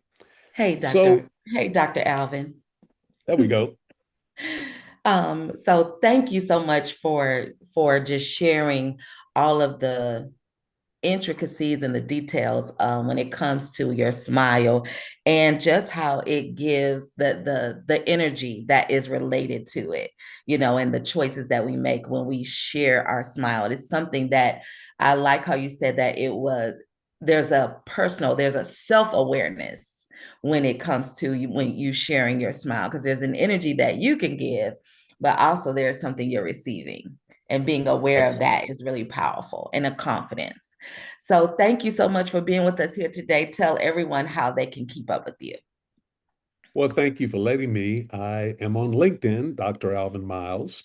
I also have a website, Dr. A. Miles, and you can also reach me by phone. It's a 678-561-6071. Love to be able to chat with you and get your ideas. And there's also some free resources you can make yourself available as well if you go to the website. Okay. I thank you so Wonderful. much. And also thank you to Dr. Ken and Dr. Smiley for making this opportunity available because I really enjoyed it. Thank you. Thank you so much. We're looking forward to all of these connections being made. All right. Take care. Have an amazing day. Thank you. Take care. We're going to invite our next guest in.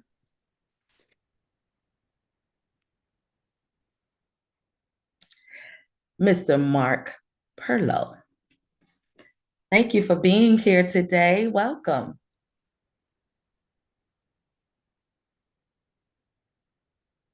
Oh, it looks like we cannot hear you.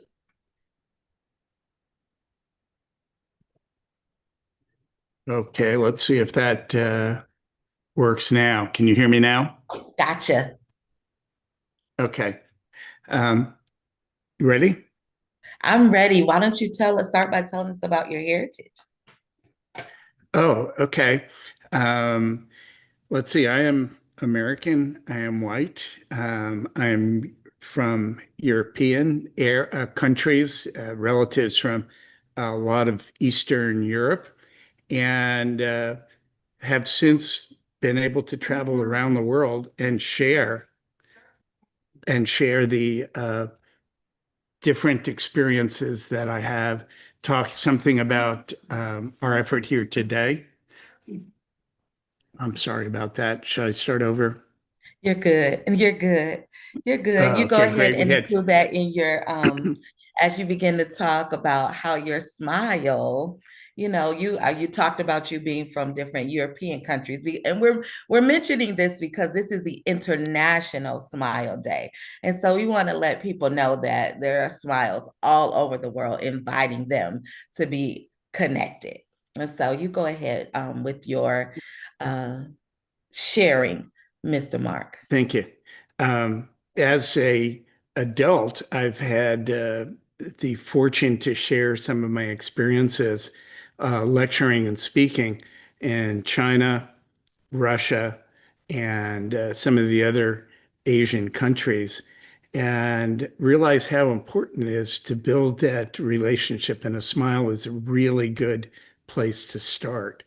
Today, as we celebrate the simple yet extraordinary power of the smile, I want to start by thanking you, Tanisha, for managing the event, Dr. Smiley and Perfect Publishing for including me to share a little bit about a smile and how Milo's superpower came to be. My name is Dr. Mark Perlow. I'm an author, a father and grandfather, and someone who has spent years helping others, first as an IVF physician and later active in pet therapy and prostate cancer healthcare advocacy. Almost a half century ago, I wrote a book, Miracle Babies and Other Happy Endings for Couples with Fertility Problems. Today, many of those couples I helped build their families are now grandparents. And together with their miracle babies who are now parents, they seek out quality content for their children and grandchildren to read. This story was inspired by my two young grandchildren and seemed important to share. After I retired, I moved across the country and I became part of my grandchildren's lives, a true joy, and that involved many smiles. The inspiration for Milo's superpower came from everyday joy and silliness, my grandsons. Their laughter and playful smiles were a daily reminder of how powerful simple happiness and smiles can be. Watching them, I realized that their smiles were more than just infectious. They could lift everyone's mood, bring people together, and spread kindness in ways words often just cannot. I want to share one story. One day, 4-year-old Rocky was feeling a little down. He thought his older brother got all the attention and that he was invisible. But Rocky is the family comedian. He's the one who lights up every room with his big smile and keeps us laughing. That day, he decided to do something special. Rocky brought his robot vacuum over to visit us and our robot vacuum so they wouldn't feel lonely. With a big grin, he turned both vacuums on and called us into the room and proudly showed us their dance. In that moment, all the stress of the day faded away. I told Rocky that his gift of making people smile, the mood and lifting their mood, was his superpower. He took the message to heart, and that brought us even closer. That day, he learned something important about emotional intelligence. It's something I hope will inspire others, certainly those who read this book as well. Joining me in the process is Justine, my cousin and creative collaborator. As a second grade teacher, her passion for children's education and nurturing young minds has inspired me to create this book. Together, we believe in the magic that a smile brings, whether it's comforting a child, supporting a loved one, or sparking joy in the classroom. What struck me most was seeing how one child's smile could ripple outwards, brightening even tough days for those around them. That's what the book is all about. Milo is a regular boy, no magic cape, no super strength, but his gift is the joy and kindness that radiates from his smile. That joy grows when we share it, and kindness multiplies by simple acts. I want you to think about your own life. When was the last time a smile changed your day? Maybe a child, a stranger, a friend. These moments matter, and they remind us that smiles are a universal language. Whether you're in Los Angeles, London, or Lagos, a smile says, I see you, I care, and we're connected. This lesson isn't just for kids, though they're our best teachers of joy. It's for parents, grandparents, educators, and just about everyone. Milo's story shows us that sharing happiness is something we can all do every day. One of my favorite scenes in the book is when Milo's laughter brings his family closer together, easing tensions and strengthening sibling connections. Especially today when the world feels divided, choosing to connect before conflict, often with just a smile, can make all the difference. As we mark this celebration of smiles today, I invite you to share this little superpower. Smile at someone you love, someone you struggle with, or even a stranger. It could change both your days. For parents, educators watching, model this every day. Smiles, laughter, and kindness. These shape how young people see the world and how they choose to spread joy. Happiness is a superpower, and every one of us can carry Milo's lessons forward. Let's celebrate smiles, share them generously, and remember, your smile truly can change the world. And thank you for joining us, and please keep smiling. Thank you again, Tanisha, for inviting me, and Dr. Smiley. I appreciate the opportunity to share this story. Thank you so much, Mark. I always enjoy, the stories that you share and that you tell for our little ones. But of course, they are lessons that we all have to learn and need to learn, right? So, And we often forget. absolutely. As we get older, we get a little more stoic sometimes. And so it is so amazing to have these types of reminders. So tell us again how we can keep up with you and follow you. Sure. Our website is www.milossuperpower.com, and there are two S's at the end of Milo's and Superpower. And we're also on Facebook, YouTube, Instagram, TikTok at Milo's Superpower. So we'd love to hear from people. We have coloring pages, we have teachers' activities, classroom activities, and parents' questions to discuss with the kids as they share the story.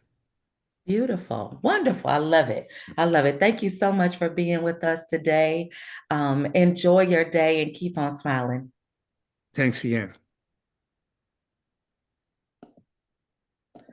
Well, we are moving right along, and we want to invite Mr. Michael Shepard to the forefront.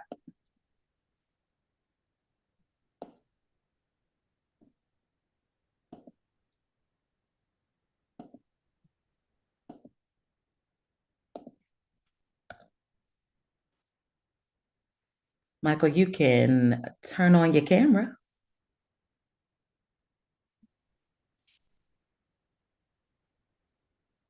There he is. Wonderful. Thank you so much Hi, for joining Diane. us today. Hi, how are you?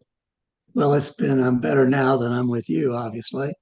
It's been a while since the Limitless conference in Dallas, but I remember the big hugs and the smiles and the kisses and the prayers. So thank you so much. Oh, I think you have me confused with Dr. Smile. And you betcha. That's Roz. That's Roz.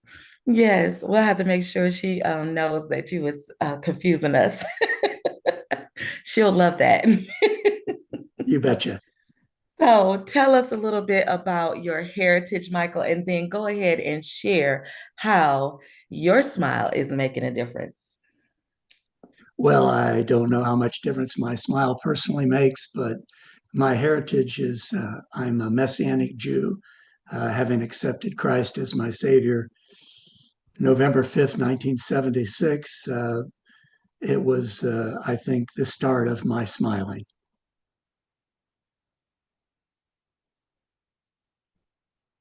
It's been so good ever since. And obviously, I've coming from that heritage, I think it was taught that happiness was kind of based on works, based on happenings. And it wasn't until I found the Lord, or better yet, He found me, that I could learn the difference between happiness and joy. That's for sure. So I'm pleased, obviously, with Ken to have been part of this organization and to help in any way that I can. Having presently served as a president of National Community Foundation and chairman of the board, also director of Mineral Right Corporation, and now maybe more importantly, as partner of Treasure Investment Corporation, we have an opportunity to spread joy truly around the world by way of the corporation itself, which I can go in later on a little bit more in detail. I think that when I first learned the difference between happiness and joy, uh, my life began to change and I was able to smile more. Having grown up without a father in the home, in a housing project, there just wasn't much to smile about. But I learned later on in life that happiness is based on happenings. So when things that happen to us, if they're bad, we're sad. If they're good things, then we're happy. Whereas joy is really the peace that passes all understanding. It's not taking credit for the gifts and the talents that we've been given, but rather giving credit to the giver of those talents and gifts, our Creator.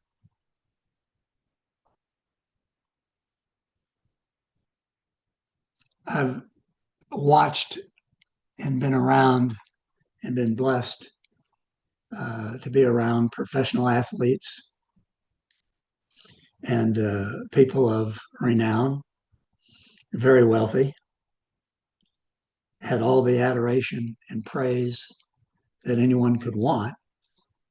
And if you think about a pro athlete, they're playing a game that they would have played for free the rest of their lives. And yet now they're being paid millions to do it. And yet many of those folks were unhappy and lonely. We know that many of the rock stars committed suicide. That doesn't make sense. When they have everything we would think we always wanted, praise, adoration, money, popularity, doing things that we love to do anyway and we're gifted to do. Why in the world could we be lonely or unhappy or depressed, certainly enough to commit suicide? Well, here's the answer. They took credit for gifts that they were given. So the solution is to not take credit, but once again to give credit to the gift giver, God. And when I learned that, I've been able to share that wherever I had the opportunity, wherever the Lord has given me the opportunity. And that oftentimes puts a smile on people's faces. And when I can put a smile on others, I can smile myself.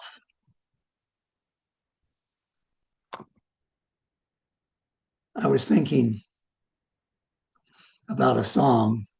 You're too young, and many of the viewers will be too young to remember a great singer by the name of Nat King Cole, who had a song called Smile. And I won't pretend to try to sing, but one of the verses was smile, though your heart is aching. Smile, even though it's breaking. That's the time you must keep on trying. Smile. What's the use of crying? You'll find that life is still worthwhile if you just smile. And I thought of that when preparing for this opportunity to speak to others, as that song has a great deal of truth to it. The best way that I could share my joy now, being partner of a company that my founder and partner and chairman of the board of Treasure Investments started about 8 years ago now, is a company that I had the honor and privilege, excuse me, of traveling to Florence, Italy, November of 2021, which, borrowing a phrase from The Tale of Two Cities, Charles Dickens' novel, it was the worst trip and yet the best trip of my entire life.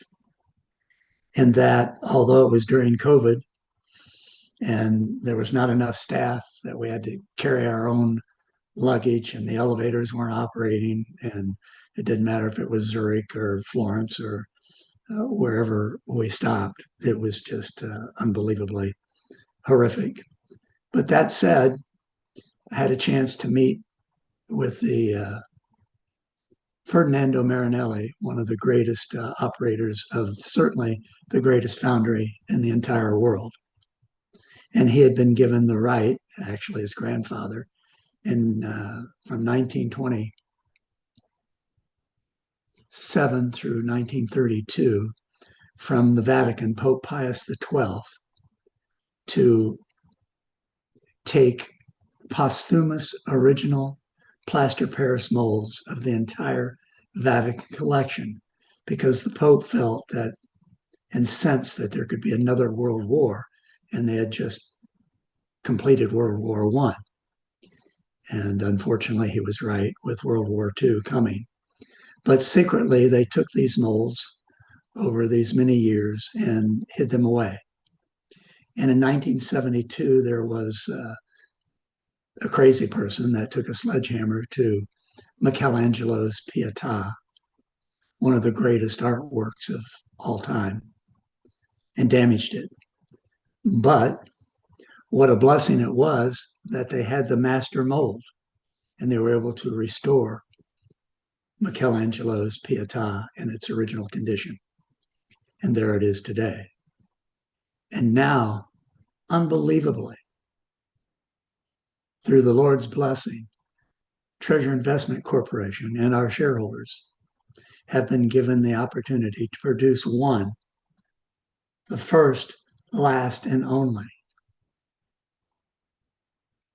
pieces, the masterpieces of the Vatican collection in pure silver and pure gold. One and one only. Yeah. And we have to date produced 7 pieces, including the Pietà, 20,000 ounces of pure silver, which we unveiled with Steve Forbes, Mark Rousseau, our founder, and myself. And there were 3,000 people there with over 1 million viewers through Fox Nation. And there were tears of joy and smiles all around. And that is the way in which that I've been able to be blessed to share others and help them smile and help them have the peace that passes all understanding. That is so beautiful, Michael. I really thank you so much for sharing that information. And it's really something that people would not otherwise have even known or understood to be so. So thank you so much for sharing your heart and the peace that surpasses understanding. I love that. Tell us briefly how we can connect with you. Well, I want to do that. Can I take a moment and share a quote and a blessing? Well, we got about 30 seconds. Well, let's do that then. Okay. He is no fool who is willing to give up what he cannot keep in order to gain what he cannot lose. Love it. Now, please just call me if I can share my joy, my smiles, this investment opportunity. If you want to be part of Treasure Investment Corporation, just call me 615-400-1099. And the blessing that I would leave is very simply, I know the thoughts that I have toward you, declares the Lord, and they are plans to prosper you and to keep you from harm and to give you a hope and a future. Beautiful. Thank you so much. Enjoy the rest of your day. And thank you for sharing with us today. Have a good one, Michael. My honor to serve. Bye-bye. Bye. Thank you guys so much for being here and being such a wonderful crowd. We are always blessed to see beautiful faces, smiling faces. We have, I believe, let me make sure of Miss Robin, who's up next. Rod.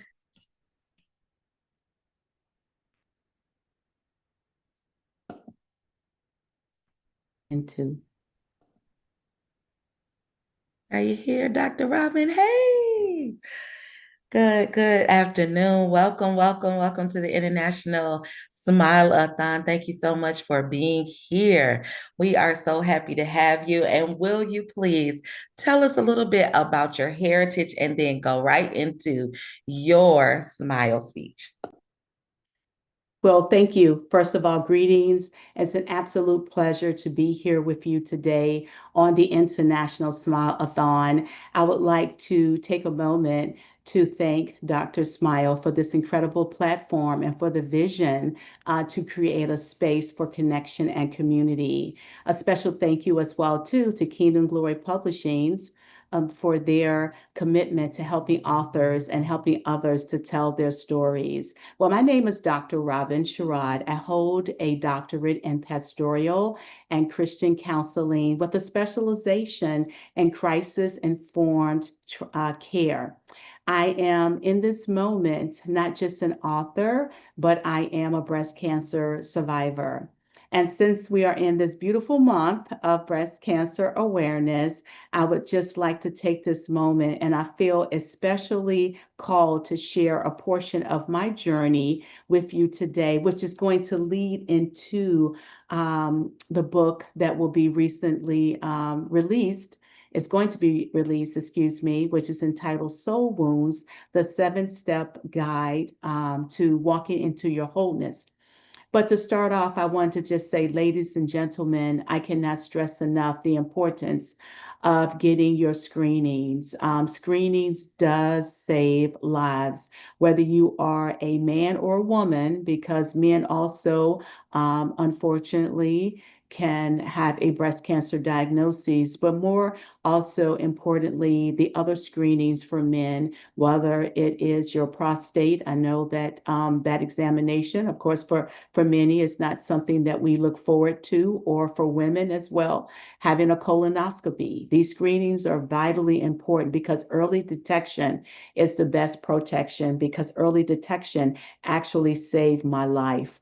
Early detection is our greatest weapon in this fight against cancer. Knowing that you are valued, that you are loved, that you are needed, that your smile is needed in this life. I don't have to know you, but I do know that there are people that know you and you have a sphere of influence and they love you, they value you, they need you, and they need your smile. So please, again, for men and women, let's get our screenings. Let me share with you the scripture that is my anchor for trauma-informed care. And it's 3 John 1 and 2 that says, Beloved, I wish above all things that thou mayest prosper and be in health, even as thy soul prospers. Did we catch that? Even as our soul prosper. So God sees that there's a connection between our physical health with the prosperity of our soul. Now, we all understand this connection when we think about it from one direction, right? When we think about our physical bodies, when our physical bodies aren't feeling well, it affects our will, our mind, and our emotions, which is our soul. We think about something as, say, for a headache. I want to use that as an example, a headache. The headache is in our body, right? But watch how it affects our soul. It impacts our will because we don't want to do anything, right? Because we got a headache. It affects our emotions because we're not feeling our best and we may be irritated or frustrated. And it clouds our mind because it's hard for us to concentrate and hard for us to think clearly. So one physical issue touches every part of our soul. But here's what is the basis of my work and what I do. It's what I call the reverse connection. It's a reverse connection. And what I mean by that is just as physical ailments affect our soul, when our soul is wounded, our bodies can manifest these wounds. Unforgiveness, bitterness, trauma, stress. These aren't just emotional issues, they can become physical issues as well. Resentment can show up as high blood pressure. Trauma buried can show up as chronic pain. Stress can weaken our immune system and open the door for disease. But God's design is for us to walk in wholeness, spirit, soul, and body, for our bodies and our soul and our mind to work together in harmony, to be in homeostasis.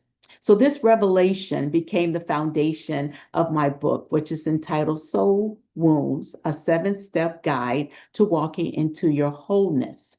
So let me just break down for a moment how soul wounds happen. Soul wounds occur when we experience trauma that goes unhealed. And not only just one incident of trauma, there is what I term to be seeds, seeds, of trauma. And we hold on to these seeds and they develop into unforgiveness toward others or toward ourselves. We can internalize rejection, abandonment, or betrayal. We can silence our own pain and instead of processing it. And that's what I call when we compensate for what we cannot articulate. I am a living witness of a person who had soul wounds and compensated for what I could not articulate. And I talk about that in the book as well. But these wounds don't just stay emotional. They can settle into our bodies. And when they settle into our bodies, medical research also confirms that physical manifestations begin to happen. Stress weakens our immune system. Unforgiveness increases inflammation, and unresolved trauma can manifest itself into chronic illness. So when I was walking through my journey with breast cancer and the diagnoses, I had to ask myself, and I had to come to terms with some of these difficult questions. What soul wounds was I carrying that would affect my progress, that would affect my journey of healing? Not to say that the cancer was a direct result of the soul wounds, or that the soul wounds occurred because of the cancer diagnosis, because we know there's other factors that we need to bring into the equation, whether it's environmental factors, hereditary factors, and so on and so forth. But it was a direct correlation in terms of how I viewed my healing. If I viewed my healing from the wound of unforgiveness, or that I was rejected, or that I was betrayed, then I would see that as a sentence, if you will, of God's not being merciful to me. And that would definitely affect the way that I viewed and how I walked through that cancer journey. So for me, that scripture that came to mind and I really stood on was Psalms 118 and 17. It says, "Thou shalt not die, but live to declare the works of the Lord." So everything that I looked through in my soul, I looked through it through that verse. I didn't look through it through unforgiveness or betrayal or rejection. I looked through it through the lens of the word of God. And through God's word, it is so powerful because He gives us an opportunity for our souls. He wants us to prosper in every area of our life. And we have community on this side of life. We have professional help. We have counselors if we need it. But more so than anything, we have the courage and the will to live, because we cannot conquer what we do not confront. That's another aspect of what I speak about in Soul Wounds. So, what do I want to leave the listeners with on today? I want to leave you with three things. First of all, get your screenings. The screenings are very important, whether it's a mammogram again or whatever screening I was sharing about earlier. Secondly, I would like to encourage you to obtain a copy of Soul Wounds, a 7-step guide to walking into your journey of wholeness, of which will be released on this weekend. And it will be released on Amazon and Kindle. And then we will have the paperback available later on in the month. And you can stay connected with me by going to robinsherrod.com. You can go to my website, and actually, I have a gift for you. I have a gift for you. It's a free e-gift. And once you go to the website, you're going to be able to see the icon for today, International Smile-A-Thon, and then you can click on that. And it is a little gift that's called letting go, and how letting go helps us overall in our spirit, soul, and body. So again, thank you so much for the opportunity to share, and I turn it back over to our facilitator today. God bless. Well, thank you so much, Dr. Robin. We appreciate you. The things that you have shared are so impactful, and hopefully everyone really was paying attention to how those wounds, they don't just impact us surface wise, but they have the potential to go deeper. But we don't have to stay there. We don't have to stay there. And so we thank you for sharing that. Tell us one more time how we can keep in contact with you. Absolutely. You can go to my website. It's robinsherrod.com. You can connect with me through that means as well, or you can email me at empowered, EMPOWERED, living, the number 4, at gmail.com. Awesome. Thank you so much. Enjoy your day. Thank you for sharing your smile. Thank you. Thank you. Bye.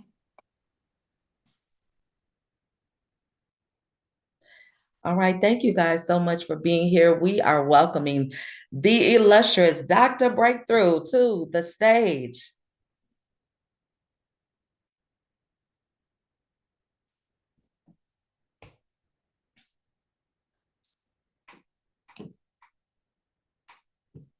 Where did he go?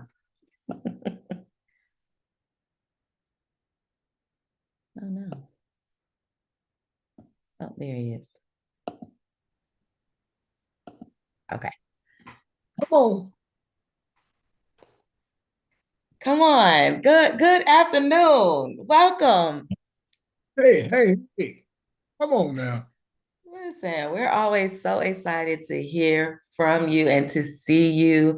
What you got for us today? I mean, I just like it's the International Smile-A-Thon. First, we want to know, what we found out is a lot of Americans maybe do or don't know their heritage, their foundational heritage. Do you know? I come from my mama. We all came from a mama. That's Yes. for sure. Oh my goodness. So we're American here, and great to be part of Smile-A-Thon. Thank you for what you do and the service that you're doing. And again, Dr. Smiley, Dr. Ken, you are the brother like no other. You the master that help turns around others' disaster. You too strong to be weak, too sweet to be sour. You can't take credit. It is all God's power. And I'm so glad to be part of this Smile-A-Thon. I wasn't qualified for the Baldathon, but what I want to do is one day we'll have a Bible-a-thon. Now that I'm going to do. Come on, somebody. But anyway, so hey, well, thank you again. And again, I'm the originator and founder of the 10-10-10 Breakthrough Smile Challenge. And that is challenging people to smile for 10 seconds for 10 days in a row, and then just challenge 10 other people. That's it. The Breakthrough Smile Challenge, 10-10-10 Breakthrough Smile Challenge. And I was a 17-year-old teenager, and I read where Abraham Lincoln said, most people are about as happy as they make up their mind to be. I was like, wait a minute, I have a choice? Well, if that's the case, I choose to be happy. And my friend, you can choose to be happy on purpose. And so, again, most people are about as happy as they make up their mind to be. So if you make up your mind, you can be happy. As a matter of fact, if you will learn to smile on purpose, you'll find more purposes to smile. Oh, come on, somebody. I said, if you just commit to smiling on purpose, you'll have more purposes with which to smile. And so don't let your smile, get this now, don't let the world change your smile, but rather allow your smile to change the world. I've told the story before, but did my breakthrough walk earlier this morning. And by the way, this is my 778th month on this earth. I've had approximately 24,075 days. You see, we go to sleep, God wakes us up. There's about 150,000 people that didn't make it, but you and I were on the wake up list. And this is my 24,075th time on that wake up list. My beautiful, brilliant mother only had 18,065 days, so we have to learn to be grateful for what we have.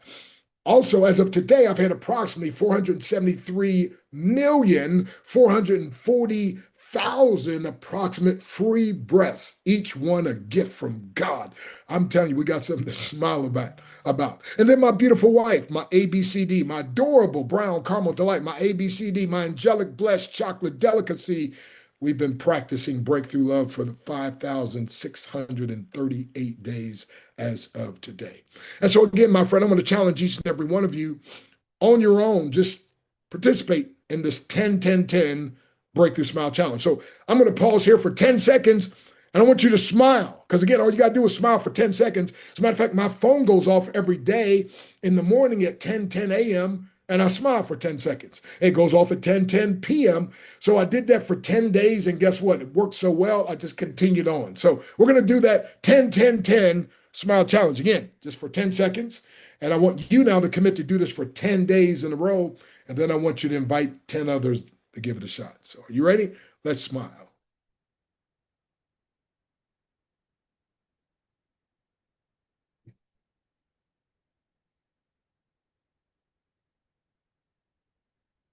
Bam! That's it. You did it, my friend.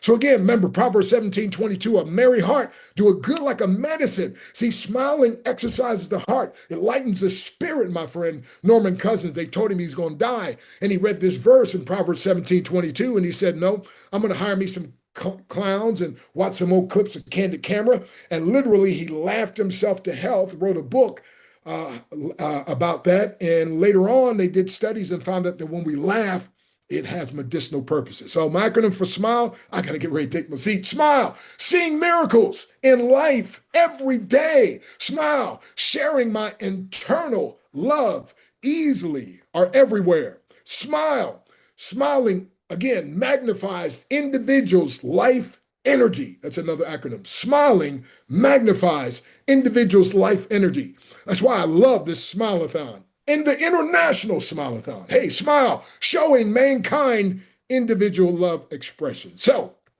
simply, as Dr. Roz Warfield says, simply making intentional love encounters. And then listen, the smile has a way of reaching down into a weary heart and making it shine. So I was walking on my breakthrough walk. A lady was coming my way. I just smiled at her, waved, and continued on. I was talking on the phone to somebody who was very, very depressed and wanting to take their own lives. And so I was encouraging them. 2 weeks later, I'm walking down this path and see the same lady. She says, "Excuse me, are you a pastor? I want to thank you. You saved my life." I'm like, "Well, no, I'm a servant of the Lord. I'm an evangelist. I just travel around speaking in different churches and so forth. But I think you got me mixed up with somebody else." She said, "No, it was you about 2 weeks ago." She said, "You were walking, you were on the phone, and she said, you gave me the most beautiful smile. And then you said hello." And she said, "You don't know it. I followed you for a while. And I overheard you talking to the person on the phone, telling them as long as they're breathing, God's got a purpose and that they can turn things around and so forth. And you said something like, don't put a period where God just wanted a comma." She said, "You didn't know it. I was on my way to take my own life. And I decided after hearing you and seeing your smile." My friend, I'm telling you, that may be an exaggerated illustration and it really happened, by the way, but you just don't know. Somebody said, be good to everybody because everybody's having a tough time. And if they're not personally having a tough time, somebody they're connected to is having a tough time. So they're having a tough time because that person, I'm saying, so smile, my friend.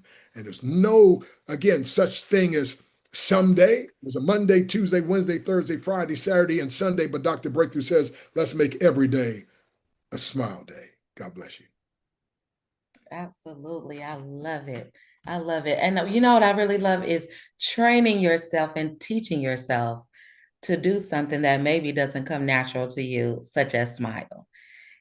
Because that 10, 10, 10, listen, you're training yourself, you're teaching your brain something different. So I love it. It's always a pleasure, always a blessing. Thank you for being here, Dr. Breakthrough. Hey. Well, I used to travel with Jim Rohn and speak and share the platform. And he said this: things that are easy to do are also easy not to do. So that's why I say you got to smile on purpose. And being part of this makes a person want to smile. And seeing you makes you smile even more. So to everybody, TGIF, which stands for Thank God I'm Favored, not just on Friday, but 24/7, just like each and every one of you. Thank you very much. Beautiful. Thank you so much. Have a great one. I will. All right. Welcome. We're moving right on. We're welcoming our next guest, which is Miss Carol Hodges. Carol, thank you for being here. Tell me, do you know your heritage and would you like to share with us here on International Smile Day? Wow. Yes, I've had that done, and I am a little bit Irish, a little bit Spanish, and I will tell you, I have a little secret. My mother always told me that my great grandmother was a Reyes, and she married a white. And Reyes was one of the families that owned Santa Monica. Now, my mother always told me that that was my heritage because I was originally Spanish, and I I should go back and claim Santa Monica. Now, I've never done that, but it's part of my heritage. I also had a grandfather who came over from Bavaria, and he was always very careful to say it was not Germany at the time. It was Bavaria when he left in 1912. Wow. Wow. Very powerful. It's very interesting to hear people's heritage. Well, Miss Carol, we're going to let you go ahead and talk to us about that beautiful smile and how you're using it to influence and impact. Wonderful. And thank you, because I believe smiles are really powerful. One of the things that I've had a chance to experience recently is brand new babies. I am the eldest of six kids, and so children and grandchildren, they're all having babies. And in seeing these little new creatures, a baby's smile is so captivating and authentic. And it's one of the things you just have to smile back. What I would love to do today is to introduce you to the power of the smile, because one of the things that I work with in women to have a very powerful second half is envisioning the future. And thoughts lead to feelings, lead to actions, lead to results. Now, a smile is a feeling. We can tell when there's an honest smile there. And I'm going to take you right now through an exercise to put a smile on your own face to see what actually makes you smile inside. Now, to begin that, I'd like you to just take a deep breath in, blow it out slowly as though through a straw. And one more deep breath in, blow it out slowly. The reason we do that is just to become very present, let go of whatever else is going on in your life. And I'd like you to do something that almost no one ever does, which is actually to imagine a life that you would love living. And I say the reason no one ever does it because we think, what is possible? What could I do? Where am I starting at? All those things that can hold you back. But what if you raised your vibe? You worked with the spirit that breathes you, as it just did. And you say, if I could just have things the way I want, what would that look like? And we're going to look at 4 different areas because life isn't just one thing. It is your health and wellness. Without that, heck, you can't do much. So, health and wellness, and then also your relationships. We all need people, we all need relationships. And then your vocation, your job, whatever is occupying your time now, and that your self expression, and time and money freedom. So, for just a moment, imagine your perfect health. Ah, what would you be doing with great health? Would you be hiking up to the top of a mountain? Would you be, I don't know, walking, running, jumping, dancing? I danced for many years, and believe me, dancing is a wonderful thing. And you must be physically fit to do it. So just feel what it would be like a couple of years from now. Perfect health. Perfect. Now let's go on to relationships.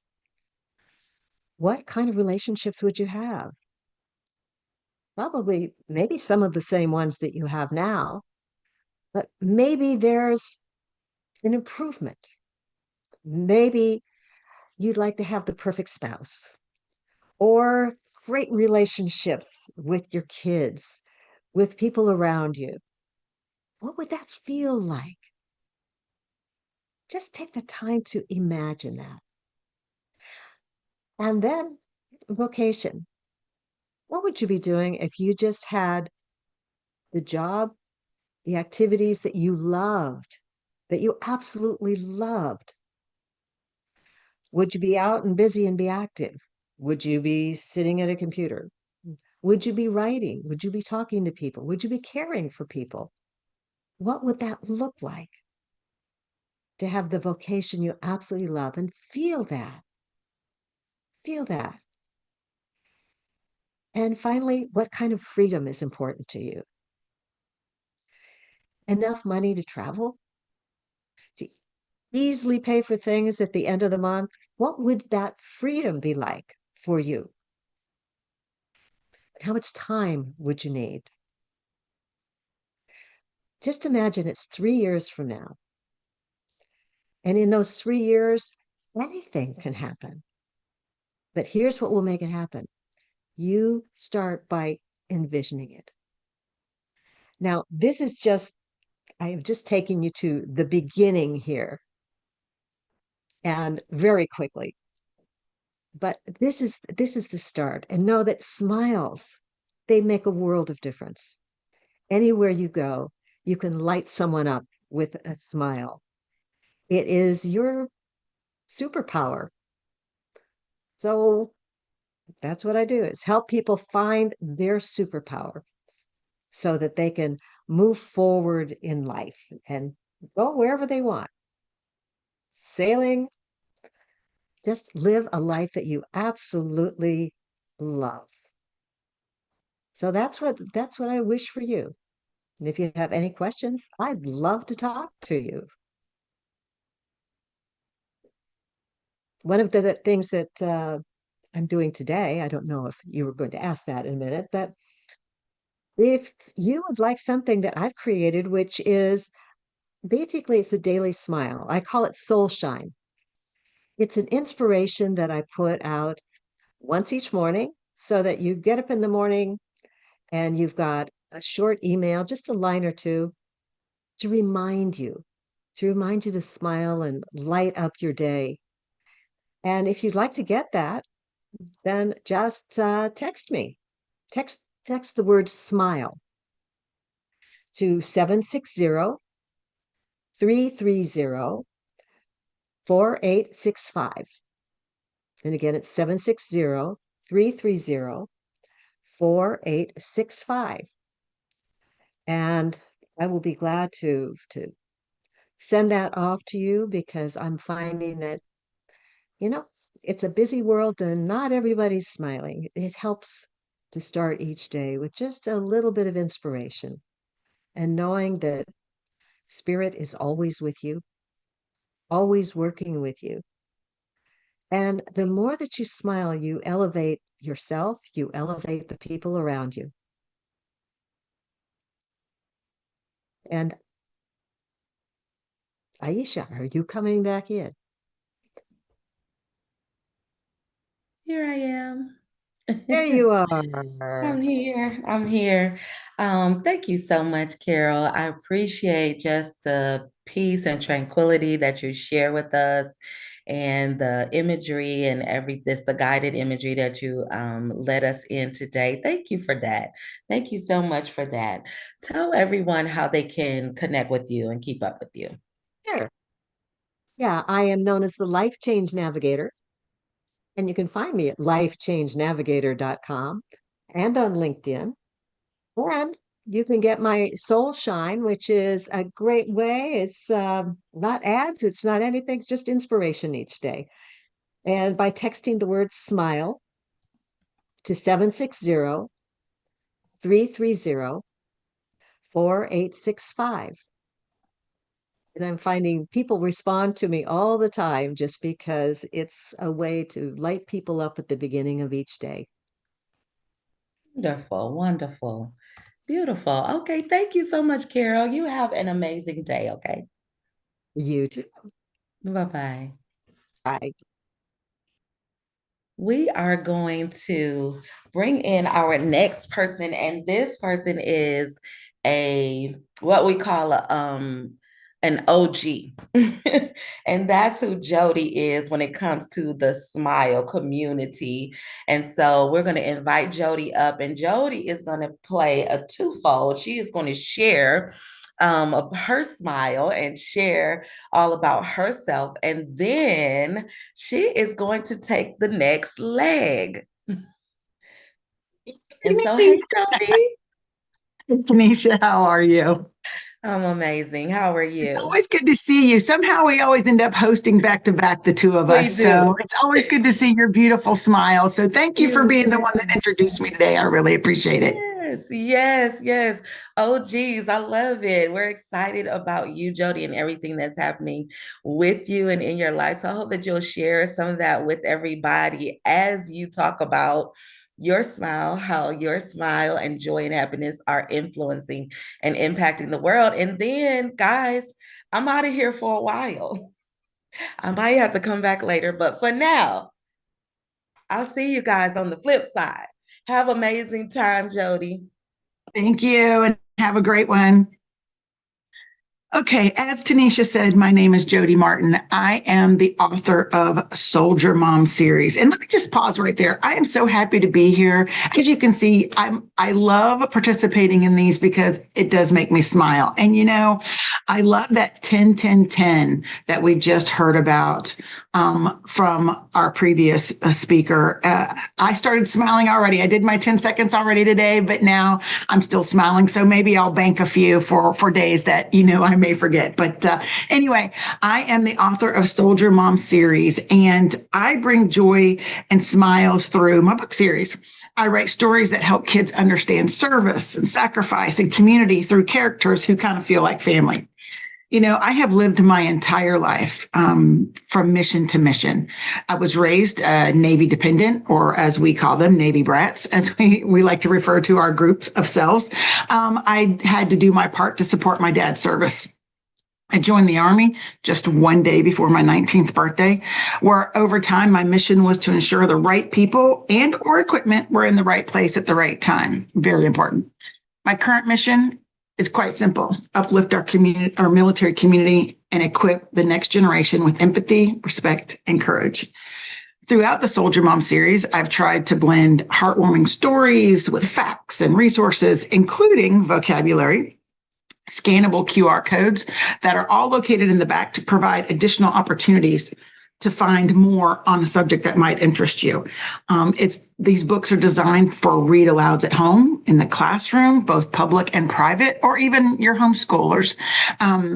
Kids learn while they're leaning into a story, right? The series spotlights everyday heroes, parents who deploy, that medic who rushes towards danger, teachers and neighbors who show up for our military kids and our families. Think about when a child sees a hero who looks like their mom or their bus driver or a soldier that they wave to at the grocery store. And believe me, that does happen quite a bit. They realize that heroes actually live where they live. They live on their street. They live next door. They live in the neighborhood. I'll tell you this story. One mom told me her daughter stopped calling her dad's deployments as when daddy disappears and started saying, "Daddy is serving." That one word shift from fear to purpose changed the emotional temperature at their house. These stories create language for families to talk about hard things with dignity. They also give non-military families a respectful window in. So admiration replaces assumptions of what's going on. Honor inspires gratitude, and gratitude fuels curiosity. And that brings me to awareness. Most kids don't naturally know why we observe Memorial Day, Veterans Day, or why the neighbor has a Blue Star banner hanging from their window. We break it all down in simple terms and in the kindest way possible. Each book, I pair story moments with story facts. What a value means, why a tradition matters, how ceremony works. The military in particular is very traditional oriented in the sense that we have a lot of traditions that we like to live by. And we showcase those through different ceremonies. You see parades, military parades, you'll see a promotion ceremony, you will see the tomb of the unknown soldier. I cannot talk today. I need to get my words together. Those are all traditional things that we live by. And there's so many more. That's just a few. But those are the kind of things we kind of break down bit by bit so that the kids will understand in a way that they can understand. And it creates that conversation happening in the home. So the ultimate goal is not to create a lecture. It's to create that conversation and have those within the home, the classroom. principal told me that our books help their school with their morning announcements. It evolved from a holiday is here to here's how we can honor our service members respectfully. That's a cultural shift. Fewer mixed messages, more shared understanding. Awareness lowers walls. When kids understand, they include others. When communities understand, they support each other. What a wonderful community that would be to live in, right? Understanding deepens when stories are interactive and practical. Soldier Mom pages are packed with learning tools, kid-friendly vocabulary, discussion prompts, activities, scannable QR codes that extend learning. I mean, just think about short bios, kid-friendly explainer videos, and classroom activities to tie into these stories. It brings it full circle. You know, teachers have told me that they can build a 20-minute mini lesson straight from the book. Read the story, pause for a why do you think question, define a new word, and then do an activity. Parents can use the same ideas and flow at a kitchen table. You know, the stories make values memorable. Kids might sometimes forget a definition, right? But they won't forget a character who chose integrity when it was hard, or when a classmate who showed courage by welcoming the new kid from a military family.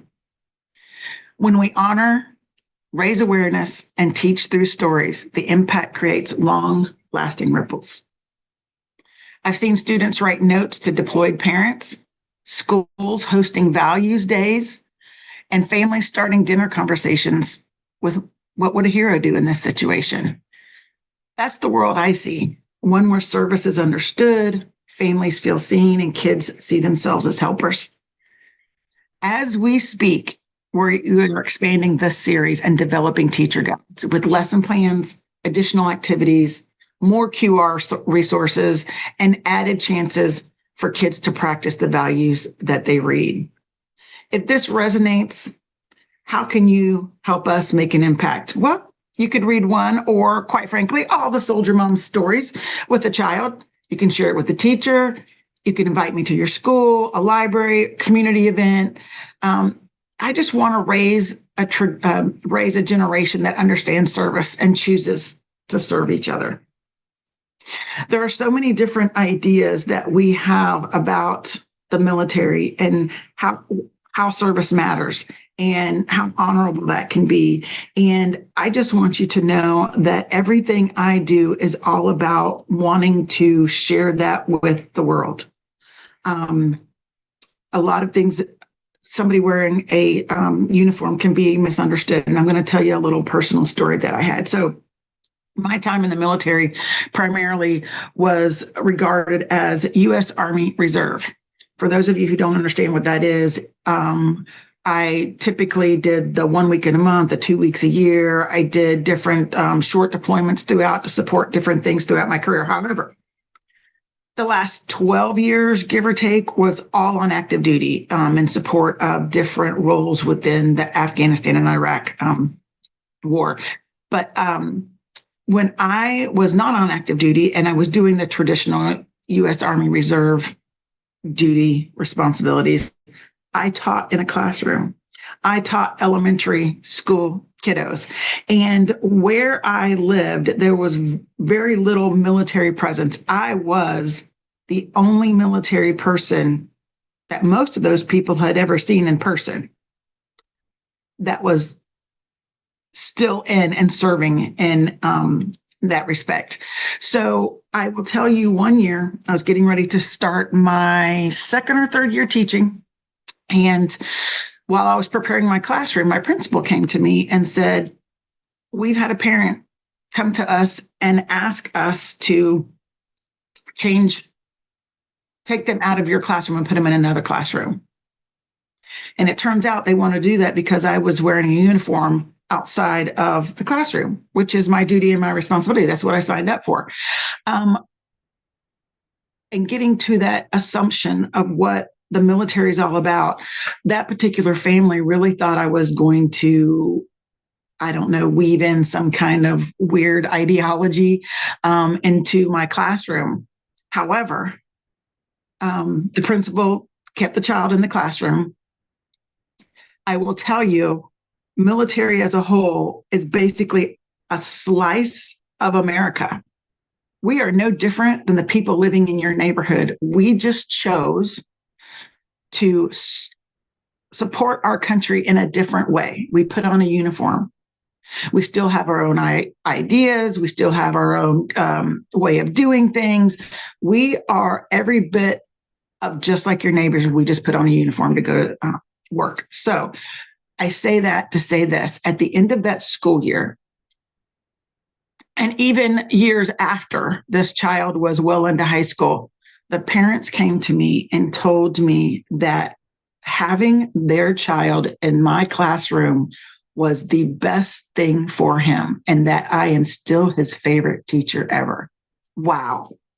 Mind blown. And I think that helped the parents realize you cannot judge somebody by the uniform that they wear, right? And that's what these stories that I am building are all about. Severalfold, but in this story, one, to make awareness of what military folks are all about. We are normal, everyday Americans putting on a uniform that have, selfless service on our table to do every day. And then we are just like you. We eat dinner, we go to soccer games, we have marriage struggles, we have happy marriages, we do all the things just like anybody else.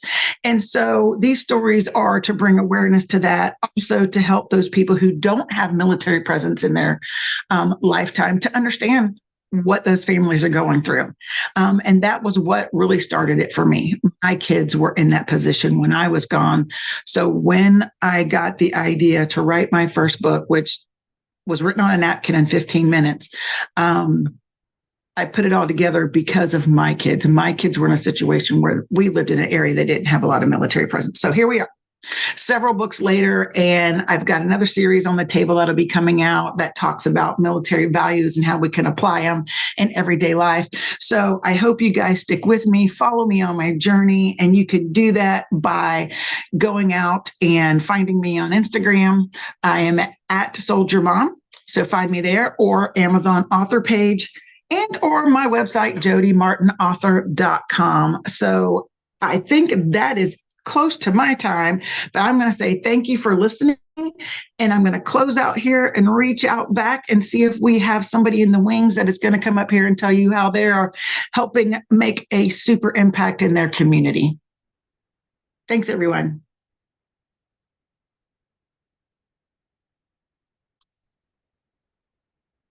Okay, do we have anybody in the wings to come on?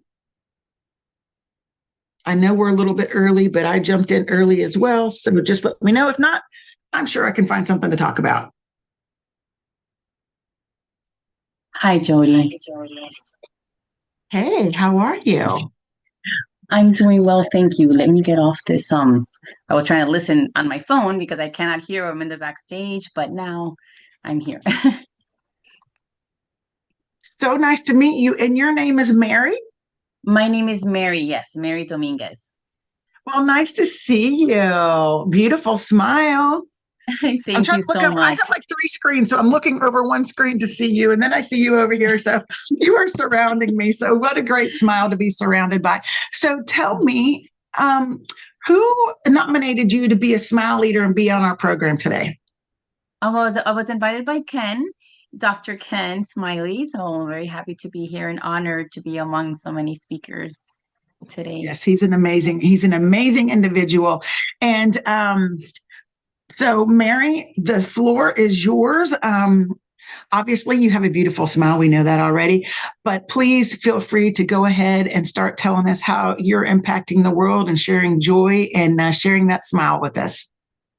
Wonderful. Well, thank you so much. Well, again, my name is Mary Dominguez, and one of my companies is Parenting Moments. So we support parents, especially those who have teenagers, and encouraging them to smile at home and to balance, smile also, carrying it from home to work and so on, because I know with so many, situations and nuances, and we're constantly competing with internet and all, social media and so forth.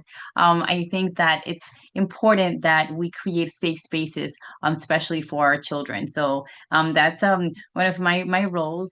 And today I wanted to actually share some joy in a different light, because I think that I wanted to share very briefly my personal story, but encouraging others to smile through grief.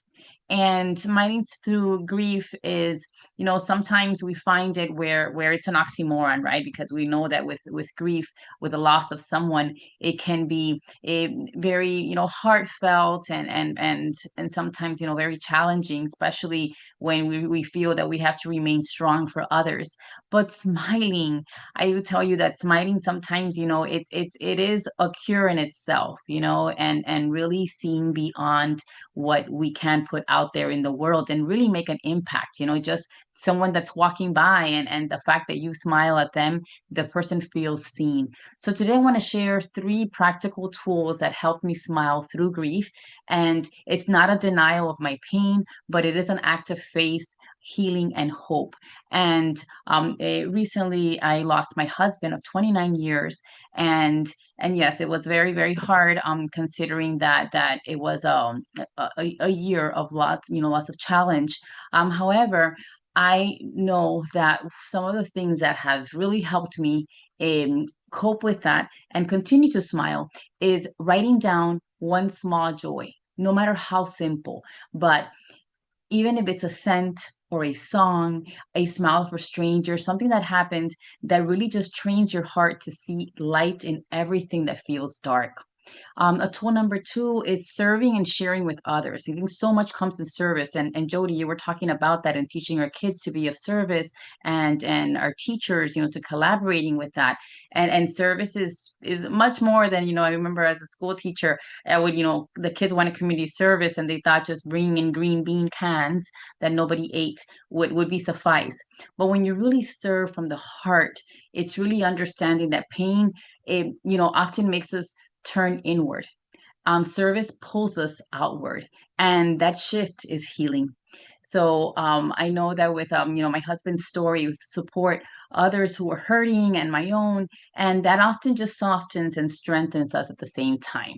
So one rule there is to do a random act of kindness, something that's really going to make someone else smile. And sometimes, it might be anonymous. It might just be something that you do in the quietness, but knowing that it has made, no matter how small, but it really makes an impact in someone's life.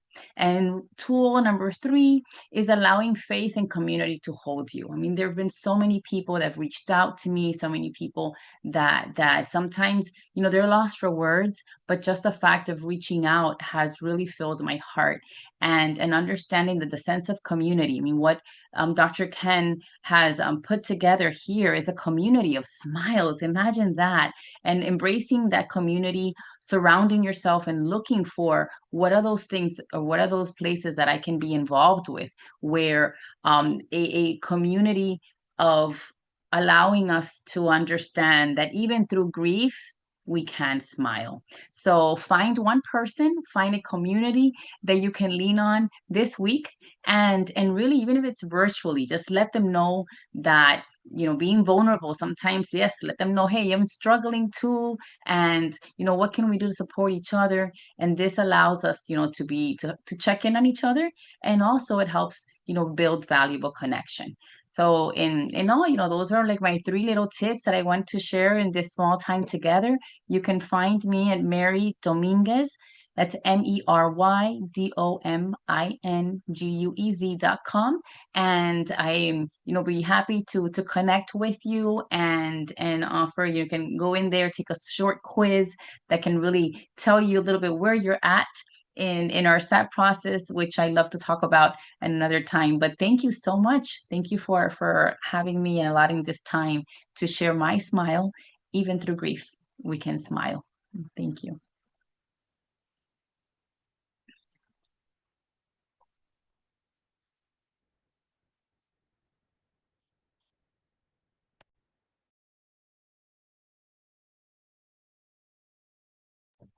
I don't know if I had a few more moments of words, more words in there.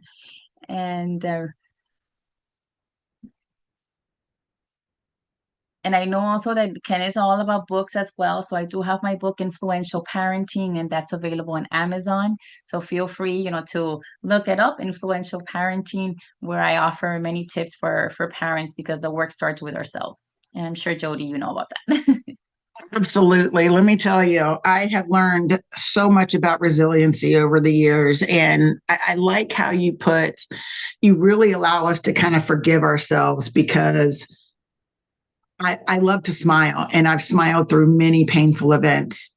But what you said resonated with me. And basically, I might not get the words right. I'm looking at what I wrote down. But basically, it doesn't cure our bad day or whatever's going on or the pain, but we can smile through it, and it will help relieve some of that pain. It's some of the best pain reliever around, right? So I love that. It really resonated with me. So thank you for that. And I love the fact that you called Ken's Community of Smiles. I'm going to remember that one. So true. All right. Yes, yes. And tell us one more time. I heard your book. I'm writing that down to have that. But where else can we find you? I'm marydominguez.com. And Perfect. yes, and also, so that would be also, and I have my company, Parenting Moments, so that's another place to find me. But definitely, everything is under Mary Dominguez, so you can find me there. All right. Thanks, Mary. I really do appreciate it. And it was good to meet you. And I'm sure I will see you around. We are in the same circles, so I'm sure we'll see each other again. Absolutely. Looking forward to it, Jody. Thank you so much. Thank you. Have a good one. Hey, and I do believe we have our next speaker up. Andre? Morning. Yeah, there's your face. Great. Nice to see you. Nice to see you. Good to see you. Good morning. Good afternoon. I'm in Los Angeles. It's still morning and beautiful. Where are you? Oh, yeah. Well, I just finished my, I don't know how many cups of coffee I have. Coffee is life, I swear. But so it's so nice to meet you and put a face with the name. Thank you. And same. Yeah. So let me just ask you real quick. Who nominated you to be a Smile Leader and be on the show today? Ken directly. I'm just in with the man. I'm sorry. It's just boom. Come and join us. I'm there. He is the man for sure. Well, I am so glad you are here and able to join us today. And thank you again for being so flexible and being able to move up your time a little bit. I know sometimes it gets a little crazy, but I appreciate the flexibility. And I am going to let you have the floor. And it's all yours. Beautiful. So nobody here necessarily knows me unless you've been out there searching for a relationship coach. My name is Andre Parody. I'm a relationship coach and NLP practitioner. That's how I help people with their trauma, release trauma. I always say I can't get anybody in a healthy relationship until we clean up your baggage from the past, your childhood, the past relationships that were, maybe you believe that you were not worthy or whatever. So I'm also an educator with effective communication strategies. Woo! Talk about a mouthful. And because in relationships, all relationship, business, family, kids, right, love, dynamics, it's always a communication that fails us, and there's really good reasons for this. By the way, everything I'm talking about is not my opinion. It's all the research that I've been doing this for 18 years.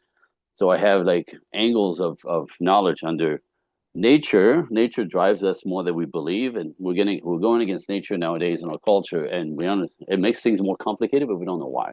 So nature, biology of our bodies and our brains, men and women are completely different because of our biology. So the idea that men and women are the same, same rights, equal rights, equal pay, but the idea that men and women are the same, that a man should be more feminine, a woman should be masculine, kind of even out the playing field, is another way this doesn't work.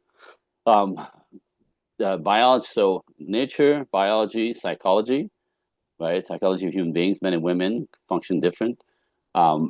Anthropology, right? Our instinct to drive us, again, things we think we're outgrown. So nothing I'm talking about is my opinion. It's all from the data. So the question I want to ask, because as a coach, I get this all the time. How do I find my person?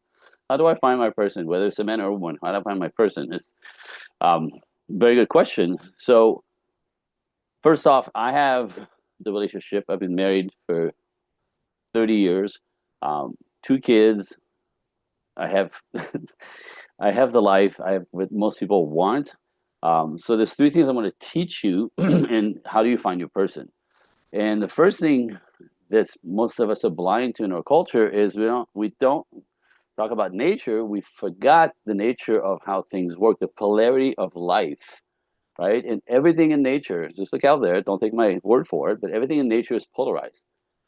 Everything that multiplies, grows, flourishes, expands is polarized: masculine, feminine, black, white, right? Nothing can, one cannot exist without the other. Up, down, right? Truth, lies. So polarity is everywhere. Like I said, masculine, feminine polarity, negative magnet, positive magnet. Everything is polarized, but we're kind of blind to it. So understanding polarity is actually essential for relationships to work. You have to stay polarized in order. If you do this, which is popular in our culture, we neutralize each other. We come together, but we're not really sure why we're together. Like there's no real juice. The relationship feels kind of flat. Polarity. So typically masculine and feminine polarity. You could invert it. We see that a lot in our culture, but these dynamics don't last. So nature, again, knows best. But so 3 things I want to teach you.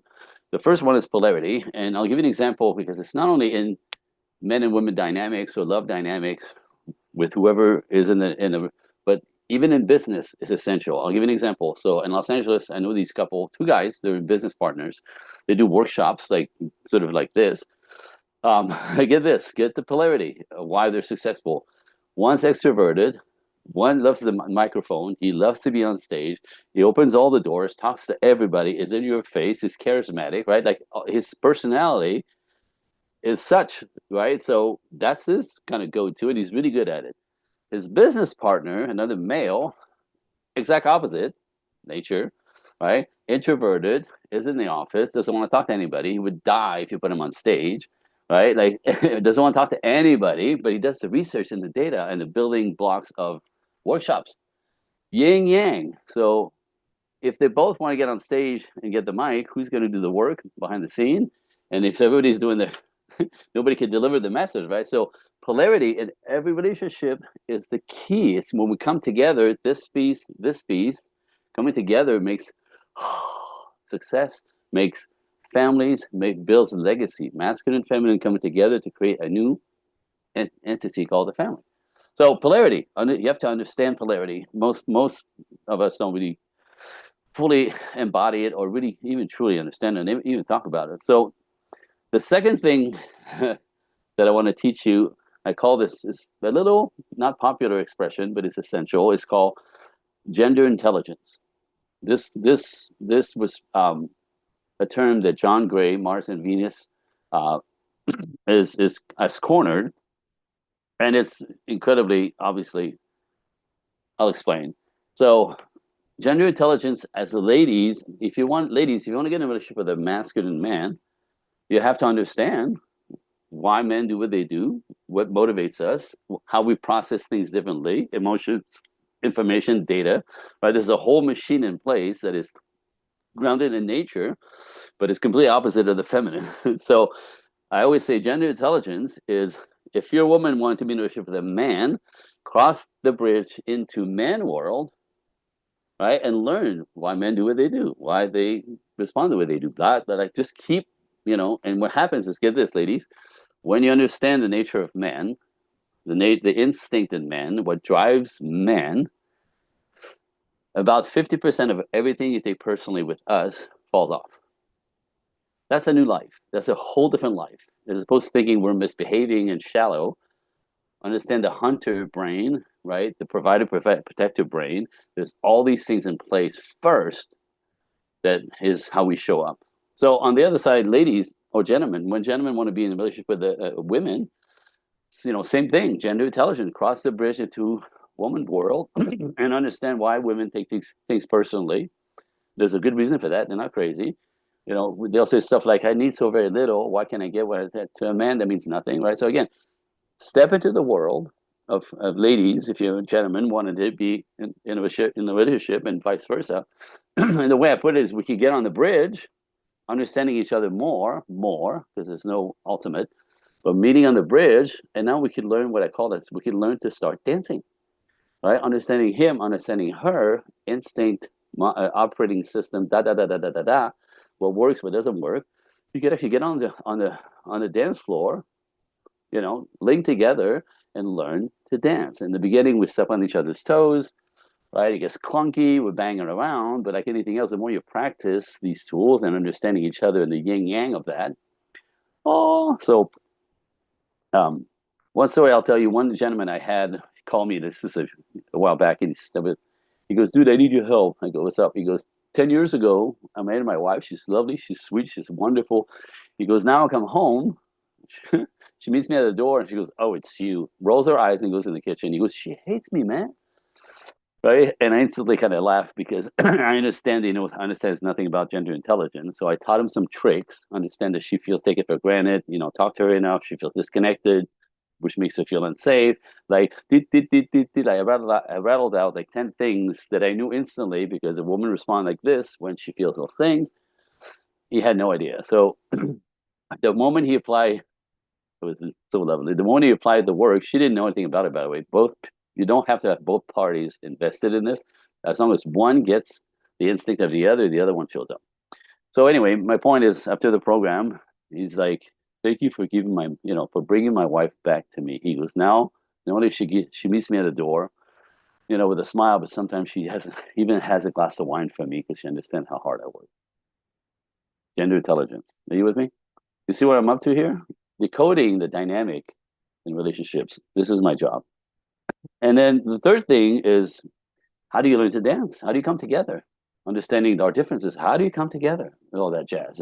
Most of us, again, just keep 50-50 kind of paradigm that works for business and work, but it doesn't work for relationship. 50-50 doesn't work. I hate to say it, and you could get triggered all you want, but this is not my opinion.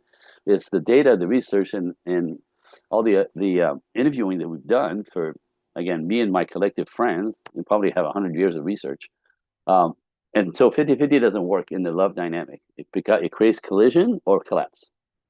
We still have to do this. So how do you learn to come together? I'm going to tell you an example. So I'm from a background of dancing. If you look behind me, that's my wife and I ballroom dancing. Right? The metaphors of dancing and relationships are incredible because, get this, my wife wants me to lead. Women typically want men to lead. Makes their life easier, right? They want somebody in charge and not put out so much. And there's data on this, which is fascinating. Women still rather have men lead the household or lead in life so they can relax and take the other side. But get this, if I'm going to lead my wife in a dance, right, I'm a lead. I take every step is designed by me on some level. That's not as accurate as relationship is. More flex in relationships. But my point is, if she's going to want to dance with me, I have to lead her with sensitivity. It's not a dictatorship. I'm not, you know what I mean? I don't push her around. I lead her, which she appreciates, but with sensitivities. Every touch that we have, every time I pull here, I know how she responds. I can feel her back, right? So I gauge my leadership on her all the time for her comfort. Because if I bully her, because I can crank her arm, she's not going to dance with me. You see the relationship dynamics here? You see how beautiful that is? So I have to lead her with sensitivities. And then the moment she knows that I'm not going to hurt her, that she trusts me, that she feels safe with me, guess what happened? She lets go of control, right? She's holding her side. She's not passive. She's holding her side. She's holding her frame. She's responding to me, but she's not passive.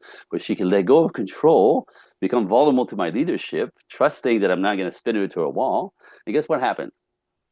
I'm the man because I'm driving this, and she's like gloriously shining. Nobody's looking at me, though, looking at her.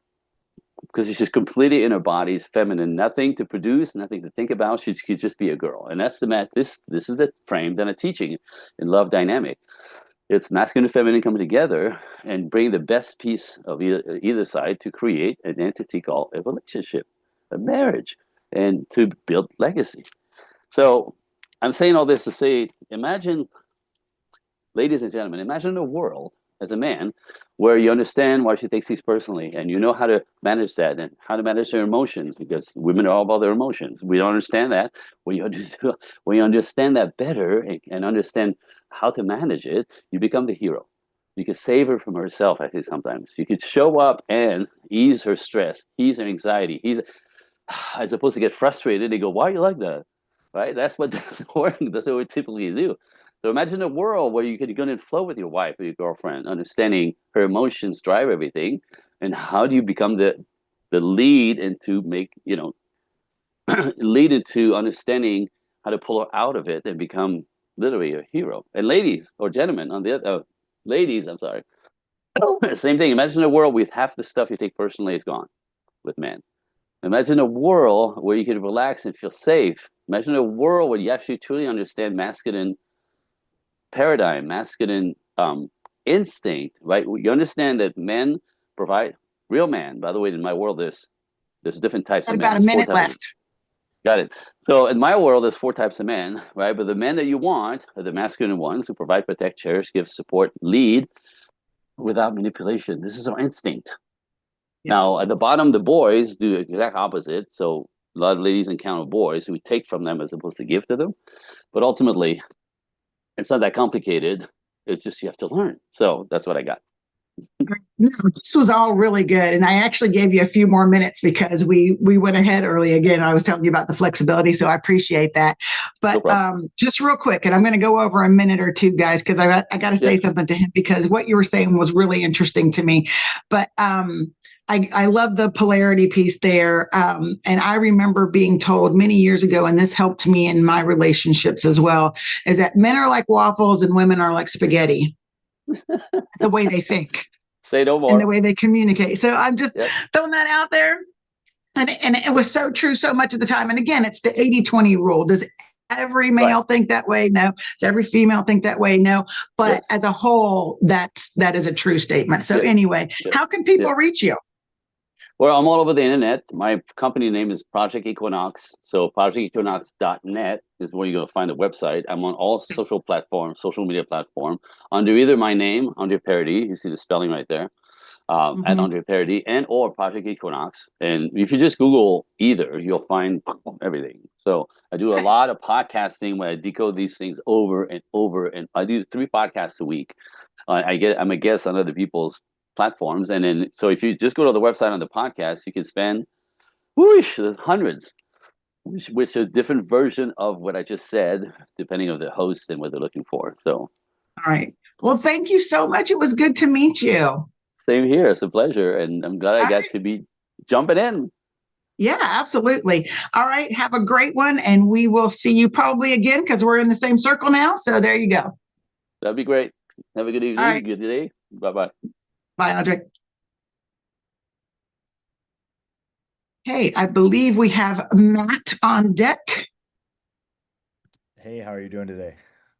Hey, I'm good. How are you? I'm doing excellent. Thanks for having me. Thank you. That was I had a good plan already.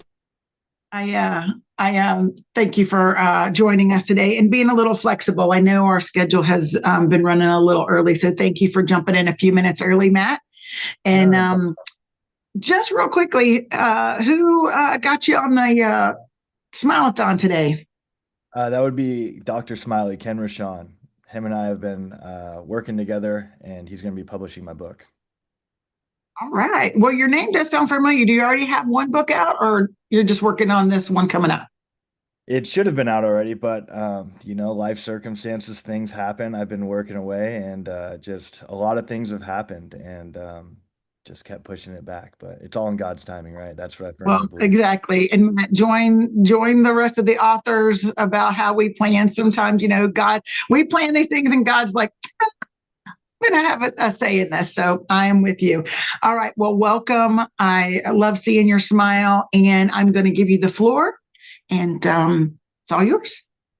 Thank you so much for having me. Yeah, my name is Matt Fleming. I'm 35 years old. I live in Santa Barbara, California. I'm a speaker, entrepreneur, author, soon to be, coach, transformation coach. I work in the fitness industry, which has been my background for quite some time.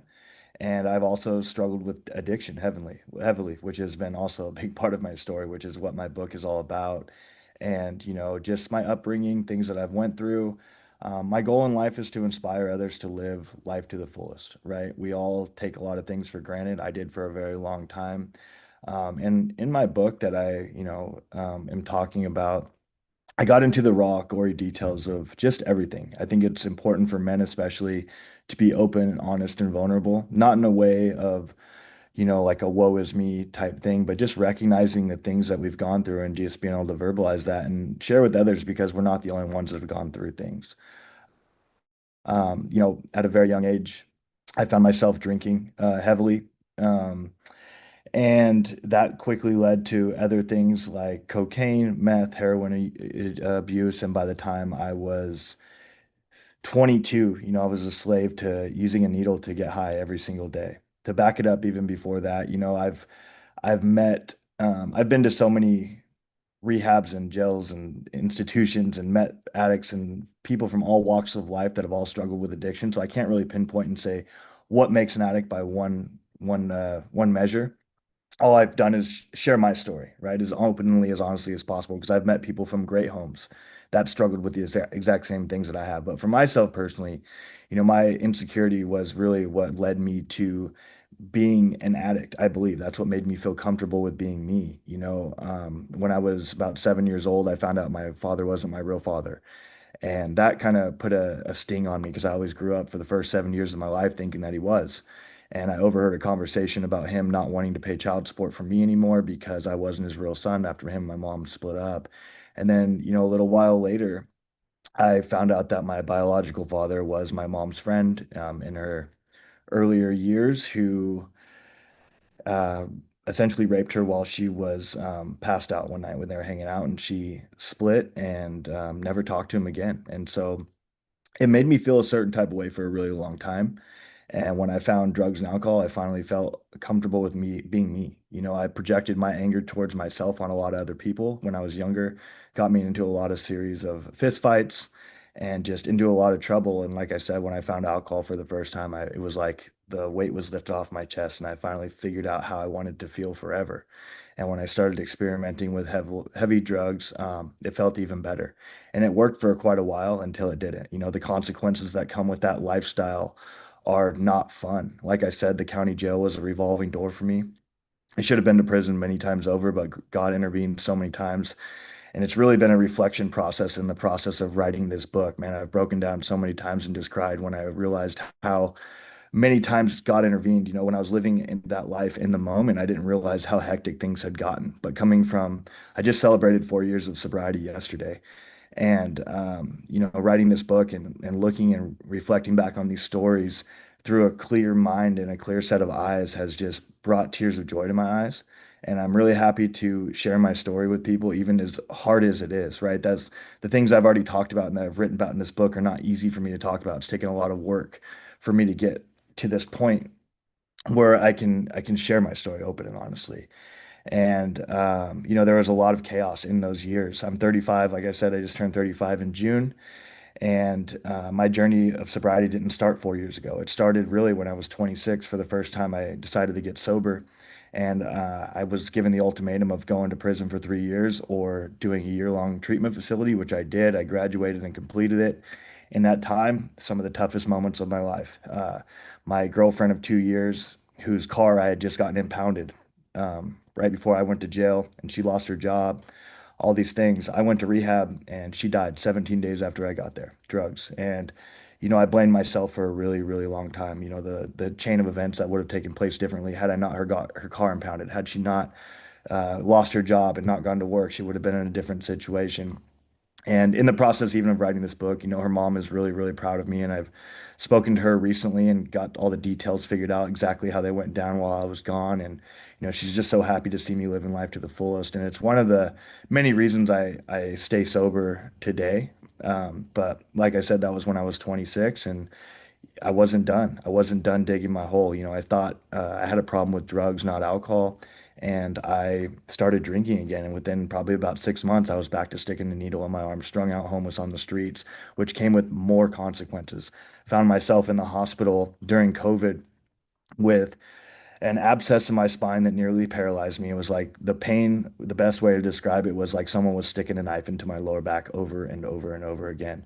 I found endocarditis in my heart, which is a serious infection in the lymph nodes. It gets in there. Once it gets spread to a certain point, they can't save you. You're going to die a slow, painful death. And it was miserable. And you think I would have learned my lesson from that moment, but I didn't. I got out of the hospital after 72 days of being pumped full of antibiotics around the clock, with doctors telling me if I left, I was going to die. And on day 72, I just got over it and I ended up getting drunk, leaving, and shooting dope again right there in the parking lot.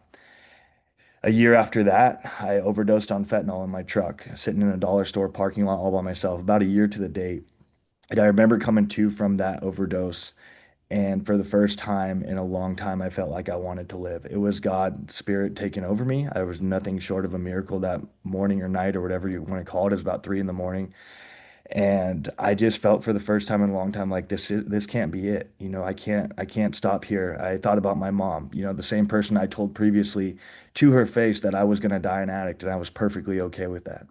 She had lost her brother to drugs a few years prior to this. He stuck a knife right through his chest, and I just thought about how much pain she already felt from going through that and all the pain and trauma that I've caused her. And I just put the plan in motion to get myself clean. I was going to make my comeback, and that's exactly what I did, man. I checked myself into detox. I told myself I was going to stay there as long as it took. And from there, I found a home in a sober living. From there, I moved out in my first apartment, and now I have a beautiful apartment about a block away from the beach back in Santa Barbara, California, where I first got sober, living back, working back in the fitness industry, not just with fitness, but mindset, because I believe it all starts up here, right? Everything stems from your mind. And fitness for me has been such a catalyst for growth. And I try to preach that to my clients, let them know that, you're literally rewiring your brain whenever you're working out. Neurogenesis increases by up to 400%. There's so many different things, like how eating healthy with your vagus nerve that corresponds from your gut health to your brain health. Um, there's other things in neuroscience that are newly figured out, like anterior mid-cingulate cortex, which is this part in the front of your brain on either side that literally grows in size as you're exercising, as you're doing hard things like getting outside of your comfort zone. We all know those are the key to growth, right? But it's really cool when science backs these things up. And like I said, I just graduated or celebrated 4 years of sobriety yesterday. Been working on my book relentlessly again recently. I had a little setback. That setback was pretty strange, man. My real dad, who I've never known for 35 years, came to my life. And we met for the first time randomly on the side of the road. He just called me and was like, "Hey, I'm passing through. Let's meet up." And he didn't know about me for the longest time. About a year and a half ago, I found him on Google through a real estate deal that he had sold his house. I reached out to him. He found out who I was, told him the whole story, and he doesn't know all the things that I know, and he doesn't know that I wrote about them in this book. And so whenever he came to meet me and we, started to, whatever you want to call it, I don't know if you call it build a relationship. It was a very awkward meeting, but nonetheless, it happened. It made me think, wow, now he's going to read this book, and there goes that.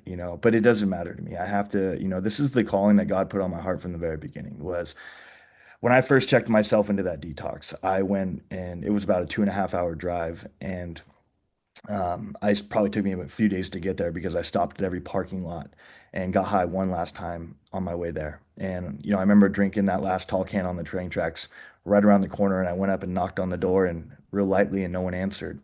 And I remember getting back in my truck and just sitting there with the keys ready to start it back up and take off. And I just felt again that presence of God tell me, look, you have two choices right now. You can either get this done and you can live a happy, successful life, and I'm going to open doors and opportunities that you never thought possible, or you're going to turn around, you're going to end up in prison or dead.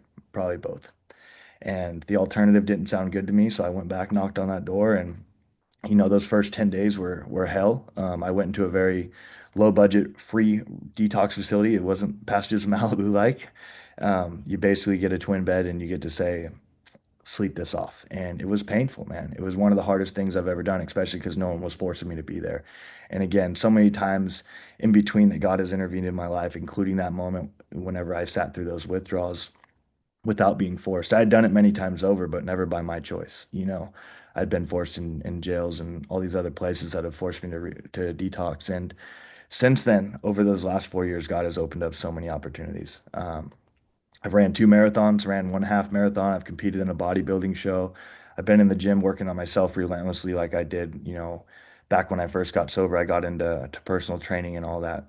And so today I get to help and inspire men all over the world. I've been to just recently got back from an event where I got to meet what is his name from Shark Tank, Mr. Wonderful. He spoke at one of these events. I got to meet Donald Trump Jr. I've met Tim Grover. I got to meet Marcus Luttrell. All these cool people that I've been invited and opened doors to. And I know it's just the beginning because in the grand scheme of things, 4 years is not that long.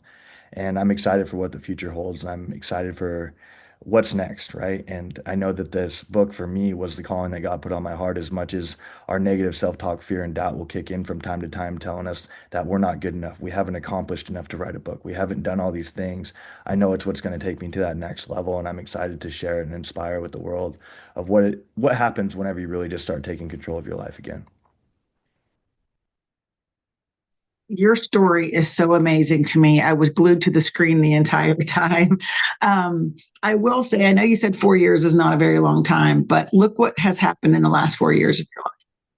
I mean, you've done great things. So, in the scheme of things, in a lifetime, 4 years is not a lot, but you have made tremendous strides in your sobriety and all the other things that you have accomplished. So proud of your success. And I cannot wait to see your book come out. Thank you so Tell us much. how else we can reach out to you. Yeah, I mean, I'm on Instagram. My Instagram is Matt Fleming Official. Facebook, Matt Fleming. TikTok, same thing. I don't have a website yet. I need to get that up.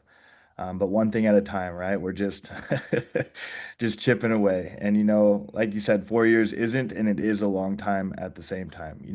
What I've learned to do is just what they've taught me in recovery is take it one day at a time. My goal every day is to hit my pillow and be like, I did as much as Matt possibly could have done with that 24 hours he was blessed with. Some days are better than others. But I just have some non-negotiables in my life that I tackle every single day, and it's worked for me so far pretty well. That's amazing. Just amazing. It gives me goosebumps. But thank you, Matt. I really appreciate your time. And again, thank you for being flexible with our schedule today. And since we're now all in the same circle of Ken Rochon, I am sure I will be seeing you more. Awesome. Thank you so much for having me. Have a good day.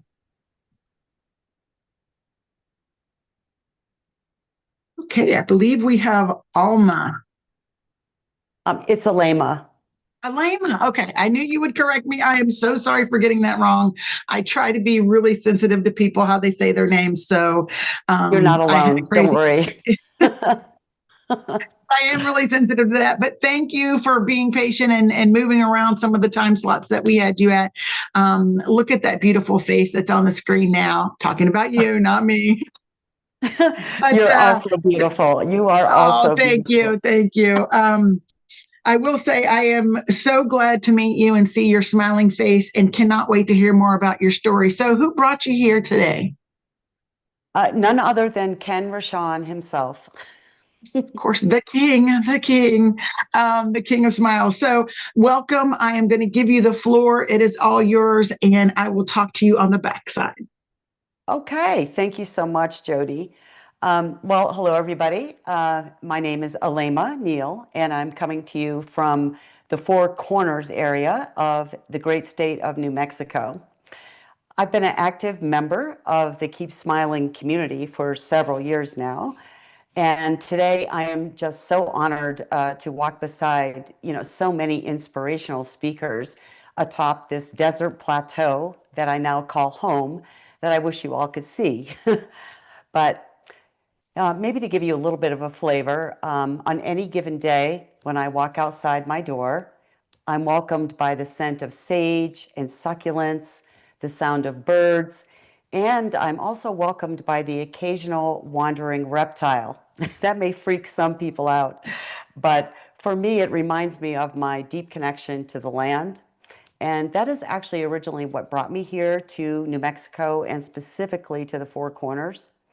I come from a long line of potato farmers, and I'm originally from the northeast corner of the United States and Canada.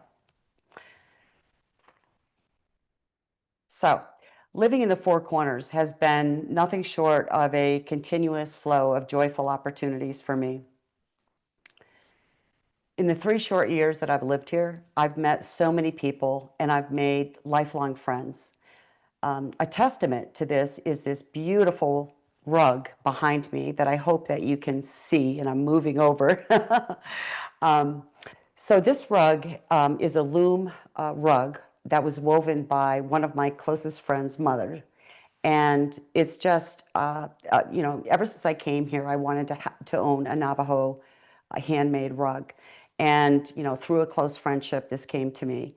And I don't know how much you can see, but the design of this particular rug is so beautiful and meaningful. The black areas there in the center represent Spider Woman. Spider Woman is a legend among the many native tribes, not only the Navajo, or what they're called, or what they call themselves is Dene, which means the people. But Spider Woman is considered the Navajo spirit in their tradition. She holds many other meanings in the other tribes. But all of that makes living here just so special to me, to have this deep connection with the culture and people around me. Serving the local community is also another source of great joy and opportunity for me.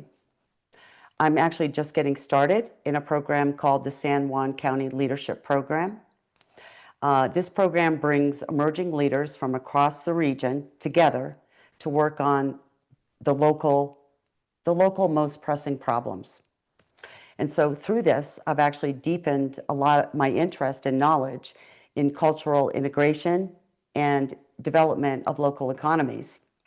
And especially, I'm interested, as you can tell by my love of this rug, in tribal arts, storytelling, and ecotourism. So living in the Four Corners has amplified so many of my passions. One of them, playing golf. One of the first areas of community involvement I've been blessed with since I came here is that I'm now a golf coach for youth. Currently, I'm in my 2nd season. I coach for the First Tee and Junior PGA organizations, and coaching is only a part of it. The real joy comes from working with these organizations that do so much for youth, and the other coaches are amazing. Together we just have so much fun building up the character, confidence, and ability to smile through trial in our local youth. Truly a joy.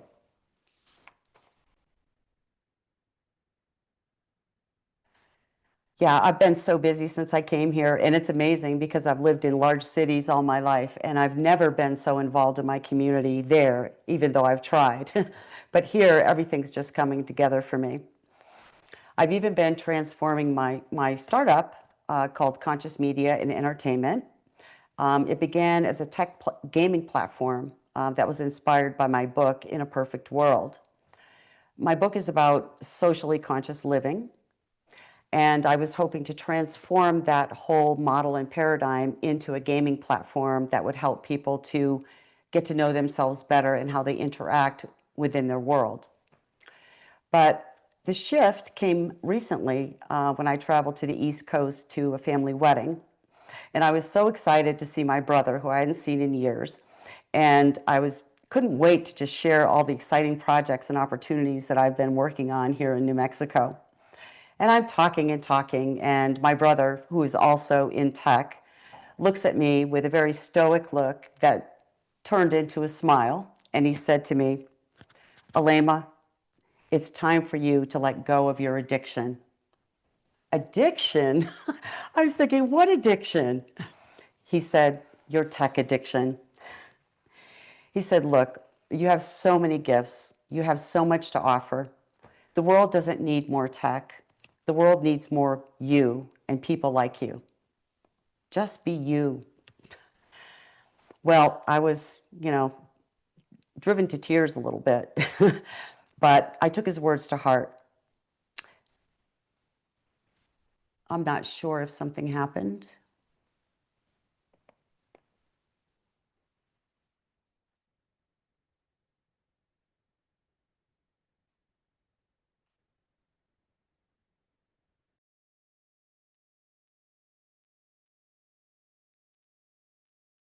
Can you hear me okay? Hello? My something happened. My camera blipped out. Yeah, that was weird. But please go ahead. I wanted to come back on and let you know that you're okay. I'll come back on when it's time to, Oh, okay. You've Can got you it. guys edit that out, I hope? Well, on the live stream, we cannot, but later when we do Later the you can? things, we can. Yeah. Okay. Sorry, folks. Something happened weird there with the tech. And I was talking about giving up my tech addiction, and the tech did me dirty. So hopefully you can still hear me because it looks like I'm on mute. Anyhow, so I took his words to heart, changed my focus away from building tech into using it to help local businesses thrive. Many around here in this rural community cannot afford the type of services that I deliver with marketing and website building. So I actually exchange my services for their services and credits. Excuse me for a second. Okay. So you might say that this new focus of my business is helping me to smile back at the community that has grounded me and helped me to grow.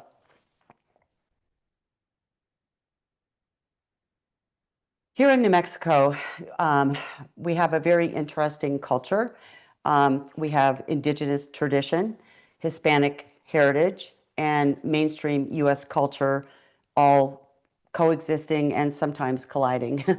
And so a smile can go a long way towards helping softening tension, honor differences, and remind us that understanding and acceptance can be a way of life. But that takes resilience. And here in San Juan County, we are in a phase of reinventing our economy. We've had a decades-long economic dependence upon fossil fuels, and we're trying to integrate new sources of actually land and place-based economies into the local DNA and economic future for the county. But this is no small feat, believe me. The Keep Smiling movement reminds us that a smile can go a long way. Even when circumstances weigh heavy, we can choose to smile. And smiling won't erase the historical struggles. It won't change the past, but it can transform the way we carry the future. So I'll leave you with this. Every time we smile, it's like a seed. You may not know how far that seed will travel or how deeply it might take root. But we do know that it will take root, and it will always grow beyond us, and always because of us. So thank you so much for taking the time to listen to my journey and walk along on top of this beautiful desert plateau that I've grown to love and that I call home. If you want to continue to walk alongside me, you can subscribe to my Substack, Streams of Consciousness. Thank you for sharing your smile with me in the world today. And I wish everyone love, light, and happiness. That was a great story. Sorry about the hiccup there, but it was a very interesting talk and sharing all that information with us. And I have to say, I don't spend a lot of time out west, but New Mexico is always one of those places I've wanted to go and spend some time at. So I find it very interesting. Well, if you're ever out here, just mosey on over and give me a call. Thanks. I did spend some time in Phoenix, in Arizona when I was in the military, but that's a little different look at the way to live. So, but again, thank you. Well, I was just going to mention in the Four Corners, we have, that's what's so beautiful about this area is the border is Arizona, New Mexico, Colorado, and Utah. And all four states meet at their corners meet. And so that's why we call it the Four Corners. Yep. It's pretty cool stuff. But Right. no, Thank you so you for much your for having time me. and being so flexible again today. It was great having you and seeing your beautiful face and your beautiful smile. So thank you and have a great day. Thank you. Bye-bye.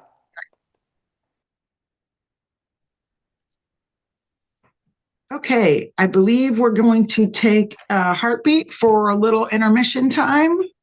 Yeah. So I believe Tanisha was going to come back on and we were going to do something fun. There she is. There's the beautiful girl.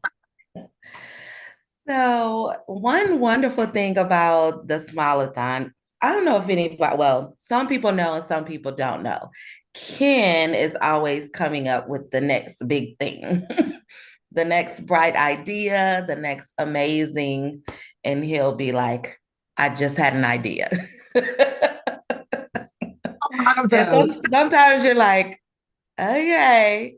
And sometimes you're like, okay. It's always good. It's always good.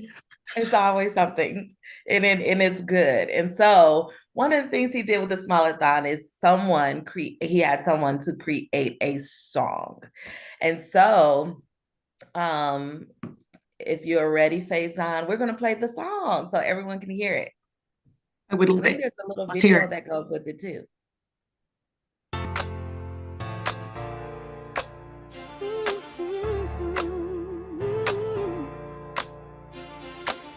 He walked through shadows, moved place to place, searching for meaning, trying to find grace. But one voice said, child, look again. You'll find the good if that's what you seek in men. He chose the light, turned pain into peace. A rebel transformed, his joy never ceased. Now everywhere he goes, hearts open wide. One smile at a time, hope multiplies. This is the smile that changed the world. A spark of love in every boy and girl. A universal truth, a soul set free. Smiles speak louder than words can be. So lift your head, let your joy unfurl. You've got the smile that can change the world. From DJ beats to global halls, he traded turntables for purpose calls. Books and wisdom, truth on the page, turning life lessons into light for the age. He gave up fame to stand for love, carried his mother with strength from above. Now he's an author, a builder of peace, a walking miracle that won't ever cease. This is the smile that changed the world. A spark of love in every boy and girl. A universal truth, a soul set free. Smiles speak louder than words can be. So lift your head, let your joy unfurl. You've got the smile that can change the world. Smiles, seeing miracles in life every second. Even in struggle, joy is the weapon. Peace is the mission, love is the key. If you're breathing, you've got purpose to be. This is the smile that changed the world. You carry the light, let it be unfurled. No title needed, no gold, no pearls. Just show your heart and change the world. Dr. Smiley walks where hope is hurled, reminding us all we can change the world. The next chapter will be great because I know the author. Isn't that fabulous? It's pretty fabulous. That's nice. I like that. I love it. I had heard a clip of it, but I didn't hear the whole thing. That's pretty amazing. Pretty amazing. I know. And apparently they took, did like interviewed him and took just things that he talked about and discussed and crafted the song. That's just, people are so creative. And I know they say that about authors, but when I see people put words to music, That's a whole level of creativity.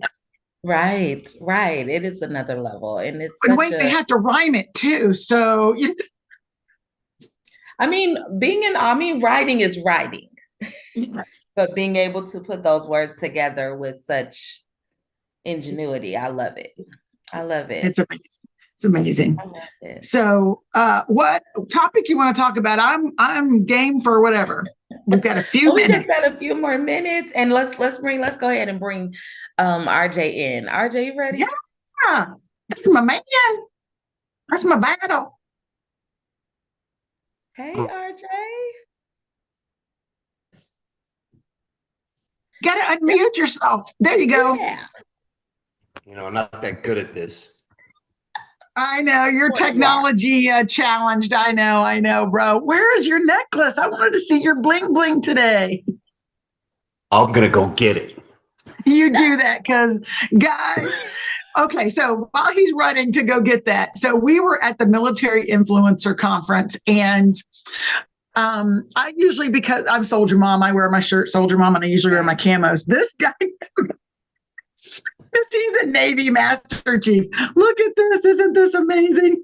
I love it. Beat Army. No, go Army, be Navy. Oh, that is so funny. Y'all were in my backyard. I live in Atlanta, but we had such a good time, didn't we, RJ? We had a great time. We met some really wonderful people. I felt like we had a nice team. We helped Ken out a lot. Ken, I don't know anybody who works any harder than Ken, but we tried to hold a candle to him. He did a great job. We tried. That's great. Right. That's amazing. I love it. You guys are always so, supportive and really, I called Jody the OG, RJ, earlier. I called her the OG because she's just always present and ready and willing, to help. And she's turning out them soldier books. I got one that's going to come out this week. I hope it's going to be published this next week. So one more, and I got 7 in line. I'm waiting. Listen, I love that. It's an amazing series, very helpful and encouraging to the little ones about their parents and just what it is to be the child of a soldier. And so, and what just a blessing. be authentic. It's great. Yeah. Wait, I got to tell a quick story because I tell it every time, and I'm telling it again. So we're at some conference, and Jody, I don't know her from Adam, and she's sitting next to me, and we all got our books, and she goes, "Here, RJ, why don't you read this Soldier Mom?" And I read the first page, and I look at her, and I go, "You're not going to do this to me, are you?" And she goes, "Yes, I am." Oh my gosh! I just started bawling at the table like a little baby. It was great. Yes. Yeah, I love them. They're really good. So I got. That's how we met. And here we are. Yeah. And now here we are all together smiling. Yeah. And so listen, RJ, it's your turn, brother. Yeah. It's all on you now, brother. I thought I turn it over to you. Now. That's right. You're the host. Now? You're the host with the next for the next hour. You're gonna take us into the next season of Smile. Dang right. Who's my first victim? We're gonna bring Kevin in. Kevin's gonna come in, and you're gonna just love these people. We have some amazing people that have been sharing today. It's really been a good time. It's really been some wonderful, wonderful people, and I've enjoyed myself. Cool. I'm ready. All right, RJ. Love you, brother. Hi, Jody. You too. Ciao. All right, there he is. Kevin McGuire. How are you? I'm well, RJ. How are you? I'm great. You look great. We talked earlier this morning. It was wonderful. Absolutely. So, I have to ask this question. Who nominated you as a Smile leader?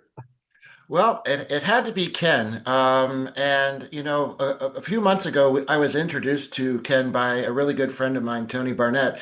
And he said, you really need to meet Ken because he is just so full of enthusiasm, quite like yourself. And the introduction was made, and my life has been changed forever. Oh, I can't wait to hear your story. I heard it this morning a little bit. I love every facet of it. This coffee, this wine thing. I mean, it's just wonderful. The show is yours, Kevin. Well, thank you very much, and I appreciate that, RJ. And when Ken asked me to talk about what things kind of make me smile in this world, first of all, writing a book makes me smile. And I have had this story in my head for almost 32 years. I've been a government official, I've been a contractor working on protecting our nation's critical infrastructure systems, which are things like water, electric, transportation, banking. And I finally put it all down into paper. And this fall, the book Sleeper Code will be released, and I'm very excited. It's going to be in paperback and hardback and ebook. It's going to be available on Amazon. It's going to be available through its own website, sleepercodenovel.com, and promoted through my YouTube channel, Day Drinking with Kevin. It's about a geopolitical cyber thriller, about a piece of code that kind of infects those systems. Everyday things like cameras in your home, to your air conditioning systems, to airplanes, to driverless cars, and how those things could be affected by the interconnectivity of everything in today's society. Is it fiction? Is it nonfiction? Well, I guess you'll have to wait and find out, but I really enjoyed writing it. Another thing that makes me smile is wine. And I am the host of the YouTube channel Day Drinking with Kevin, and I love to make wine fun. Really, things like pairing wine with Girl Scout cookies, and pairing wine with leftover Halloween candy, and pairing wine with things like Chipotle or Duck Donuts. Hey, you can't drink all day if you don't start in the morning. Those are all things that really make me smile. But what really makes me smile is the fall. And right now I sit back and I smell pumpkin spice coffee and pumpkin muffins, and I see people getting ready for Halloween and the holidays and all of that family time. And I have 4 kids and an amazing wife. And, just spending time with them because they live all over the country now is something that really makes me smile. And quite honestly, another thing that makes me smile is sitting down and enjoying a good book. And over the Smile-A-Thon, you're hearing about a lot of amazing authors that have put their stories down on paper and put it out there for people to look at. And I thought, in the few minutes that I'd have, I'd talk about what wine pairs with a good book. That way, when you're sitting in your leather chair by a fire, kind of saying, hey, what's going to pair with this novel that I'm reading? Now's a good time. So I thought about it and I finally came up with the answer GSM blends. Now, GSM stands for Grenache, Syrah, and Mourvedre. And unless you're studying for a sommelier exam, you really don't have to know that. Just remember that GSM stands for grilled and smoked meats. And GSMs come from France in places like Chateauneuf-du-Pape. They come from places like Australia. They come from places like California. And I want you guys to imagine a GSM blend like a choir. All right, the Grenache is the soprano that sings the strawberry notes and the cherry notes and the bright fruit notes. And the Syrah is like the bass notes, the blackberries, the black cherries, the plums. And the Mourvedre is kind of like the mushroom and earthy notes, and it kind of keeps the beat going. And all of that together, as you're reading this book, just like every chapter starts something new in your mind, every sip of the wine says something new in your mind also. In fact, GSM blends are amazing because they adapt to the food that you're eating. If you're having a spiral sliced ham, you're going to taste more of the Grenache. If you're having a mushroom topped filet mignon, medium to medium rare, I'm not talking hockey pucks here, then you're going to taste more of the Mourvedre. And if you're having a ribeye or duck breast or lamb chop or something that's really marbled and rich, then you're going to taste more of the Syrah. And every time you sip that wine, it's going to be like listening to a new piece of that music or reading a new chapter in the book. And, this fall, when you're sitting and you're socializing with friends, or you're reading that new good book, or you're listening to the audiobook, think of GSM blends as a way to kind of, put it all together. Now, of course, if you're into white wines, then there are some really amazing wines out there. I particularly like Sicilian whites. And the reason I like Sicilian whites is because of the names of the grapes. Things like Catarato and Catacante. They actually have grapes that sound Sicilian. Things like Nerello Mascalese and Nerello Cappuccio. I mean, you can't help but smile and use your hands when you're saying them. And if you get headaches when you drink red wine, for example, sometimes people tell me, "Hey, Kevin, I get these terrible headaches when I'm drinking red wine," and I think, "Okay, let's talk about this for a second." And they tell me, after the sixth or seventh bottle, I get a terrible headache. Well, okay. But if you do get headaches from red wine, things that you can do a little bit differently, maybe think of wine like on the milk scale. Things like, Pinot Noir is like skim milk. So it's low in tannins, low in headaches. Merlot is like 2%. Cabernet Sauvignon is like whole milk. And Nebbiolo and Petit Syrah are like heavy whipping cream. So if you've had headaches, stick on the lower side of the scale, you'll be fine. And you don't want to have a headache when you're reading that good book. You don't want to have a headache when you're listening to that audio book. And this is a good way to keep that in mind. Last thing I would like to tell you about wine is that most people drink white wine too cold and red wine too warm. So take your white wine out of the refrigerator about 20 to 30 minutes before you want to drink it. That way, all of the floral smells and the fruit and citrus smells come out, and put your red wine in the refrigerator about 20 minutes before you want to drink it. That will bring it down to cellar temperature, and you'll taste more of the black fruits and the plums and the blue fruits, and it will make your drinking experience more enjoyable. From a reading perspective, I hope that you will enjoy Sleeper Code that's coming out this fall, and I hope that you'll stay tuned, because it's the first of a three-part series about what happens when that piece of code takes over our nation's critical infrastructure systems, and the daily real-life stories of people that are protecting you on a daily basis to try and help prevent that from happening. Otherwise, I think that smiling every day is an amazing thing. It really builds, you know, a character when it comes to talking to other people, looking them in the face, smiling, and letting them know that you're enjoying what you're doing. And life is all about enjoying what you're doing. And I enjoy writing, I enjoy wine, I enjoy my family, and most of all, I enjoy protecting this nation against the bad people that look to do it harm. And every day I smile a little bit more, and it's thanks to people like Ken that I can do that. Well, I love it. Well, thanks, RJ. Awesome. And I have to tell you, getting that Navy chain out there made me smile too. All right. Yeah, thanks, brother. I have to show it off. I love your analogies. I'm starving to death. I got to get something out of my refrigerator. That was perfect. How do people connect with you, Kevin? Well, the easiest way is through the YouTube channel, daydrinkingwithkevin.com. We just passed 22,000 subscribers, and I'm very excited about that. Also, you can get me at the Winehouse in Fairfax City. It's one of the oldest restaurants in Fairfax City, and we are a typical French bistro with over 850 bottles on the shelf, and some amazing food like braised short ribs, and our mussels are flown in fresh every Monday. And through the book's website, which will be live here in about a week, which will be sleepercodenovel.com. Well, congratulations on the book and the YouTube channel. I'm a struggling YouTuber, as we talked about earlier, but we both keep plugging away. We're going to be just fine. Thank you so much for coming on today. Thank you, RJ. I appreciate you. Okay, I'll see you later. I will see you later too, Kevin. You're great. All right, bye-bye. Oh, wow, that was awesome. I'm ready for number 2. That guy was great.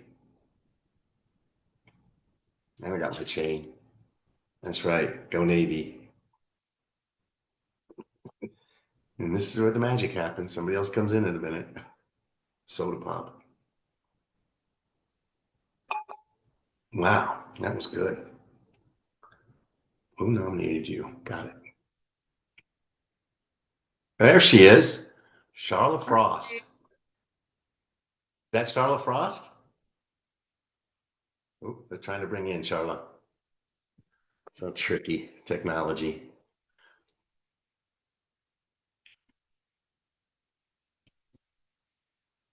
I'm just sitting here watching the wind blow in Kings Bay, Georgia, with my Navy chain.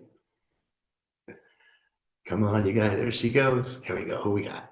All right. Okay. Charlotte? I'm here. How are you?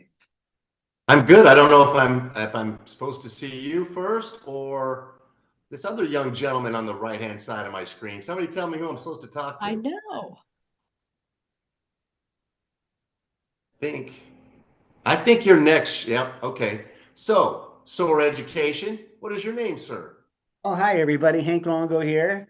Delighted to be here. Thank you, Dr. Smiley, for the invitation. I'm flattered.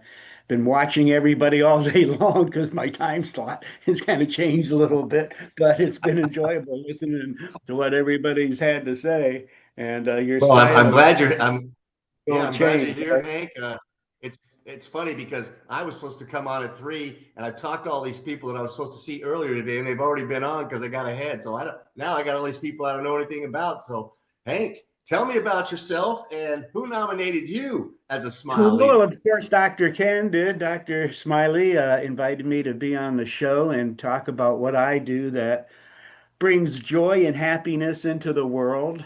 Um, so I was to start off where I'm from. I was born in New York. Dad was an FBI agent and got transferred to Pontiac to be the director in Pontiac, Michigan, and went from living on Long Island to out in the country that I loved on a lake. And on that lake is where I learned to water ski. And that's a lot of my story is my skiing and how I use it to bring smiles to the world. National champion, a Hall of Famer, and a world stunt record holder, set a world record jumping over 14 boats on that's incredible.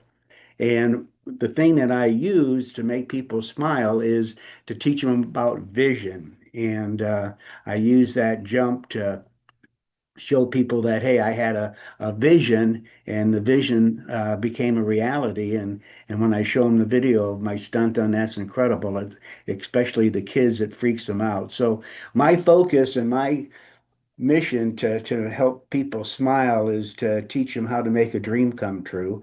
And it's really for people of all ages, but I love middle school. Sixth grade is my favorite audience because I believe if you can get them on an educational path, believing in making their dreams come true, they're at the right age to have that whole journey, through education, through middle school and high school.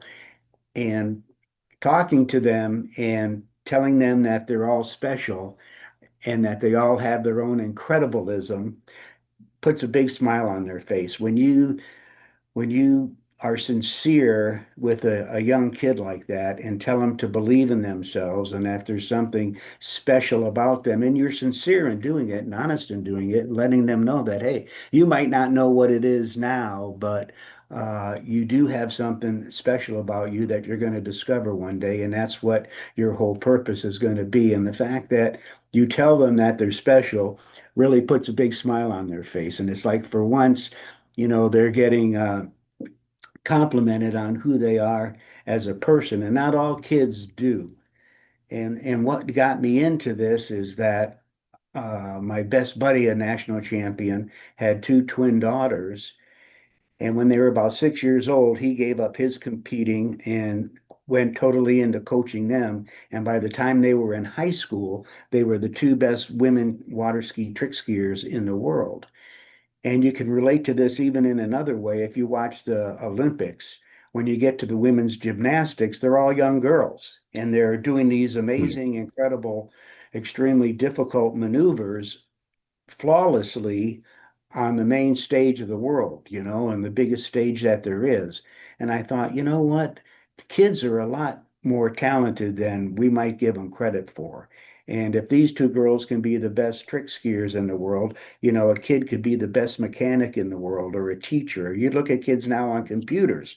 I mean, if I need help, I hit a fifth grader up to steer me right. So that gave me the motivation to try to help kids that didn't have the parental support that some other kids do, and to give them some guidelines to lessons to follow so that they could have the opportunity to make their dreams come true. And working with them, I get a lot of smiles. For example, I asked one little girl, "Well, what do you dream of doing?" And she goes, "Well, I want to be a nail tech." And I go, "Do you know how to be a nail tech?" And she goes, "No." And I go, "Well, let's Google it."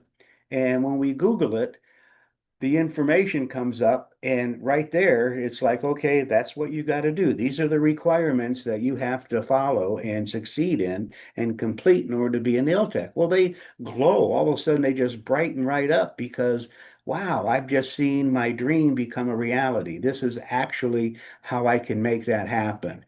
And working with these kids and showing them how they can make their dreams come true is really a fascinating experience. And it's like, why am I doing this? I don't know, but I am. And it's, in receiving, the giving part is the best part, is giving them the knowledge and the opportunity and the guidance and the direction on how they can do this and not to give up. I mean, that's the biggest thing, is the day a dream, quits becoming a reality is when you quit working on the dream.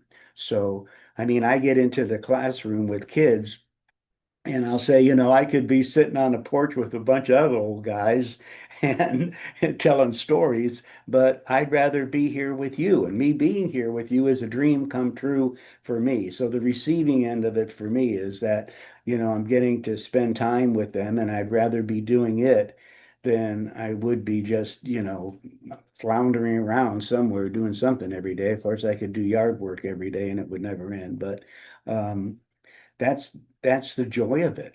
And I think it's my mission to help these kids, make a dream come true. But then when they get done, I have a class that I teach in a professor education. And the reason I bring that up is because I want to show you what these kids, we're talking smiles. So I've got these kids that write me these little thank you cards with their little smiley faces on them. And here's another one with these little kids with smiley faces.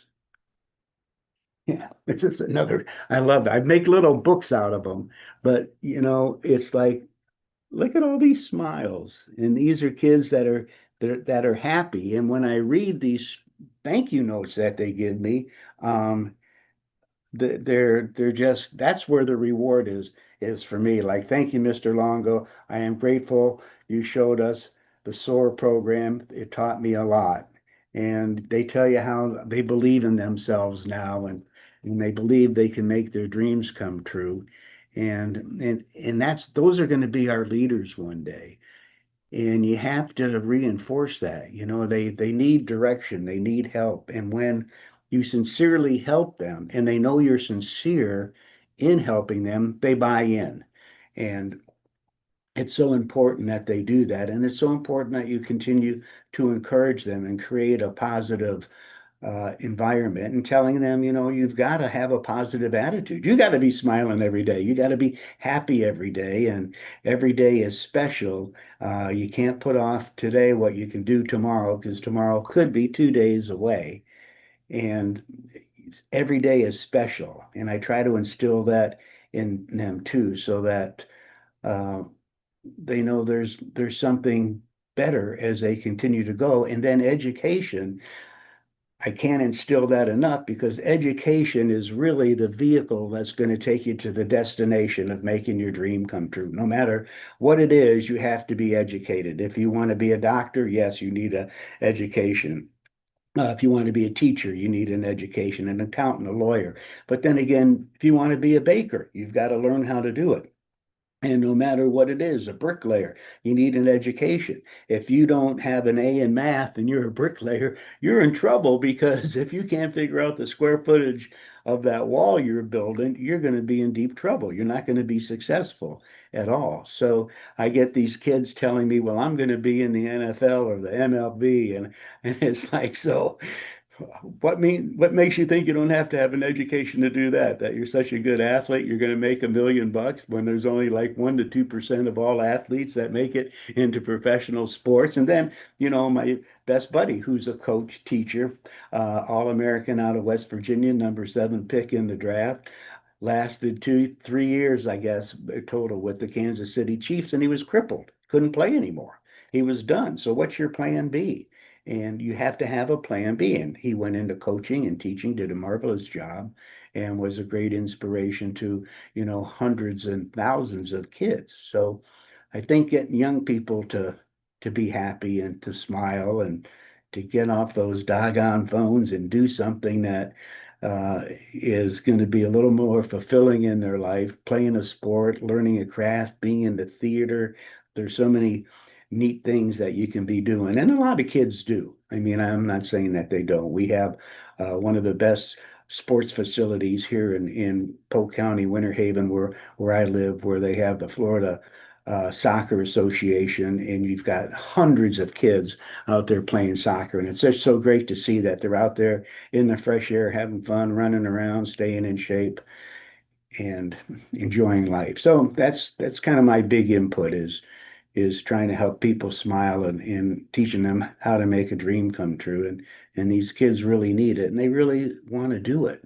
And that's pretty exciting for me. And hopefully I'm impacting a few of them, but by the little thank you cards that I get, I mean, I make a whole little book out of them. This is the last one that I got from Denison Middle School in Winter Haven, Florida, and I just can't kind of get it up to the camera where you can see all the fun little quick Cute. pictures. They got pictures of me jumping over boats and everything. It's fantastic. And you Well, see, I'm Hank, I smiling. got Just thinking about it, I'm smiling. Hey, I got to tell you something, Hank. You really touched my heart with those notes from the kids.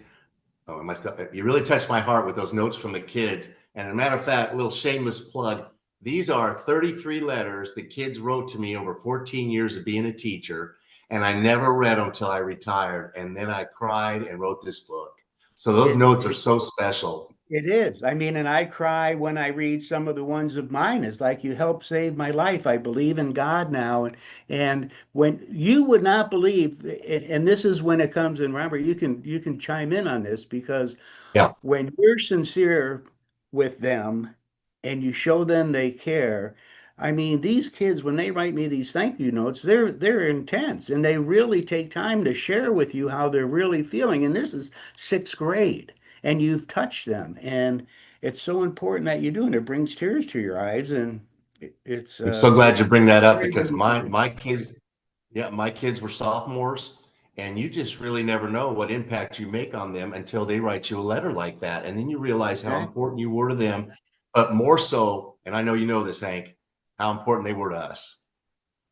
Oh, definitely, definitely. And it's being a teacher is hard. I substituted for 20 years or so that I could just be in the school system so that you have a finger on the pulse that's going on. But when discipline disappeared in the school systems, it made it really rough.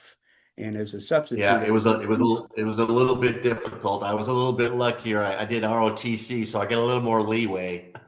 yeah.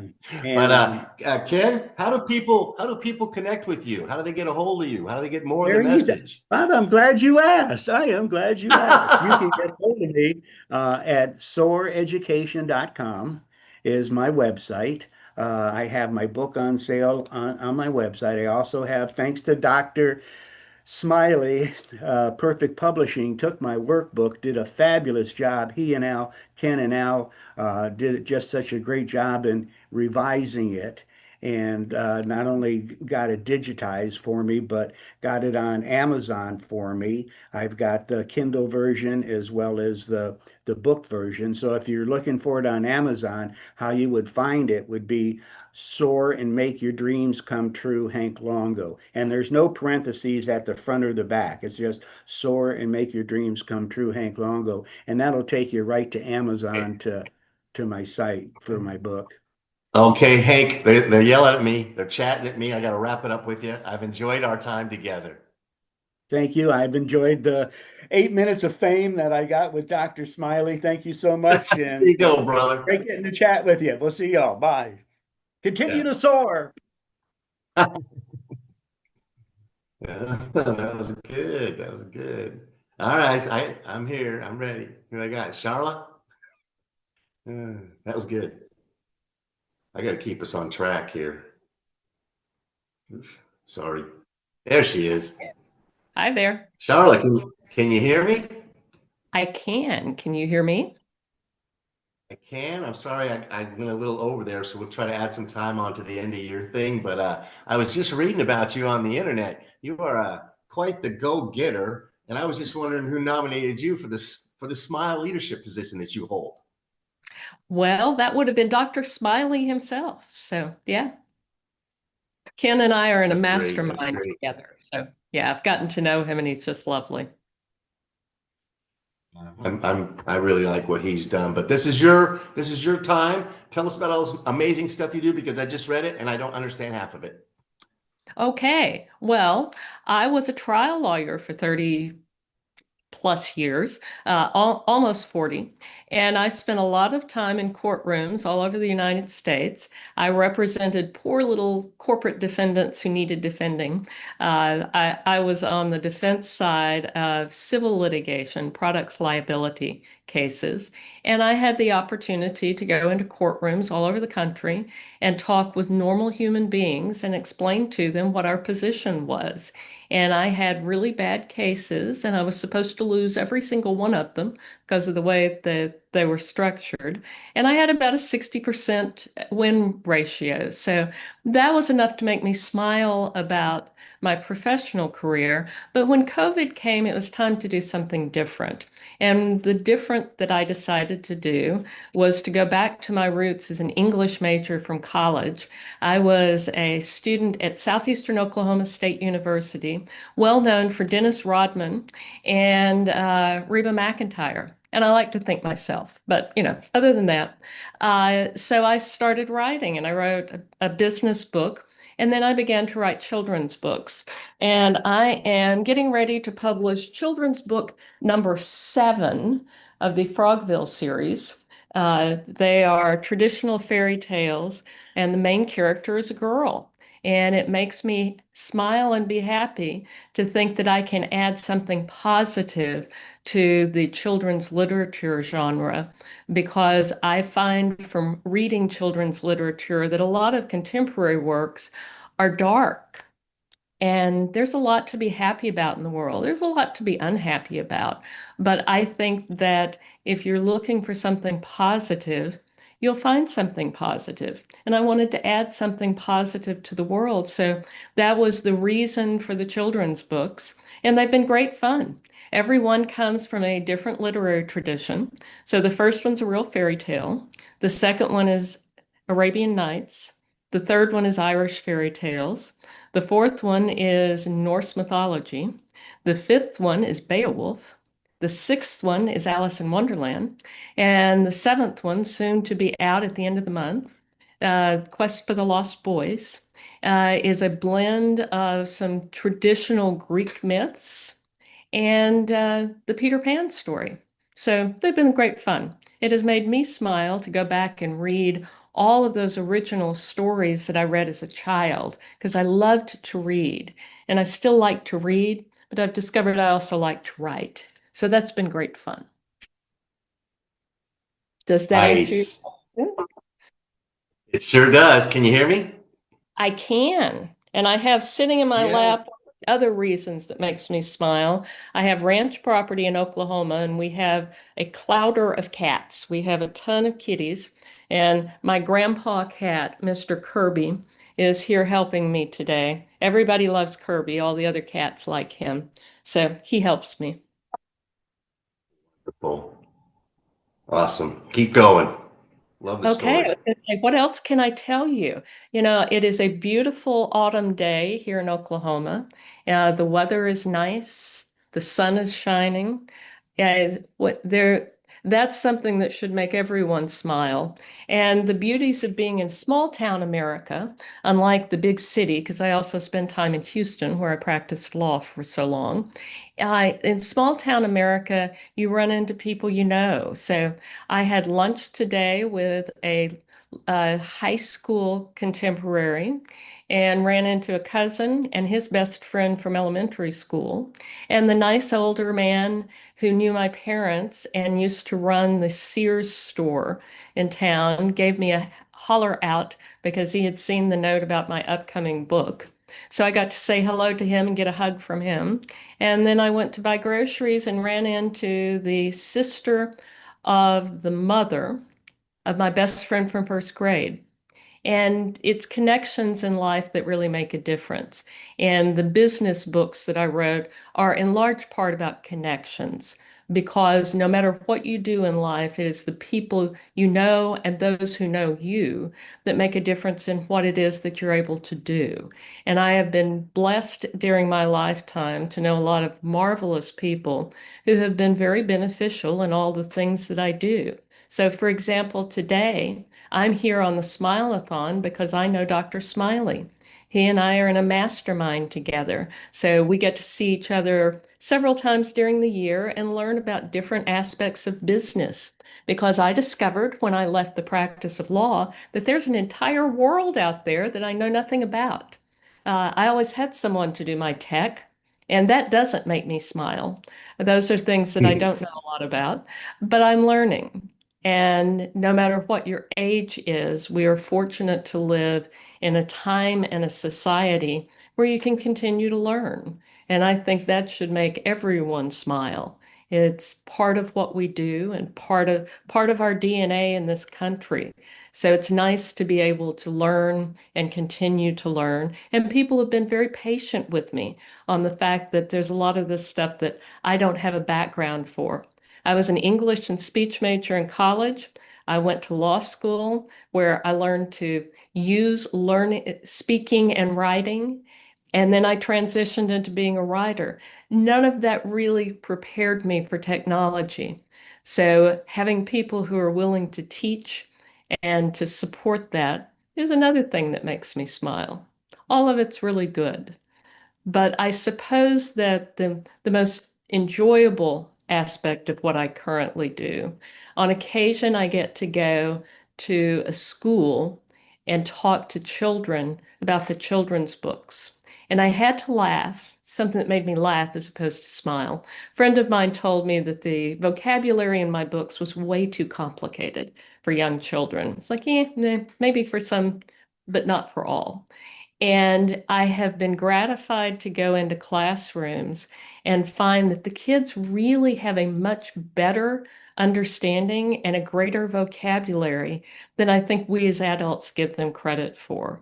So whether it's the second grade at Fort Towson Elementary School, where the kids were delightful and their teacher had already taught them about chapters and character development, and things that I don't think I knew until probably junior high school. So big difference there. And the kids were terrific. They gave me ideas for the next book. I wasn't able to put in a rocket launcher. Didn't really fit, but I was able to use bows and arrows and sword fights, which fit into their concept of the narrative. But they were fun. And then I taught to it was more than second graders, but not by a lot, at the local Hugo school here in Oklahoma. And the kids were terrific. The teacher had been reading one of the books to them. And so they had questions and suggestions and ideas. And I read part of it to them. And when I asked them about some of the more complicated words, almost all of them raised their hand and said, I know what that means. So that's been fun. And those are the sorts of things that make life good and should make anyone smile. Well, you're making me smile. I love it. Your smile is gorgeous. You have a nice glow. Your voice is wonderful. I can see where you're doing the speech coach thing and all that. Um, it's just wonderful to have you on the show, and I'm so excited for you. I don't know where you're headed, but you're going places. You've already gone a lot of places, and I love being in the high schools. I think that's in the elementary schools, any school at all, where they know they have hope. Yeah. Well, and I also have done some local presentations for it's not a GED class, but it's for students who, for one reason or another, haven't finished traditional school and are doing a program to get a GED, technical training, and some other background. And those kids, of course, are older. They are 18 to 24, and that sounds really young to me these days. And they were amazing. They had really insightful questions. They had useful observations. They were very attentive. And that gives me hope for that generation that people often write off. These are great young people, and they make me smile. And they should make the rest of us smile because they provide us hope for what comes next. And they are much more discerning than we give them credit for. And it's sort of like those little second graders that know a whole lot more about language because they watch television and they watch YouTube and they hear adults talk all the time. So they know a lot more about vocabulary than I did at that age. Those 18 to 24-year-olds who are getting their life back on track and doing a very good job of it, they give me hope. They should give all of us hope and they should make all of us smile. Oh man, this has been a great interview. I didn't have to do nothing. It came out fabulous. I Thank you think I for the think time. you're welcome. Let me see to start my video, so I get to see you. We get to be split screen here one more time. Well, All right. just wonderful, Oklahoma, all that stuff. Just great having you, Charlotte, and I hope to run into you in the near future. And how do people Likewise. get a hold of you? I got to ask you that. How do Oh, people get a hold of you?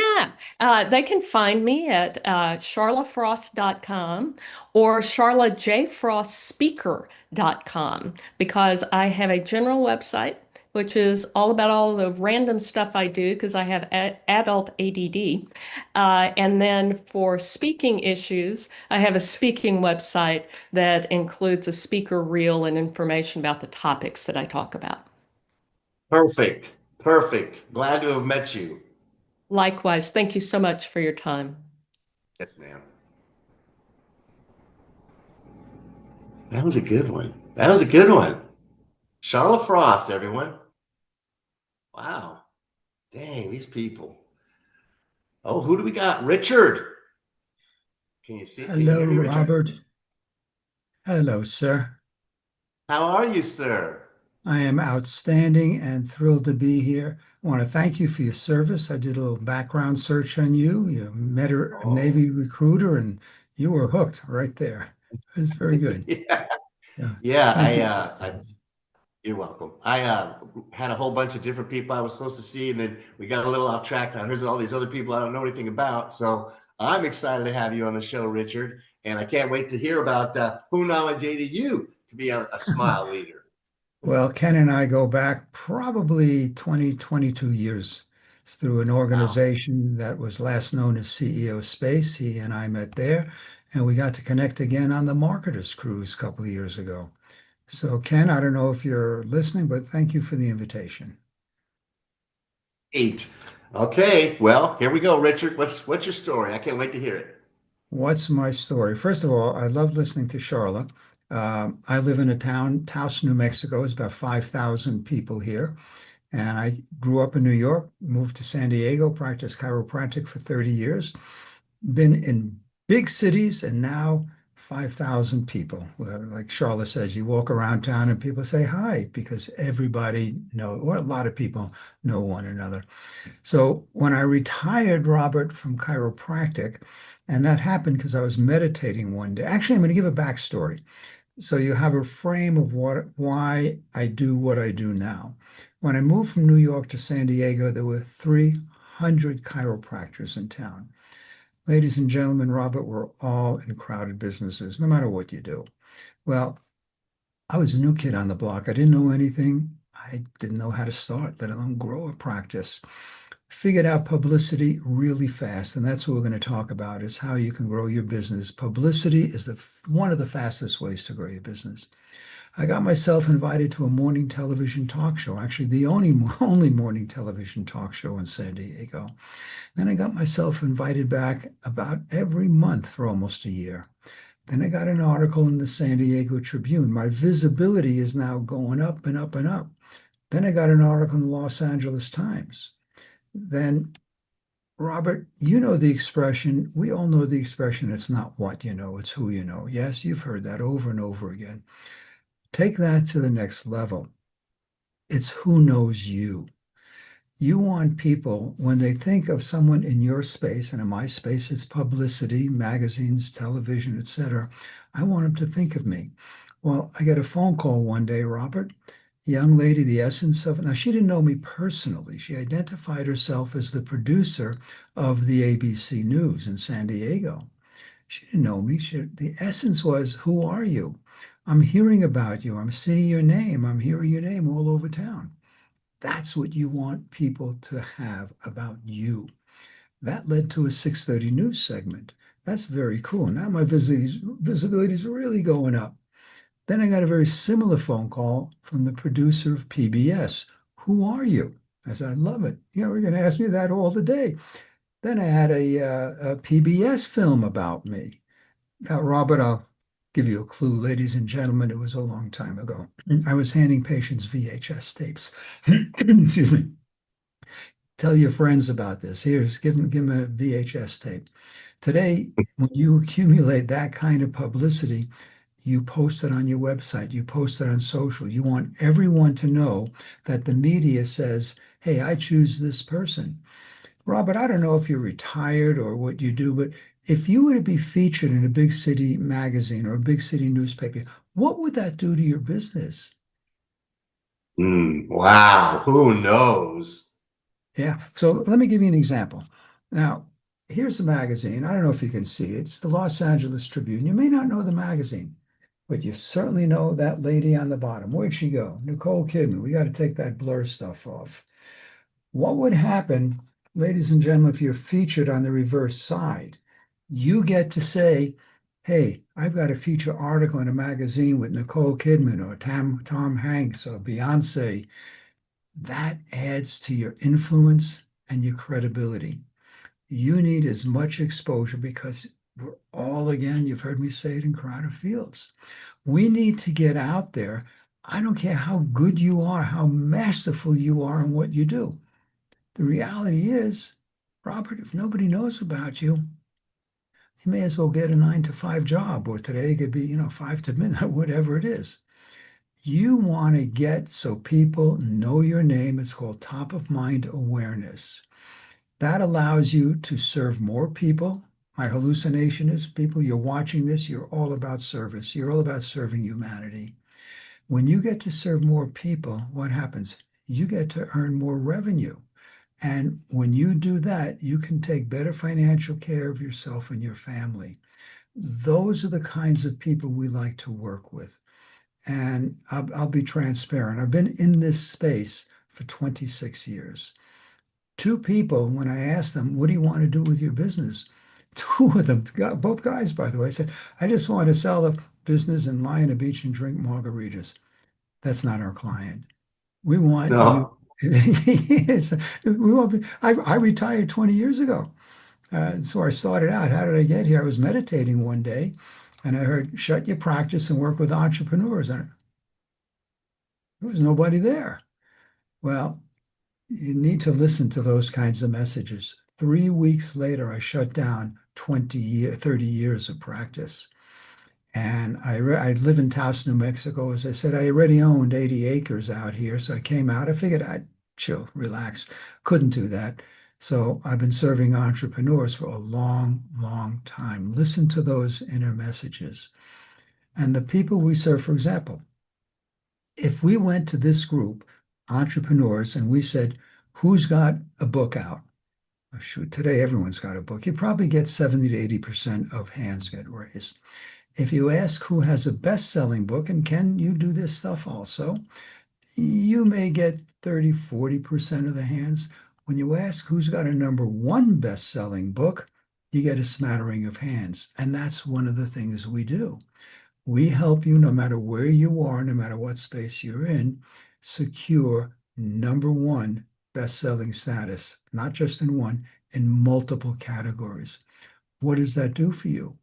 When you apply for a live stage, you apply for a summit, you apply for a webinar, you apply for a television interview, you've got a number one best-selling book, and the other person applying doesn't, who's going to get picked? That's absolutely correct. Does it mean you're going to get picked? No, but it says you got a better chance. By the way, if you want to get in touch with me, talkaboutpublicity.com. One word, talkaboutpublicity.com. And set up a call. It's not a sales call. It's just let's see what you need to grow your business to get on television. And by the way, when we get you on television, ABC, CBS, Fox, interviews at the NASDAQ studio, interviews and features on the NASDAQ Jumbotron, that gives you influence, credibility, and exposure like you cannot believe. Now, no one looks up at the Jumbotron and says, hey, I want to do work with Lisa Nichols. We just had her up recently, if you know who she is. But it's top of mind awareness. You want to find out how people perceive you. And oh, by the way, if you have any visibility at all, anything, if you've been speaking at a Rotary Club, and I can teach you how to get a sizzle reel from that, richardkay.com, richardkaye.com/leverage. It's a couple of minute video that shows you how to leverage any publicity that you have, or that you will have. And I'll give you an example. Over a year ago, I received a phone call, and someone said to me, you are the recipient of the White House President's Lifetime Achievement Award. I didn't even know I was nominated. That's a pretty cool thing. There's no ROI, there's no return on investment in that. But what does it do? It's leverage. And that big smile on your face, Robert, that's what it does. It says, hey, somebody noticed this guy. So one of the things you learn in that video, again, richardkay.com/leverage, is that's part of my email signature. Every email goes out, says recipient of the White House President's Lifetime Achievement Award. So you want to leverage everything you've got. I don't have anything. How do I start? Go to a local service club. I mean, even in Taos we have them. I'm sure even in Oklahoma where she lives, I'm sure they have them. They need a speaker every week. You get to speak for about 20 minutes. Have family or go to university and get 2 kids to shoot video. And if you want to know how to do it, we don't have enough time, but talk about publicity. It's all one word. I'll coach you on how to do that. And then you hire someone to edit that into a speaker's reel. Again, what does that do? When you're going to pitch somebody, you want them to know that you're the real deal. You just didn't crawl out from under a rock and you're just starting out. This is a way to get started. And it helps you leverage everything you've got. And then you grow, and then you grow. And if you choose to work with us, we get you on stages, we get you featured, we get you the books, we get you interviewed so that you become the choice. Again, it's top of mind awareness. You want people to think of you. And what I don't care if you're in HVAC, heating, ventilating, and air conditioning, Charlotte's a speaker, I'm a speaker. You want people to think of you so they know how you can serve their clients. What else would you like to know, Robert? Richard, we are going to be in contact here real soon. I did a TED Talk. I have quite a bit of content out there with my YouTube channel. I am your man. We will discuss this all later. I've learned a tremendous amount from you today, and I'm excited to what's going to happen next. And I think you said, you said a couple of times how people get a hold of you. Can we go over that one more time? And then we got to move on to the next guest. Talk About Publicity. It's all one word. Talkaboutpublicity.com takes you to my calendar link. Set up a time. We'll explore how we can serve you. And as my old buddy Zig Ziglar used to say, so we can see you at the top. Well, it's been awesome, Richard. I'm excited. I gotta move on to the next one, but you did a great job. You got a great smile. Thanks for being here today. Thanks, Robert. Very good. Very good. Very good. Dang right. Richard. Okay, who's next? I'm Kim Lawrence. How cute is that? Where are you? In a flower pot? No, but I am. Some people call me the flower girl. And that's Oh, because I I can love understand gardening. why. I love gardening and I I think, love sharing my flowers with people too, because that always brings a smile to their face. yeah, so I guess it's, I have to ask the age-old question when the answer is always Ken Rashawn, but who nominated you to the Smile leadership position you now hold? It was Ken, and I'm thankful for that. Yep, it's wonderful. It's a privilege to be here, and I thank them for inviting me. So should I just start talking about Great. myself? Yeah, that's how it works. I say, look, it's great to have you, Ken. The background looks great. You look great. The next 6 or 7 minutes is all yours. You go, girl. Tell us what's interesting about you. Okay, so I'm actually a Mayo Medical and Graduate School alumni. I have a master's degree in molecular biology. I worked on the first human gene therapy project ever, and I'm a published author of peer-reviewed scientific articles. So it that's my background. I wouldn't say that's who I am, but I love the accomplishments that I've done. And as a matter of fact, that first human gene therapy project is still uh, going on. They're continuing the research that I helped start. So it's pretty amazing. But if I were to tell you what I do now, I would say my primary objective is an ordained minister. So I like sharing things to improve people's lives. But I've always been a scientist, as you can probably tell from my background. So science has been a big part of me. And I've taught every level you can imagine, from pre-K all the way up to college and beyond. So graduates and so on and so forth. So when I taught at the elementary level, I used Howard Gardner's theory of multiple intelligences. And so before I use that in the classroom, like a lot of people would say, okay, these are the smart kids and these are the not so smart kids, you know?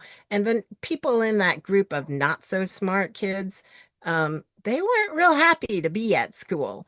But once I started teaching this Howard Gardner theory of multiple intelligences, that everybody in the class saw that everybody had smart, that everybody had intelligence. They were just different. So maybe they weren't word smart, which means you do well on written tests, but maybe they were picture smart and they could picture things in their minds that other people couldn't picture. So it was just really, really good to see smiles on everybody's faces because everybody could see that there was intelligence in everybody in the classroom. So that was amazing. I've also been a teacher for STEM, or now they say STEAM, and I've taught robotics to high school students and to younger kids too. They did a Lego league, and that's been real fun. So not only do the kids learn science, but they have fun doing it. So I have to tell you, my daughter in high school was on a softball team, and I told the coach, I said, I know that you have to keep your grades up. And so if anybody is like falling back in math or science, let them know that I can tutor them. And so I tutored this one girl in chemistry, And at the end of the sessions or whatever that I was tutoring her, she goes, Mrs. Lawrence, you have made a world of difference in my understanding of chemistry. And there was born the name of my business, A World of Difference.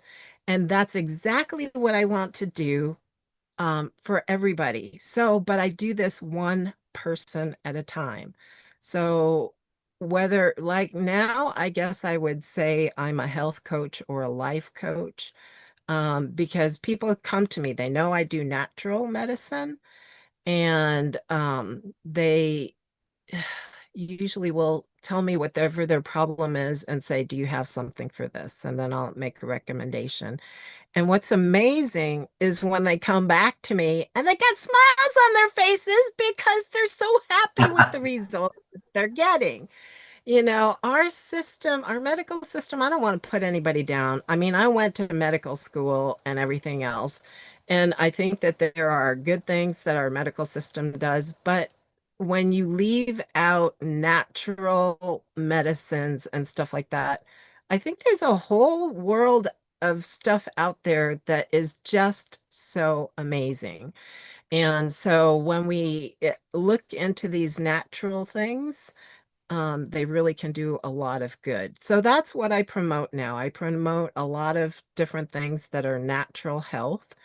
And so, again, the people that try these things, usually they're coming back and they're like, I never knew that something natural could make me feel this much better. So it's not just feeling better, it's also sometimes looking better because what I tell everybody is that our body was incredibly made. And we have things within our body that want to heal us. But sometimes we just need to give it a little something extra so that we can turn on genes. And I don't know if you even know this, but there's something called nutrigenomics. And so if you look at that first part, nutra should remind you of nutrition, and genomics should remind you of genome or DNA. And what's that saying? What that is saying is that if we take in healthy things, our healthy genes are going to be turned on. And if we keep eating a bunch of junk food, guess what? Genes that cause destruction will be turned on. So we need, if we want a healthier body, it starts with healthy cells. And I tell everybody, healthy cells, healthy body. And as soon as they get it and they want to protect their cells and they start doing it, they just feel so much better. So I don't care if it's pain or if whatever that's going on, but when you feel better, you can smile more often, right? And one other thing that I want to say that changed my life was doing something called a gratitude journal. And so in this journal, I decided I was going to write 5 things every day that I was grateful for. And I could never repeat one thing. So I did this for, I think, like 14 months or so. It was over a year. And at the end of that, I had over 2,000 things written in that book that I was thankful for. So it literally changed my life. And the reason being is if you can think about so many things that you're thankful for and grateful for, when somebody slights you a little bit, it doesn't make that much of a difference. And I'll just give you an example because I think this is something that most people do. If you're driving in a car and somebody cuts you off, you'd be like, oh my goodness, why they do that? Blah, blah, blah, blah. And that was me before. But now if somebody cuts me off, I'm like, oh, I guess they must be in a bigger rush than I am. And so it gives you a totally different perspective when you have so much to be thankful for. And so I would recommend that to anybody. If they want to be smiling more often, think about the things that you are grateful for and write them down. So I think that that's like something that, like I said, it changed my life, and I think it can change a lot of other people's lives as well. So, I got to as tell you, far Kim, I got to tell you real quick. Hey, I got to tell you real quick. I'm grateful for talking to you. That would be my first entry in my journal. Oh, Go thank ahead. you. I'm so glad that you're gonna do a doodle. Yay! And as for reaching out for me, I do have websites, but I prefer if there's like a direct contact, if I can tell my number. I don't want people to call me, but they can text me.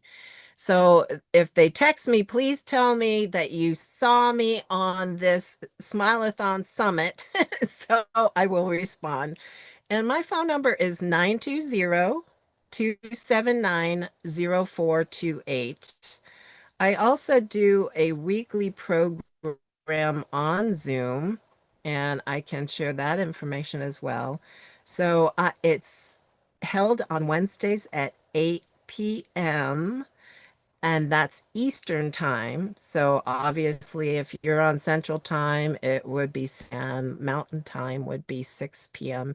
and Pacific time would be 5 p.m. So anyhow, 8 p.m. Eastern time, and that Zoom number is 793-0039 5113, and the password is capital L, capital V. And that way you'll learn about this healthy nutrigenomics that I was speaking about. Wow. Wow. You really got it going on, man. I didn't know none of that till I talked to you. That was great. Yeah, I hope to see you on a Wednesday night. And I did You mention never about know. the Stranger things have yeah. happened. I click into those things once in a while. So we've really enjoyed having you today and learning all about and I love your background. It's beautiful. The story's incredible. Thank you for coming on today, Kim. I enjoyed it. Thank you so much for having me. It's been wonderful.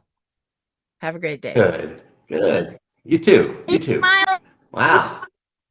She's great. Kim Lawrence, ladies and gentlemen.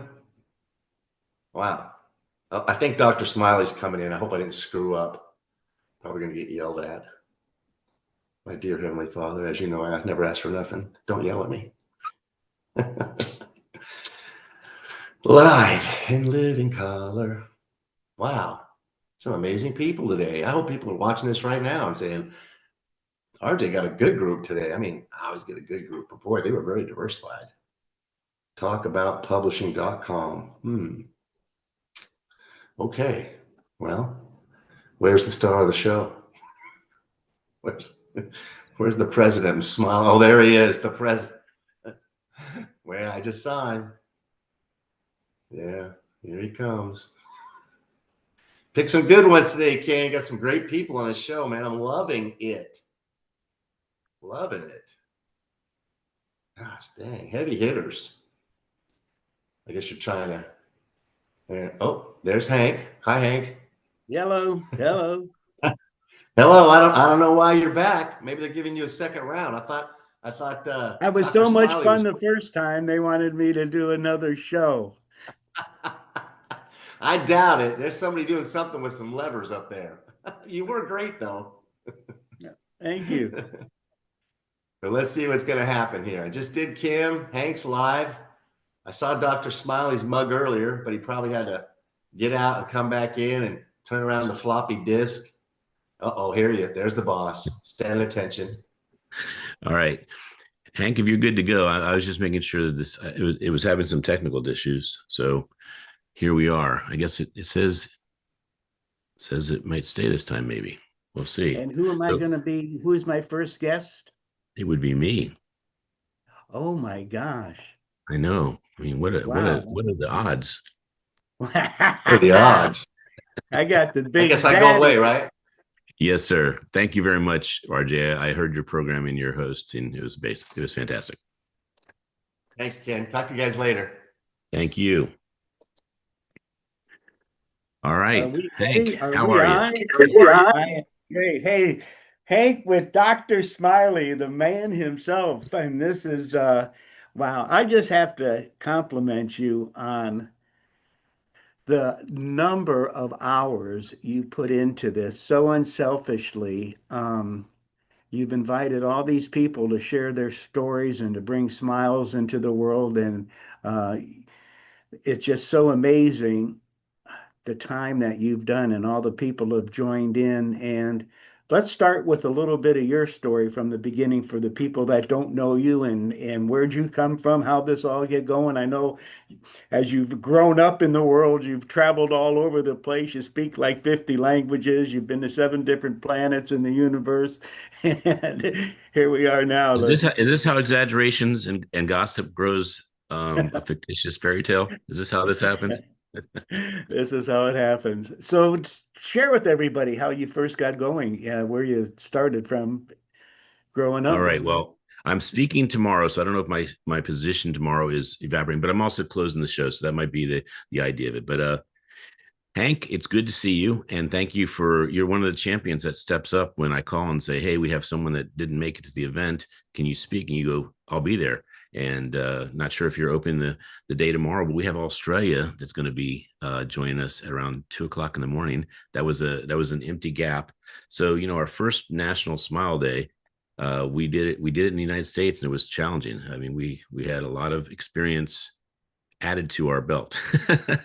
And so I think maybe you hit the go back to webinar, and I'm going to go ahead and share the story. And the story is actually pretty crazy. So I was an Army brat for a good part of my life outside the United States.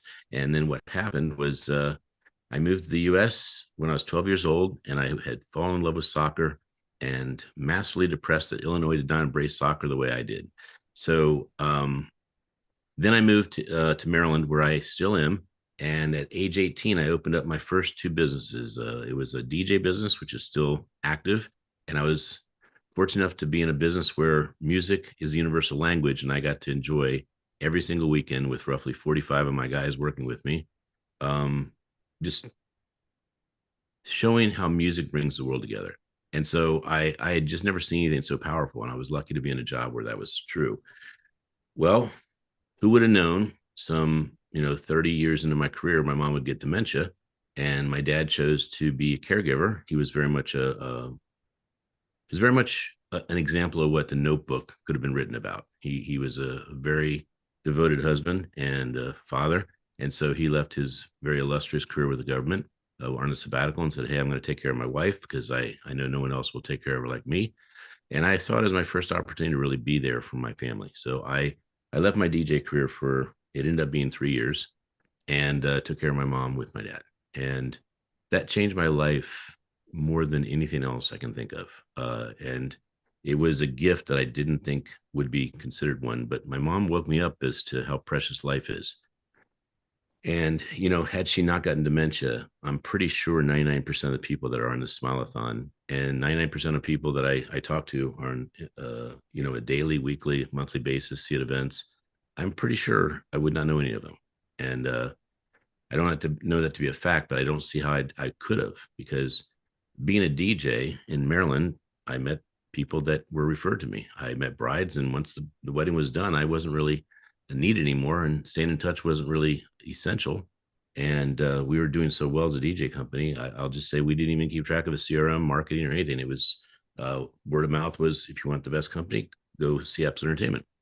So when my mom was in her final days, I got really spiritual. I mean, I'd been getting more and more spiritual over the 3-year period, but at the end, I just said to God, what do you want me to do with my life? And the answer I kept getting was amplify.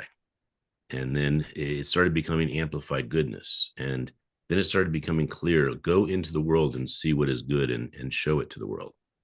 And I was clear that this lit me up. I mean, it wasn't like I didn't have enough information, but I also didn't need more information. I thought this is a beautiful purpose, to actually see either humanity or leaders or good things happening, and be able to show my mom that I got her message, which was look for the good in the world, look for the good in people, and you'll see the good. So it was a little higher level, I think. So the day she was dying, I said to her, I've been talking for 30 some years about doing a book, and this year I'm going to do it. I'll do it within 1 year of your passing.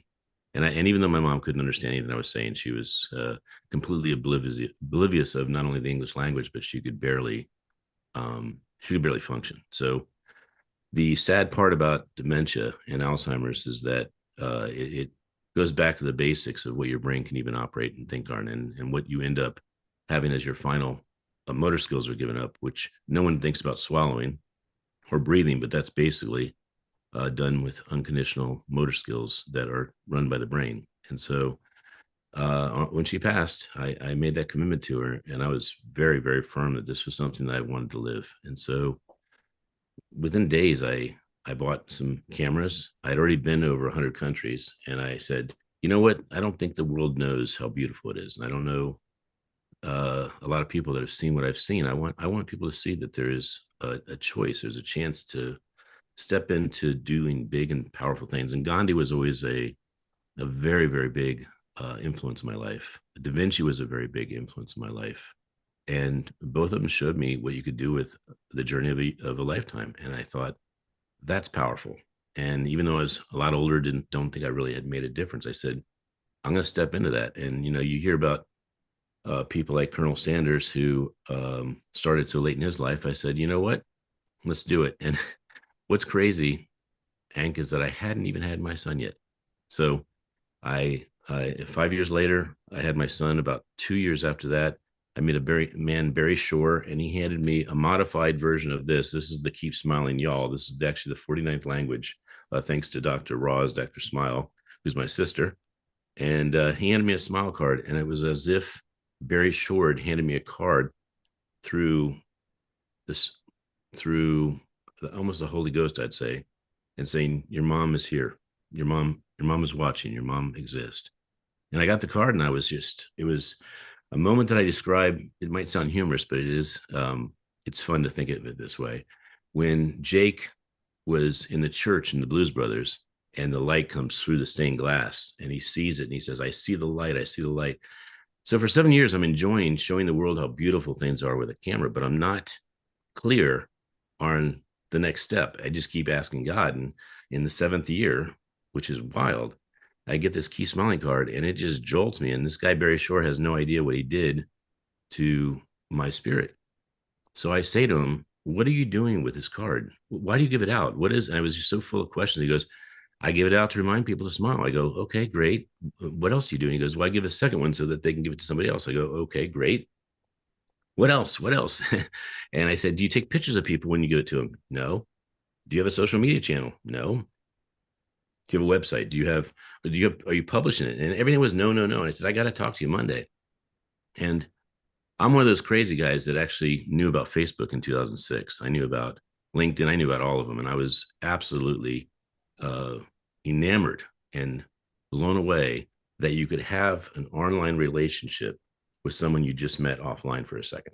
And I say that from a standpoint that most people don't follow up. And online communication is so vital because you stay in touch with somebody just like a phone call or just like an email, but you get to experience what they're doing in life. So I called him Monday, and I said, Barry, I don't know how this happened, but I went to CEO Space, where some of the speakers today have come from. And I said, I wasn't going to go to the 13th forum. I mean, that's a lot of times to continue to go to an event, and whether you make money at the event or you don't, you keep going. And on the 13th one, I said, if I go, this will be my last one. Well, guess what? I meet Barry Shore on the 13th one. He hands me the Keep Smiling card. I call him Monday, and I said, I want to create a movement. And this is a movement I know I want to create. I want to create a movement about smiles. And he says, great, like that. He was like, if you want to, I love this card. Let's do it. And he said, what can I do? And I said, well, send me a lot of cards. And he says, how about 10,000? I said, well, more than that. He said, how about 20,000? I said, more than that. He said, I don't know, 50,000? I said, more than that. He goes, well, Ken, how many do you want? I said, I want at least 100,000 cards. I want 100,000 cards to start this movement and just see what I can do with 100,000 cards. He says, you got it. And he mailed me 42 boxes of cards. My UPS store calls me the day they came in and says, you need to pick these up. They're taking up our whole lobby area. And so I picked them up, brought them home. And one thing I had known going into this was the book Tipping Point by Malcolm Gladwell and Outliers by the same author. And I said, if I'm going to make a movement, I'm going to put 10,000 hours into it. I'm going to diligently work on this for a year. I'm going to give a card to every single person I see that has positive energy and acknowledge them for being a force of good. And so in the back of each card, actually, it says, we amplify goodness. And I'm very proud of that part, because when I hand the card, I get to be reminded every single time what I'm handing someone, which is goodness. And I have had many people say they keep this card. I've had some people say, can I have another? I've had some people say, after a year, they send me a picture at their desk, and it's sitting there as the only card next to their computer. I've had people take pictures of the card at a TSA or at a Southwest cashier and said, I guess Dr. Smiley was here. And yeah, it lights me up. But this Smile-A-Thon is actually the ultimate vision, and I know it's going to get bigger and bigger, but this is the ultimate vision right now at 15 years, that we have over 300 books, and these books have numerous languages and over 10,000 people. I've lost count.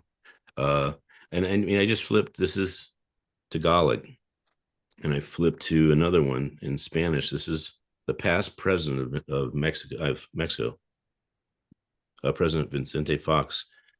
And although I don't know how to speak all these languages that Hank says I can speak, I've taken 13 languages.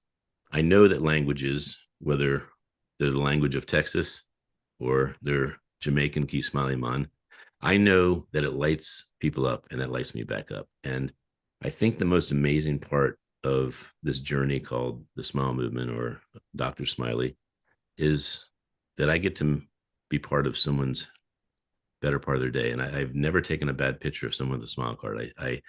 I say to someone like Hank, I say, Hank, think gratitude. And some people say, well, what is that? And I say, well, do you have kids? And they say, yeah. I said, think about your kids. And they light up, and they light up so big that I just go, love. And I have clicked my camera probably over 100,000 times, probably even 300,000 times.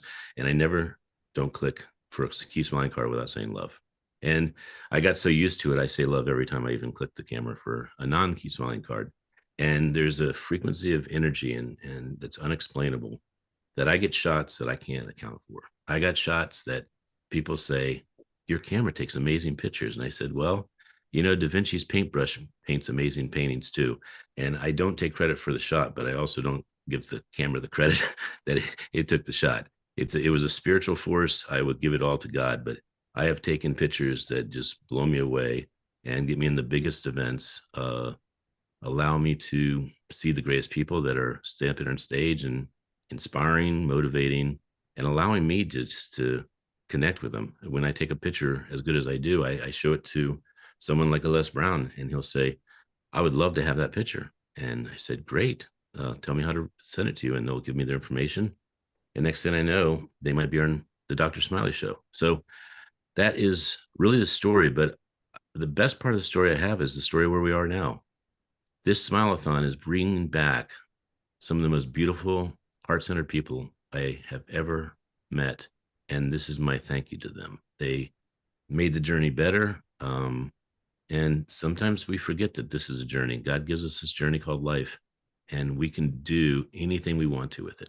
And people that don't think they can don't know how powerful they are. Because right now I am thinking, what next? And December 28th of last year, I'd left Voice America after 6 years. And I said, if I'm going to do a show, I want to do a show that's so big, it scares me. And so on December 28th, I was given the task from above to do 365 shows in 1 year, showing the best people you know. And I couldn't figure it out, but I stepped into it, and my amazing team, Faison included, has made these shows show up and really be professionally edited, be great episodes that can feed people's soul. And you got to think outside the box. I had someone say to me, if you want to grow your business 2 times bigger, what would you do? Well, you make twice as many calls, go to twice as many events, do twice as many follow-ups, etc. And then he said, well, how would you make it 10 times bigger? And I said, I don't know. And everyone in the audience says, I don't know. He says, you'd start again. So I started the show again, and I said, what if we did a theme? And I've always wanted to do a holiday, like a Smile Day. So why don't we make it a Smile-A-Thon? And this was the first one in May. And I will not tell you how many things we learned, but I will say it was well over 100 things. We had pages and pages of notes of all the things we could do better. all of us walked away from it saying, wow, that was powerful and we can do better. So this is the 5th event.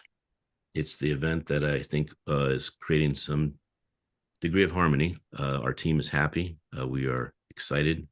We're leaving this juiced. And so I came in here right now because the team let me know that we are 10 minutes ahead and now we're back on time. So thank you for all the shout outs I've heard, and just thank the people that have nominated you, because half the people that are on the Smile-A-Thon, they were nominated by somebody that they have a beautiful heart and they're leading to make a positive difference. Dr. Smiley. Wow, that's what a story. I mean, and I'm just so flattered that I've got to be a part of it and to get to share some time with everybody here and to meet all these new people and listen to their stories. But uh, Dr. Smiley, you have lit up the world with your all your smiley faces. And I've been around you, I've been at events with you, and all you're doing is running around taking pictures and clicking that camera and getting people to smile. And it definitely lightens up and illuminates the area that we're in when you're doing that. And just keep the faith, brother. Well, I'll finish by saying you and all the authors deserve to have impact. And when I do your book, I actually use the exact same thing that this says: amplify the goodness of that book and that message, that person. So it's technically marketing. It's more of a social proof campaign, but the idea is be relentless. If you believe in somebody, show them you do. Don't stop. Don't do it for a day. And I think that's why we have so many people that come to the aid of, hey, we have a missing spot. Can you come? And they're like, I'm glad to. RJ, what a beautiful man. He says, you need me, I'm there. We called him. You, Hank. Thank you so much. I raised my son with the mentality of how many smiles am I creating for myself and my son in the experience of fatherhood. So my dissertation is on what is your SPH. It's a physics term. I taught physics for a long time, but I created that physics term, SPH. What are your smiles per hour? So go into the world and measure how many smiles per hour are you giving yourself, because that's how many you're giving the world. And it does ripple. It goes forever. Wonderful. We still have a lot of exciting people coming up in the show, and glad to be here with you and get to be a part of that. Thank you, brother. Have a great day. Well, thank you. Okay, well, pretty soon we're going to be getting our next guest. Oh, it's one of my special people in the house. Mimi, how are you? How did this happen? Divine intervention. Oh my goodness, Hank. Divine What an honor. intervention. What an honor. And to be following Dr. Ken, the Smile King himself. Yes? Yeah, it doesn't get any better than that. I'm glad I got to be in this chair, getting to talk to him, interview him. So Absolutely. what a treat. We are friends. We met at a Dave Van Hoos workshop, a little camp, and had a wonderful 3 days of great speakers and sharing ideas. And here we are. I can't believe that I'm getting to share this moment with you. And why don't you start off by telling everybody where you started, where you grew up and came from to get this thing going. Absolutely, Hank. You know, I wanted to give kudos to Ken because he's my brother.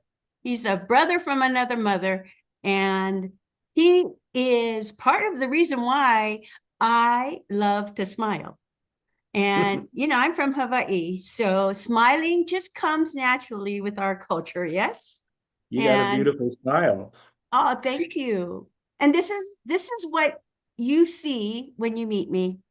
And I know when I first met you, Hank, you made me smile from ear to ear because of the work that you've done. And thank you. And you're part of why I love doing what I do. And that is, like Ken, is to dream so big that I get to fit other people's dreams in it. And every time I say that, people look at me and they say, well, why would you want to do that?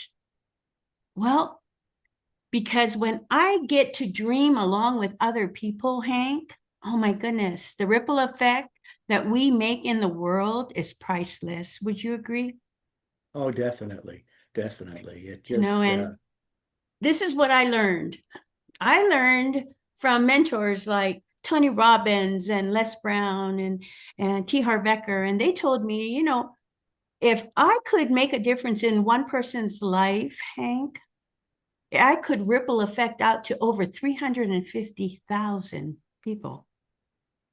350,000 people. Now that really got me going, because I said, wow, if I can impact one person, that dreaming so big, it's going to impact so many more people, because that ripple effect will ripple out. You know, in Hawaii, we call it a tsunami. So we're just going to tsunami that energy out and make that difference, just like what Ken's dreams were all about. You know, Ken dreams big for other people. That's what the smiling movement is all about. And when I met Ken, we haven't stopped smiling since we've met. And a lot of times when we dream big, we also realize, where are we in that lifetime? And how much more do I need to step up so I can be part of the movement? And that is what I do every day now. I get to help people move from invisible to invincible, or invisible to influential. And when I can help someone else step up and leverage up their game, this is the belief in the greatness that aligns, that they believe in their voice, they believe that they have a story to tell, and they believe that the impact they can make in the world starts with them. And that's where the tsunami begins. And so that's my legacy. I'm not leaving, I'm building. So I'm building that tsunami so that I can move forward. And this is where in the future, you'll see Ken and I will be moving forward to make that difference. We're not just going to be making people smile. We're going to be making a difference in how lives can change. You know, I always said, greatness means that you can align your values and your vision and your legacy, and they're all in the same room. They're all in the same room. And when they're all in the same room, we get to stand up and shine. Because I can tell you this, Hank, I wasn't always visible. I used to be the girl in the back of the room who ran all these amazing events. And in order for me to step up into the front, I was told I had to learn everything from the back of the sales room all the way to the back of the stage. And when I learned it, Hank, then I could take my place on stage. How many of our listeners have had that same experience? And how many of us wanted to be not invisible, but visible? And all we really had to do, Hank, because it was my mind that kept me back, was just flip the frame and agree to step out front in the limelight. And when Ken came into my life, we were looking for different ways that we could help other people step forward. Other people find their voice and their story and their impact. And sometimes we can go months without talking, but when we get on that phone, it's as if it was just a few moments ago. That's the kind of life that I love living, Hank. And I know the impact that you've made with children also resonates with that. Thank you. And so dream big, everyone. Dream so big that you get to fit other people's dreams in it. And when you do that, bring other people along with you. Because when we bring them along, we start creating a movement of followers, not followers, leaders. So when we create leaders of leaders, everyone gets the chance to shine, and they know when to step up, when to step to the side, and when to step right back into that limelight, and understand that when they make that choice, they do get to share their voice and their story and the impact. When the impact hits and legacies actually live on, that's the kind of life that we can look back on and say, wow, we've made a big difference, haven't we? And that's where we're at. What was that, Hank? I said it's fantastic. What is the one thing that you bring to them? I know uh, the one thing that they really need is just that initial push. Just go. It's just break out of that shell and go. I mean, what have you got to lose? I mean, you have everything to gain. I think the biggest thing that I know I put out there is that I see people and I hear them. Those are two big things that in today's world humans need to hear and feel, is to be seen and heard. And it's amazing. It's amazing to see when someone actually feels like they've been heard, Hank. They become unstoppable. I don't need to tell them, come on, guys, you got to do this. I don't have to coax anybody. They do it on their own, and they do it on their own time. And what's amazing is when we can actually find the vision and the mission that they truly can get behind, and it aligns, then everything they do, Hank, just goes forward. It all works in one direction. Absolutely. Just like watching you doing that ski jump, you went in the right direction, in the right velocity. Yes. And you were Yes. able to do things that no human had ever done. Yeah. And it was just, was that direction and focus. It was just, Absolutely. not letting anything deter that thought. It just had to be positive and just go. Believe in yourself. And I think that's the one thing you bring out in people is you get them to believe in themselves. And once you believe in yourself, then you're off to the races. There was one story I'll share with you. There was a 10-year-old that I met at an event, and she was in the back of the room where I was taking care of sales and things like that. And she said, her name was Maddie. And Maddie said, Miss Mamie, what can a 10-year-old do? And I said, oh, wow, Maddie, a 10-year-old can change the world. And she looked at me and she said, what do you mean a 10-year-old can change the world? And I said, Maddie, what do you think you can do to help change the world? And she said, Miss Mamie, I need to think about that. So she went away, Hank, and she thought about it. And she was so excited. She came back. She came back maybe about an hour later, and she said, I got it, Miss Mamie. I said, yes. What are you going to do, Maddie? She said, Miss Mamie, I'm going to write a book. And I said, wow. What book are you going to write? And this kind of chokes me up because her story was this. She said, so Hank, she said, my dad, Miss Mamie, my dad made a lot of mistakes. And he made so many mistakes that he's now in prison. And I said, wow, Maddie, so what story are you going to tell? And she said, she looked me straight in the eye, Hank, and she said, Miss Mamie, the story I'm going to tell is this. Everyone makes mistakes, and I still love my dad. And Hank, she wrote that story. Wow. And a year later, Maddie calls. She says, Miss Mamie, I hear you're going to be in Pennsylvania. I said, yes, I'll be in Pennsylvania. She said, I got a present for you. I said, I'm looking forward to it.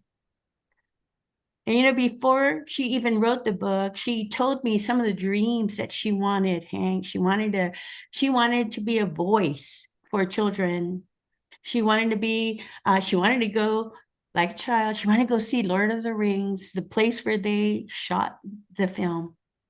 When she met me in Pennsylvania, Hank, she handed over the book and she said, I looked at it, and sure enough, her book said, everyone makes mistakes, and I still love my dad.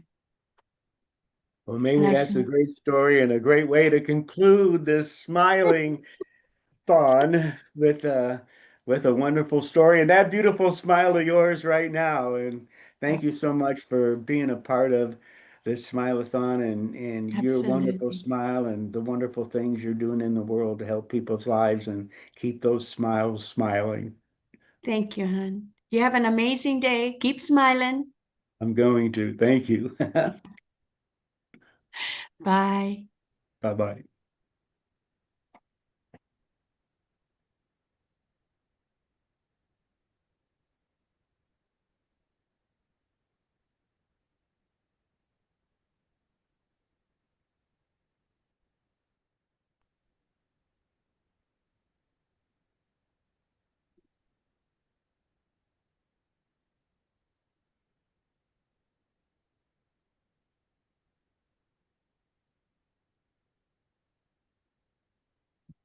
Hi, Hank. Hello. Is this Jennifer? Jennifer, nice to meet you. Nice meeting you, Jennifer. We're kind of mini-sized right now. Okay. Mini me and mini you. All We should right. be expanding here a little bit. But anyhow, what a delight to get to share this time with you. And I can't wait to hear your story. And how did it all begin? Where'd you grow up from and how this whole life of yours get started? Yeah, so are we live? I guess so. Our pictures are up here. I might as well All keep right. Well, nice to talking. meet you, Hank, and I look forward to learning more about you. I know you are a ski jumper, so I'm gonna have to look you up after this. Okay, definitely. But thank you for having me. So, yeah, my name's Jennifer Evans, and I'm an overcomer, and my mission is really to please God and serve people. And so I'm really excited to be able to share my story and be on with you today. And so, really, I'm committed to helping people overcoming addiction, mental health issues, homelessness, and disability. That's really my mission in life. So, I've been grateful to travel around the world to 49 countries now and 6 continents and be able to serve and give back. And but my greatest title, I would say, is that I'm a little child of God. And so I want to share a little bit about that with you today. Wonderful. Yeah. So, That's a great thing to be. I mean, you can't go wrong believing in God, I'll tell you. So share with us, tell us about that and yeah, how it so I makes was, people smile. It makes you smile, so it's got to thank make other you. people smile as well. You Yeah, got a beautiful that smile. that's definitely got why I got a smile on my face. But yeah, so I was born and raised in Phoenix, Arizona, and as a little child, I was baptized in Niagara Falls. So, Wow. well, Hank, not the actual Niagara Falls. It was actually a Catholic That's church. quite an anointing. Amen. Right. That make Yeah, no, actually, it was a church in Niagara Falls, but okay, I was you going to know, say that makes John the Baptist really jealous of you. why do you like my joke? So, but yeah, I grew up to my mom is Catholic and my dad is a veteran from Vietnam. And my mom always instilled in me a passion for service. So as a young girl, I remember serving the homeless and really dreaming of going to Africa and serving people in need. So in 2012, that dream was manifested for me, and I went to Ethiopia and made my first of now 20 trips to Africa. I actually Oh just my got back God. from Uganda a couple weeks ago. Such a blessing. And, God opened up the door for me to travel all around the globe. And so at that time, I was doing hearing healthcare missions. So training community workers and doctors and bringing together, government officials, sponsors, donors to do these big large scale hearing missions with a global nonprofit. And so we fit 1 million people with hearing aids in the past decade. So that was a Oh, blessing. I was wow. really, yeah, it was amazing. I was really just living my dream. And I got to see all the wonders of the world really and become a global citizen. So some of my favorite experiences are like gorilla tracking in Rwanda and boating down the Amazon in Peru and dancing with tribal members in Papua New Guinea and Oh my God. exploring ancient Petra and Jordan and so many amazing experiences. I got to go to Bethlehem and walk the streets where Jesus were and So I could go on and on about all the experiences and had my dream job. But in 2006, it all came crashing down and I lost everything because I was a high functioning addict for about 15 years. So I started drinking and drugging around the age of 13. And, I think everyone, goes to substances and different things because of childhood trauma. And so my story is no different. And I had some molestation as a child, and my parents got divorced when I was 13. So that was pretty traumatic. And, just had a lot of addiction, in high school for me, it was ecstasy and alcohol and marijuana. Got to cocaine in college. And at the height of my addiction, I was, staying up all night, drinking and snorting cocaine, and then smoking weed and taking Xanax to pass myself out. And then, it would be horrible for the next few days and then did it again. So, finally, after I lost my job because of just burnout, I, realized I needed some help. And I tried to moderate. And I remember one morning I was really hungover and I felt like I wanted to die, but I had promised to take my grandma to church. And so I ended up driving to pick up my grandma to church, and I used to smoke marijuana out of apples. And so I was getting high, driving grandma to church, well, before I picked her up. And we walked in the church for the day, and I got the program, and it said, "Addiction must fall." And it was like lightning popped down on me from the sky, and I knew God was talking to me. And so I ended up reaching out for help in my area because I knew that I really couldn't conquer addiction alone. I just kept trying and failing. And so I ended up going to Marijuana Anonymous, which is a real thing. And I got a sponsor, and she told me, "I think you really need to go to AA. There's a lot more support there, and everything from the root of you is alcohol." So I went to AA and I got sober, and I had this spiritual experience really quick. They call it after about 2 weeks, and I remember my boyfriend going, "Are you becoming like a born again Christian?" And I'm like, "No, what are you talking about? Those are weird people. I don't even know what that means, but no." But a couple of months later, I started to experience a lot of depression and anxiety. And it's honestly something I still battle. Honestly, I've been going through a little hard time this week, and I didn't really even want to be on this call today, I'll be honest, but I just persevere because I like to stick to my commitments, and I know how to manage things better now than I did back in the day. But anyway, I ended up at this women's conference in Austin, Texas, and there was about 11 women and me, and I was depressed and anxious, and they were, I like to say, high on the Holy Spirit and, just successful, and they were smiling. They were keeping smiling, and it was like a Smile-A-Thon I showed up at, and I was anxious and depressed and felt like life sucks. There has to be more. And anyway, they started talking to me about Jesus. And at first, I was very, hands offish, like, "Yeah, he's a great guy 2,000 years ago, but I'm good." But I just realized like I had had everything the world had had to offer, private planes, five-star hotels, all the wonders of the world, everything I ever wanted in life. And I still had a hole in my heart. And so they encouraged me to just seek Jesus. And so that's what I did. And I started reading the Bible, and I got some mentors. And I remember one of them gave me this book called Bible Verses for New Believers. And so I was on a plane ride to Ireland, and I was getting off the plane, and there was a husband and wife across the aisle from me. And this woman reaches up for her bag and says to her husband, "Is this your bag?" And he's like, "No." And she looks at me and says, "Or is this little child's bag?" And I said, "Excuse me? I know I look young, but." And she said, "Honey, you just look like a little child." And I remember back then I used to cuss like a sailor, so there were some F-bombs going off in my head. And I was not happy. I didn't think that was a compliment. But I got back to my hotel room in Dublin, and I unpacked, and I saw the book Bible Verses for New Beginners, and I opened it, and it says, "Jesus asked you to come to him like a little child." Oh my gosh. Yes. So Wow. I That'll knew push you back a little bit, huh? it did. I knew Jesus was real. Man. I was asking him to reveal himself, and he did at that point. And there was a scripture that went along with it that says, "Jesus asked you to come to him well, the scripture was, verily I say unto you, unless you humble yourselves as a little child, you'll by no means enter the kingdom of God.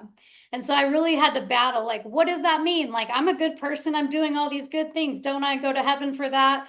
And I really had to learn what the gospel was, the messages. And in Ephesians 2:8, it said, it is by grace we have been saved through faith. It is a gift of God, not of works, lest anyone should boast. And I also learned a couple other key scriptures like 1 John 1:9. If you confess your sins, he is faithful and just to forgive you of your sins and to cleanse you of all unrighteousness. So I really learned that I was a sinner in need of a savior, and I repented for my sins, and I asked Jesus Christ to be my Lord and Savior, and I got born again. That's what that means, is we repent and we tell God we need him, and he comes to live in our hearts. We get born again and we become children of God, and we have eternity with him in heaven. And so that's really my story, is that I'm a little child of God, and I want to ensure that I see people smiling for eternity. I just came up with that today after hearing Dr. Ken speak. So maybe we can make a card for that.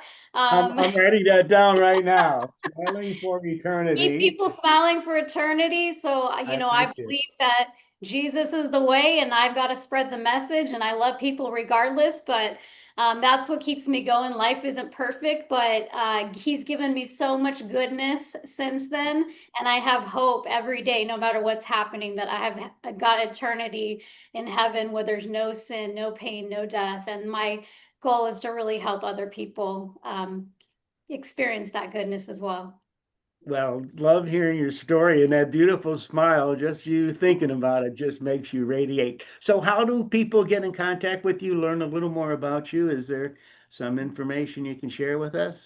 Yeah, I've got jenniferevans.com. It's spelled the regular way, 2 N's, 1 F. So they can reach out through a contact form, or I'm Generosity Jen on social media. So it's just generosity with a J instead of a G.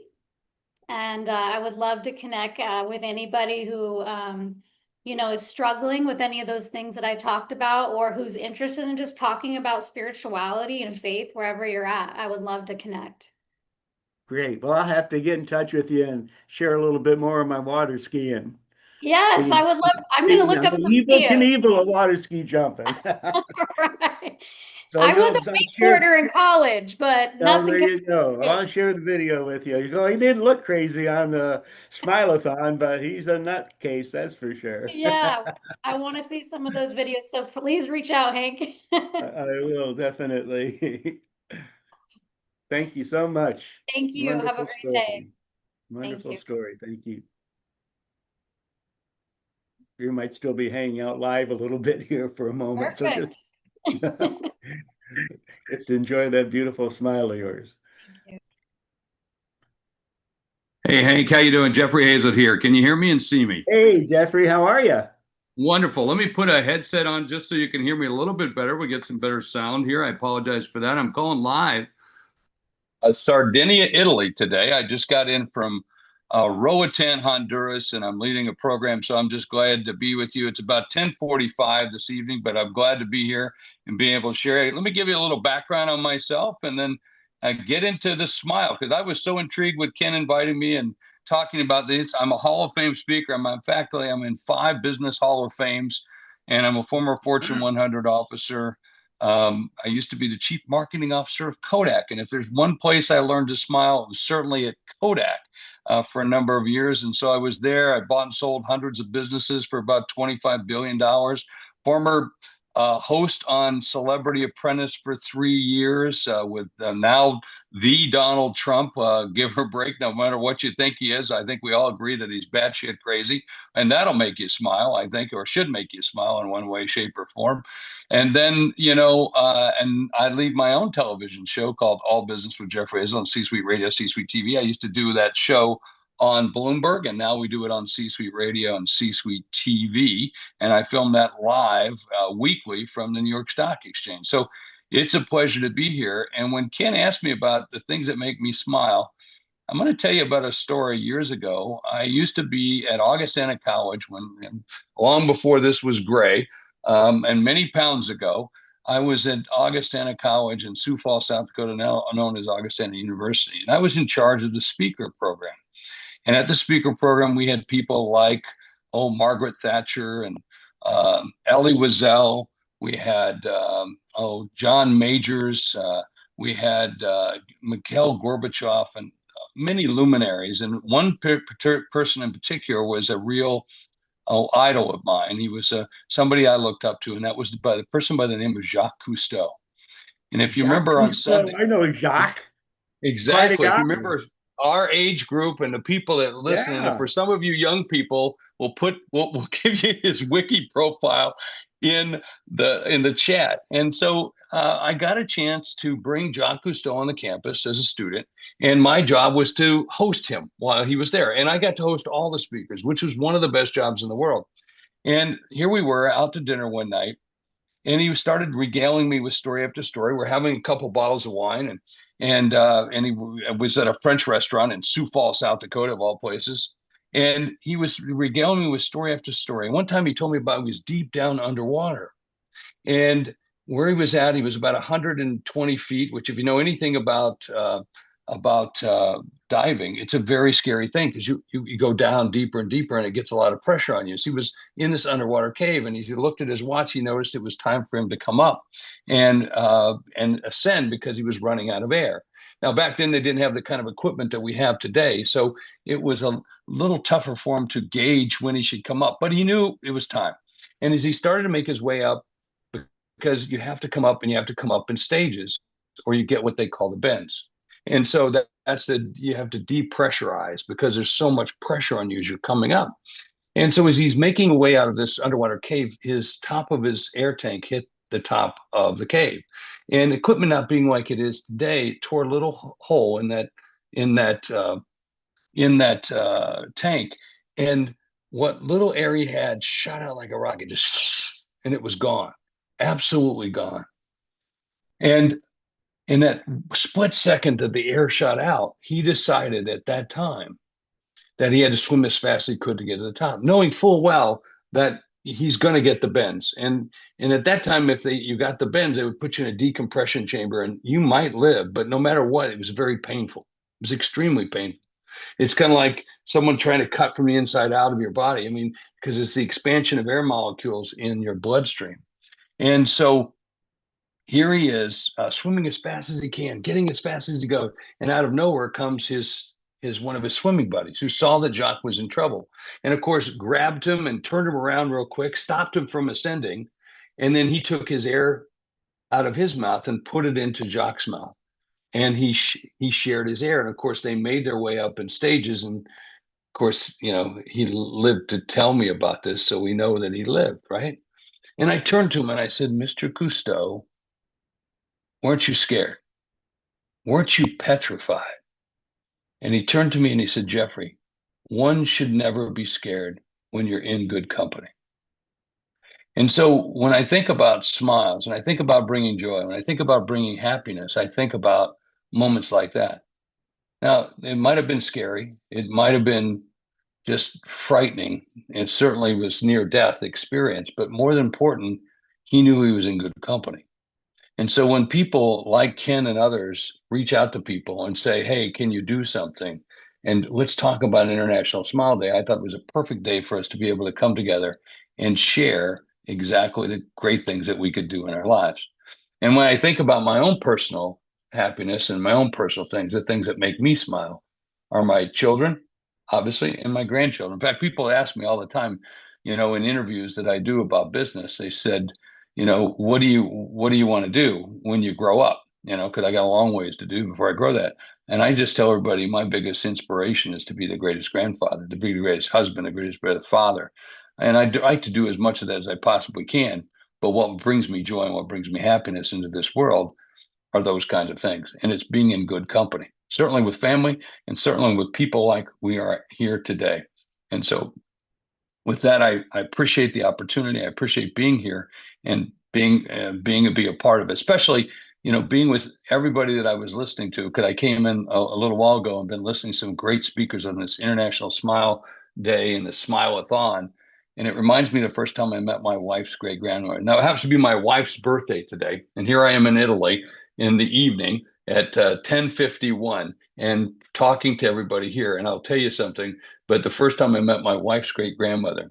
Now, my wife's 5'1", about 110 pounds. I'm 6'3", 250 some pounds. And the first time I met Tammy's great grandmother, now she's 4'11", 4'11", maybe weighed 90 pounds, 95, soaking wet.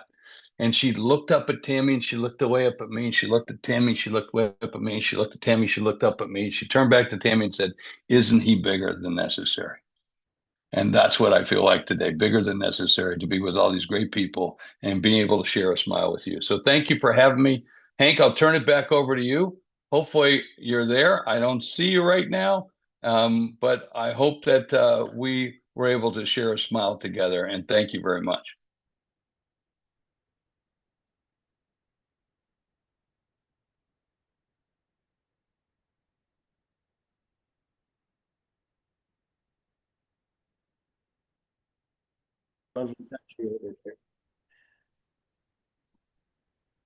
So thank you so much for joining us. We appreciate it. All right. Cheers. Enjoy your visit. Ciao. Well, I'll tell you what, I'm going to say hi to you, Jeffrey. It's good to Ken, see how you. you doing? Good to see you. Thanks for having me. I guess God wanted us to have a little glitch so I could come in and say hello to you real quick. There you go. Well, I figured there was a glitch, and I'm going to let you and Lai take over and go from there. I'm going to go host Celebrates on C-Suite Network. That's where I'm going to go head to right now. Yeah. Well, and cheers. I look forward to having you on. I look forward to having you on my big show someday soon. All right. Thank you so much. I'm game on, brother. Thanks, everybody. Cheers. Take care. Bye-bye. See you, Jeffrey. Okay, so I'm trying to figure out how to get the host back in here, and Faison, I think, can help out. I'm hoping. Faison, are you here? All right, I'm going to try and do some things here. Yes, I'm here. I'm here. Can you? I'm trying to help people, and I'm making probably it worse. So I'm going to ask you how to get his video back on. Hank. Okay, I just ask her. You can start his video. There it is. Okay. All right. I'm going to go back. Hey, Hank, we're trying to do a not interview style, TED Talk style. So when you do it, you can go backstage right after you introduce the person, and then they get the floor. So that's why there was a little hang up. Sorry about that.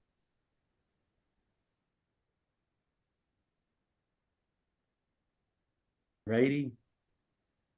Are we ready to go? Lee, can you hear me? Yes, I can. Great to be here with you, Hank. Okay, great to be here with you.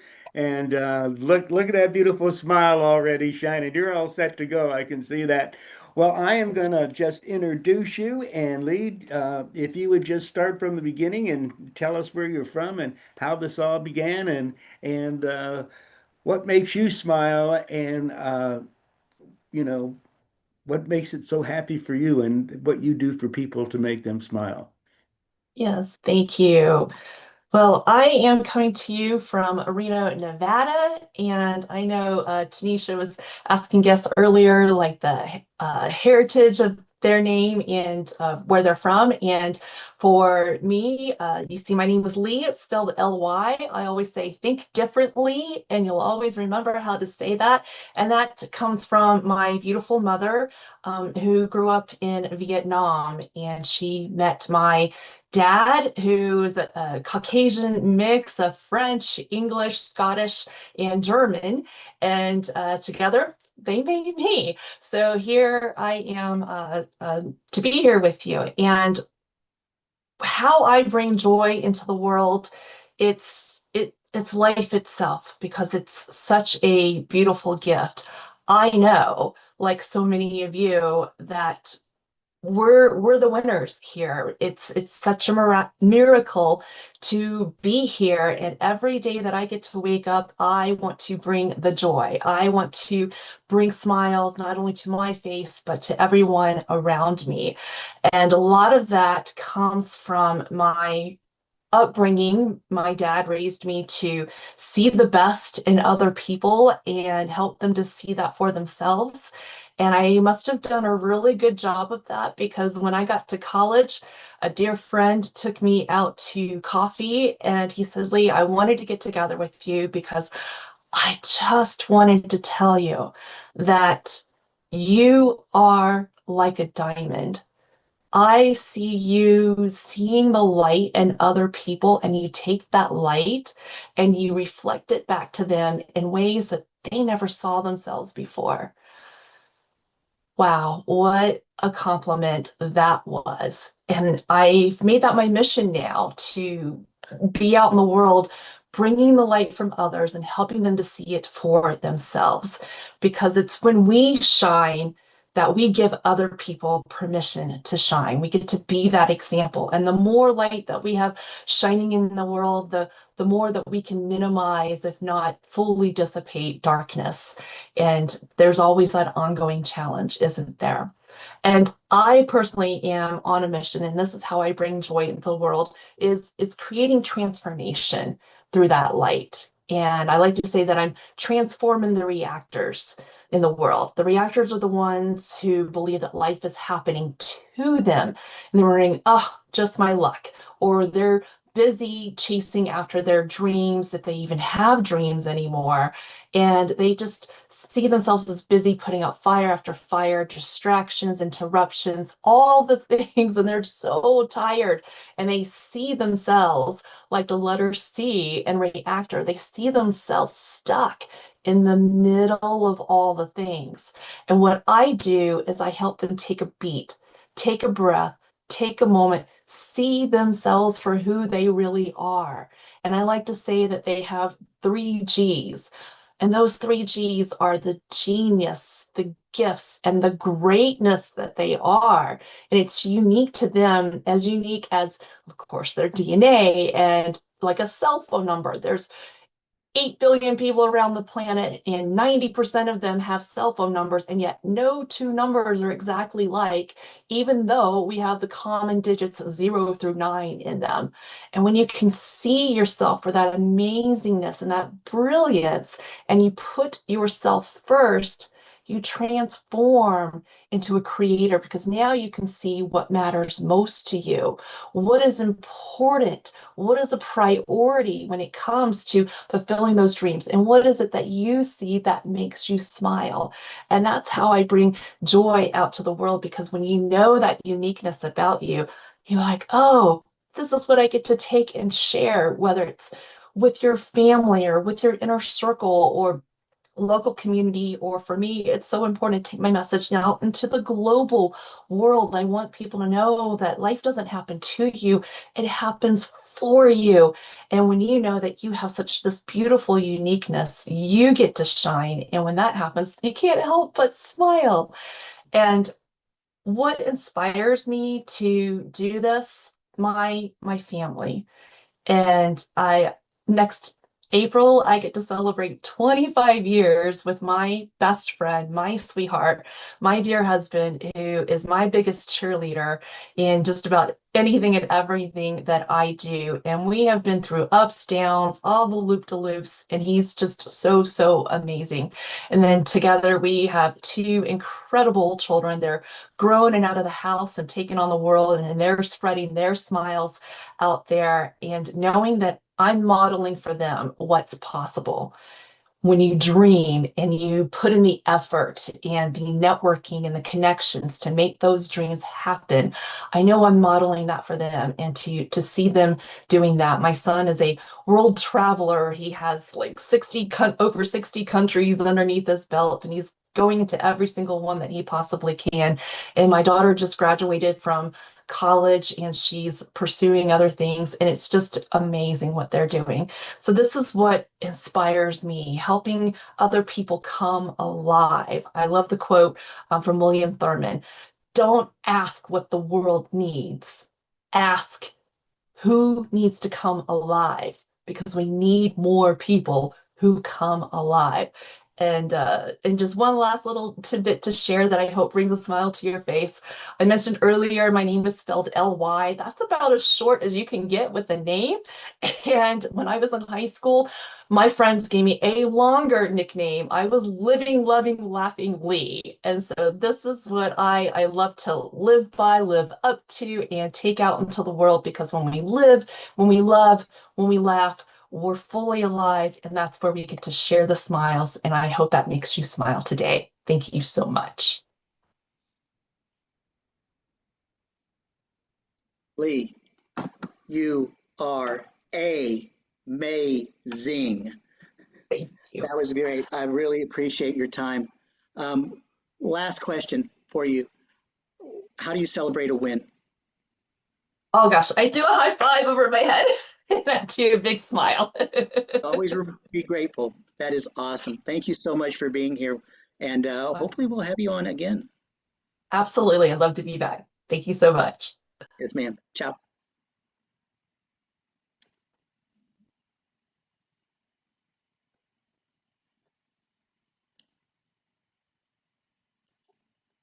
All right, let me get her in. It's France Fazane, right? No, that's who's next?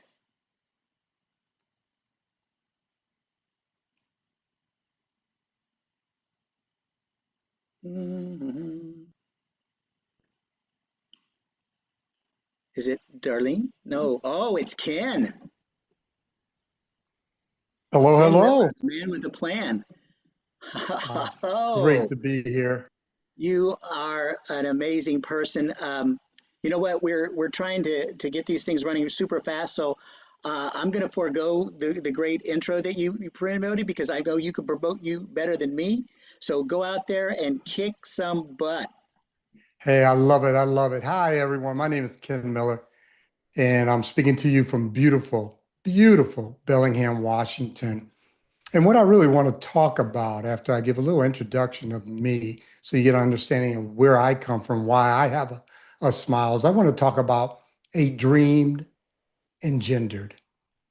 So my quick story is I'm 62 years old, and 62 years ago, my mother gave birth. She was a runaway teenage girl, and my dad was a black pimp and drug dealer in New York, and I'm the byproduct. So I always tell people I'm Black Irish because I'm half Irish, half Black, so I'm Black Irish. I went through 6 years of foster homes. Then I was adopted. I was precocious as a child, and by the time I was 17, I was what they call in the United States a National Merit Scholar. I was accepted to Harvard. I went to Dartmouth, and that was great. Got an Ivy League education. But within 2 years, due to substance misuse and abuse, I was homeless on the streets for the next 21 years. I'm also a convicted felon. In fact, 3 times I've been convicted of felonies, and I've spent many years behind bars. But in 2007, I got out of prison for what I truly believe is the last time, after doing 3 years of incarceration. And I came out without literally any hope, any idea of what I was going to do next. And then through some fortune, I was identified to be able to do some positive things. And what that means was I moved back up to Anchorage, Alaska. And there's a famous poem by Langston Hughes. And the poem is called A Dream Deferred. And what he says in that poem, he says, a dream deferred, does it shrivel up like a raisin in the sun? Does it burst, and into, you can say violence, but it's a very famous poem by Langston Hughes. And I've always thought about that because I was locked up with many men where the dream was deferred or did not come to fruition. And one of the things I said to myself is I would want to help other, especially Black men, have a dream engendered. Make that dream come to a reality. Make that dream come to a truth. And so in 2010, I've been out of prison. I've been clean and sober for about 5 years. I'm out of prison. I'm in the gym, and I see this young man, and I'm talking about a teenage young man walking through the gym. And I'm like, that's a little unusual because they usually aren't in the gym. It's an adult gym. Then I saw he went into the sauna, and he was in there, and I was like, wow, I went up to him, I said to him, why are you in the sauna, or why are you seem like you're trying to lose weight? And he said, oh, I have a competition coming up. And so I said, oh, okay. To myself, I said he's a wrestler, because that's the only ones I knew that went into the sauna to lose weight. That's the only thing I knew from. And then like the next day I saw he was back in the gym, like he was losing weight, back in the sauna. And I said, when's your competition? I thought he was a high school wrestler. He said, oh, I have a boxing match. I'm a boxer. You may have seen my coach. And I said, who is he? He said, he's a tall gentleman, sort of big. And I said, oh, I know, with the braids. And I said, yeah, I know him. So I went up to the gentleman and I said, hi, my name is Ken Miller. And I see one of your students who's a boxer. What do you do? And he introduced himself. He said, my name is David, and I was on the US Olympic boxing team as the heavyweight boxer alternate, which means the number 2 ranked amateur in the United States at the Beijing Olympics. I said, wow. So I said, what are you doing with this young man? He said, well, I'm going to take him down to Tacoma, Washington for the Golden Gloves. And he's one of my students. I said, that's fantastic. I said, do you need a couple dollars? I'll help you out. I'll just give it to you. He said, I would be appreciative. I didn't ask for it. I said, no worry about that. And I said, when you get back, I want to talk to you. And he said, okay. So he went and did what he did, and he gets a hold of me like a couple weeks later. And I said, I want to sit down with you. Meet me at Starbucks. And he sat down across from me. I'll never forget this. I know exactly what the scene was. And you got to understand, he's like 35 years old. He's probably 230, 6'2", 6'3", ex-Olympic boxer. And I looked at him and I said to you, my name is Ken Miller, and I have some means and I have some capabilities, but I want to ask you a question. Would you like to be mentored? And he's like, sure. Because I said, I work with nonprofits. I work with individuals that want to start nonprofits, do things in the nonprofit world. And I said, do you want to be mentored? And he said, yes. And I said, well, I have one question for you. What is your dream? And then I paused, and this was important. Then I said to him, I give you permission to dream. And people might say, why do you ask someone? I've done this 20, 30, 40 times since. Because so many times that dream is taken away from us by our families, by our partners, by our teachers, by our peers. You can't have that dream. You can't do that. You're not competent enough. You don't have enough means to do that. You don't have the capability of making that dream true. And we internalize that. So I looked at this young Black man, strong, Christian, husband, father, and I asked him, what is your dream? And I believe in your dream. And I said, the only accountability and responsibility I have to you is to engender that dream. And he said, what I want to do is open up a nonprofit, have my own building, and be a level 2 coach that can take students international. Because what he worked with and what we set up was Alaska Boxing Academy, which works with at-risk young men and women throughout Anchorage, Alaska, to get them off the streets, to get them off So of unfortunately, individuals that are having struggles and problems, and they're young. And so I Can you helped hear him me? set up the nonprofit. I helped him get it going, to get the status, helped him get a building, and helped him. And then this is the beautiful part. 4 years later, he said, Ken, can we meet? And we were meeting regularly anyway, but he wanted to meet somewhat special, off the schedule, we'll say. I said, sure, let's go have a bite to eat. I'll pay. He said, no problem. We sat down and he looked me in the eyes and tears started running down his face. He said, I did it. I got it. And that's why I'm smiling, because that was a dream engendered. Thank you. Appreciate you. All right. Well, I had a question for you, but we're over. So you have Okay. a happy and successful day, my friend. Amazing story. Your past doesn't define you, it either promotes you.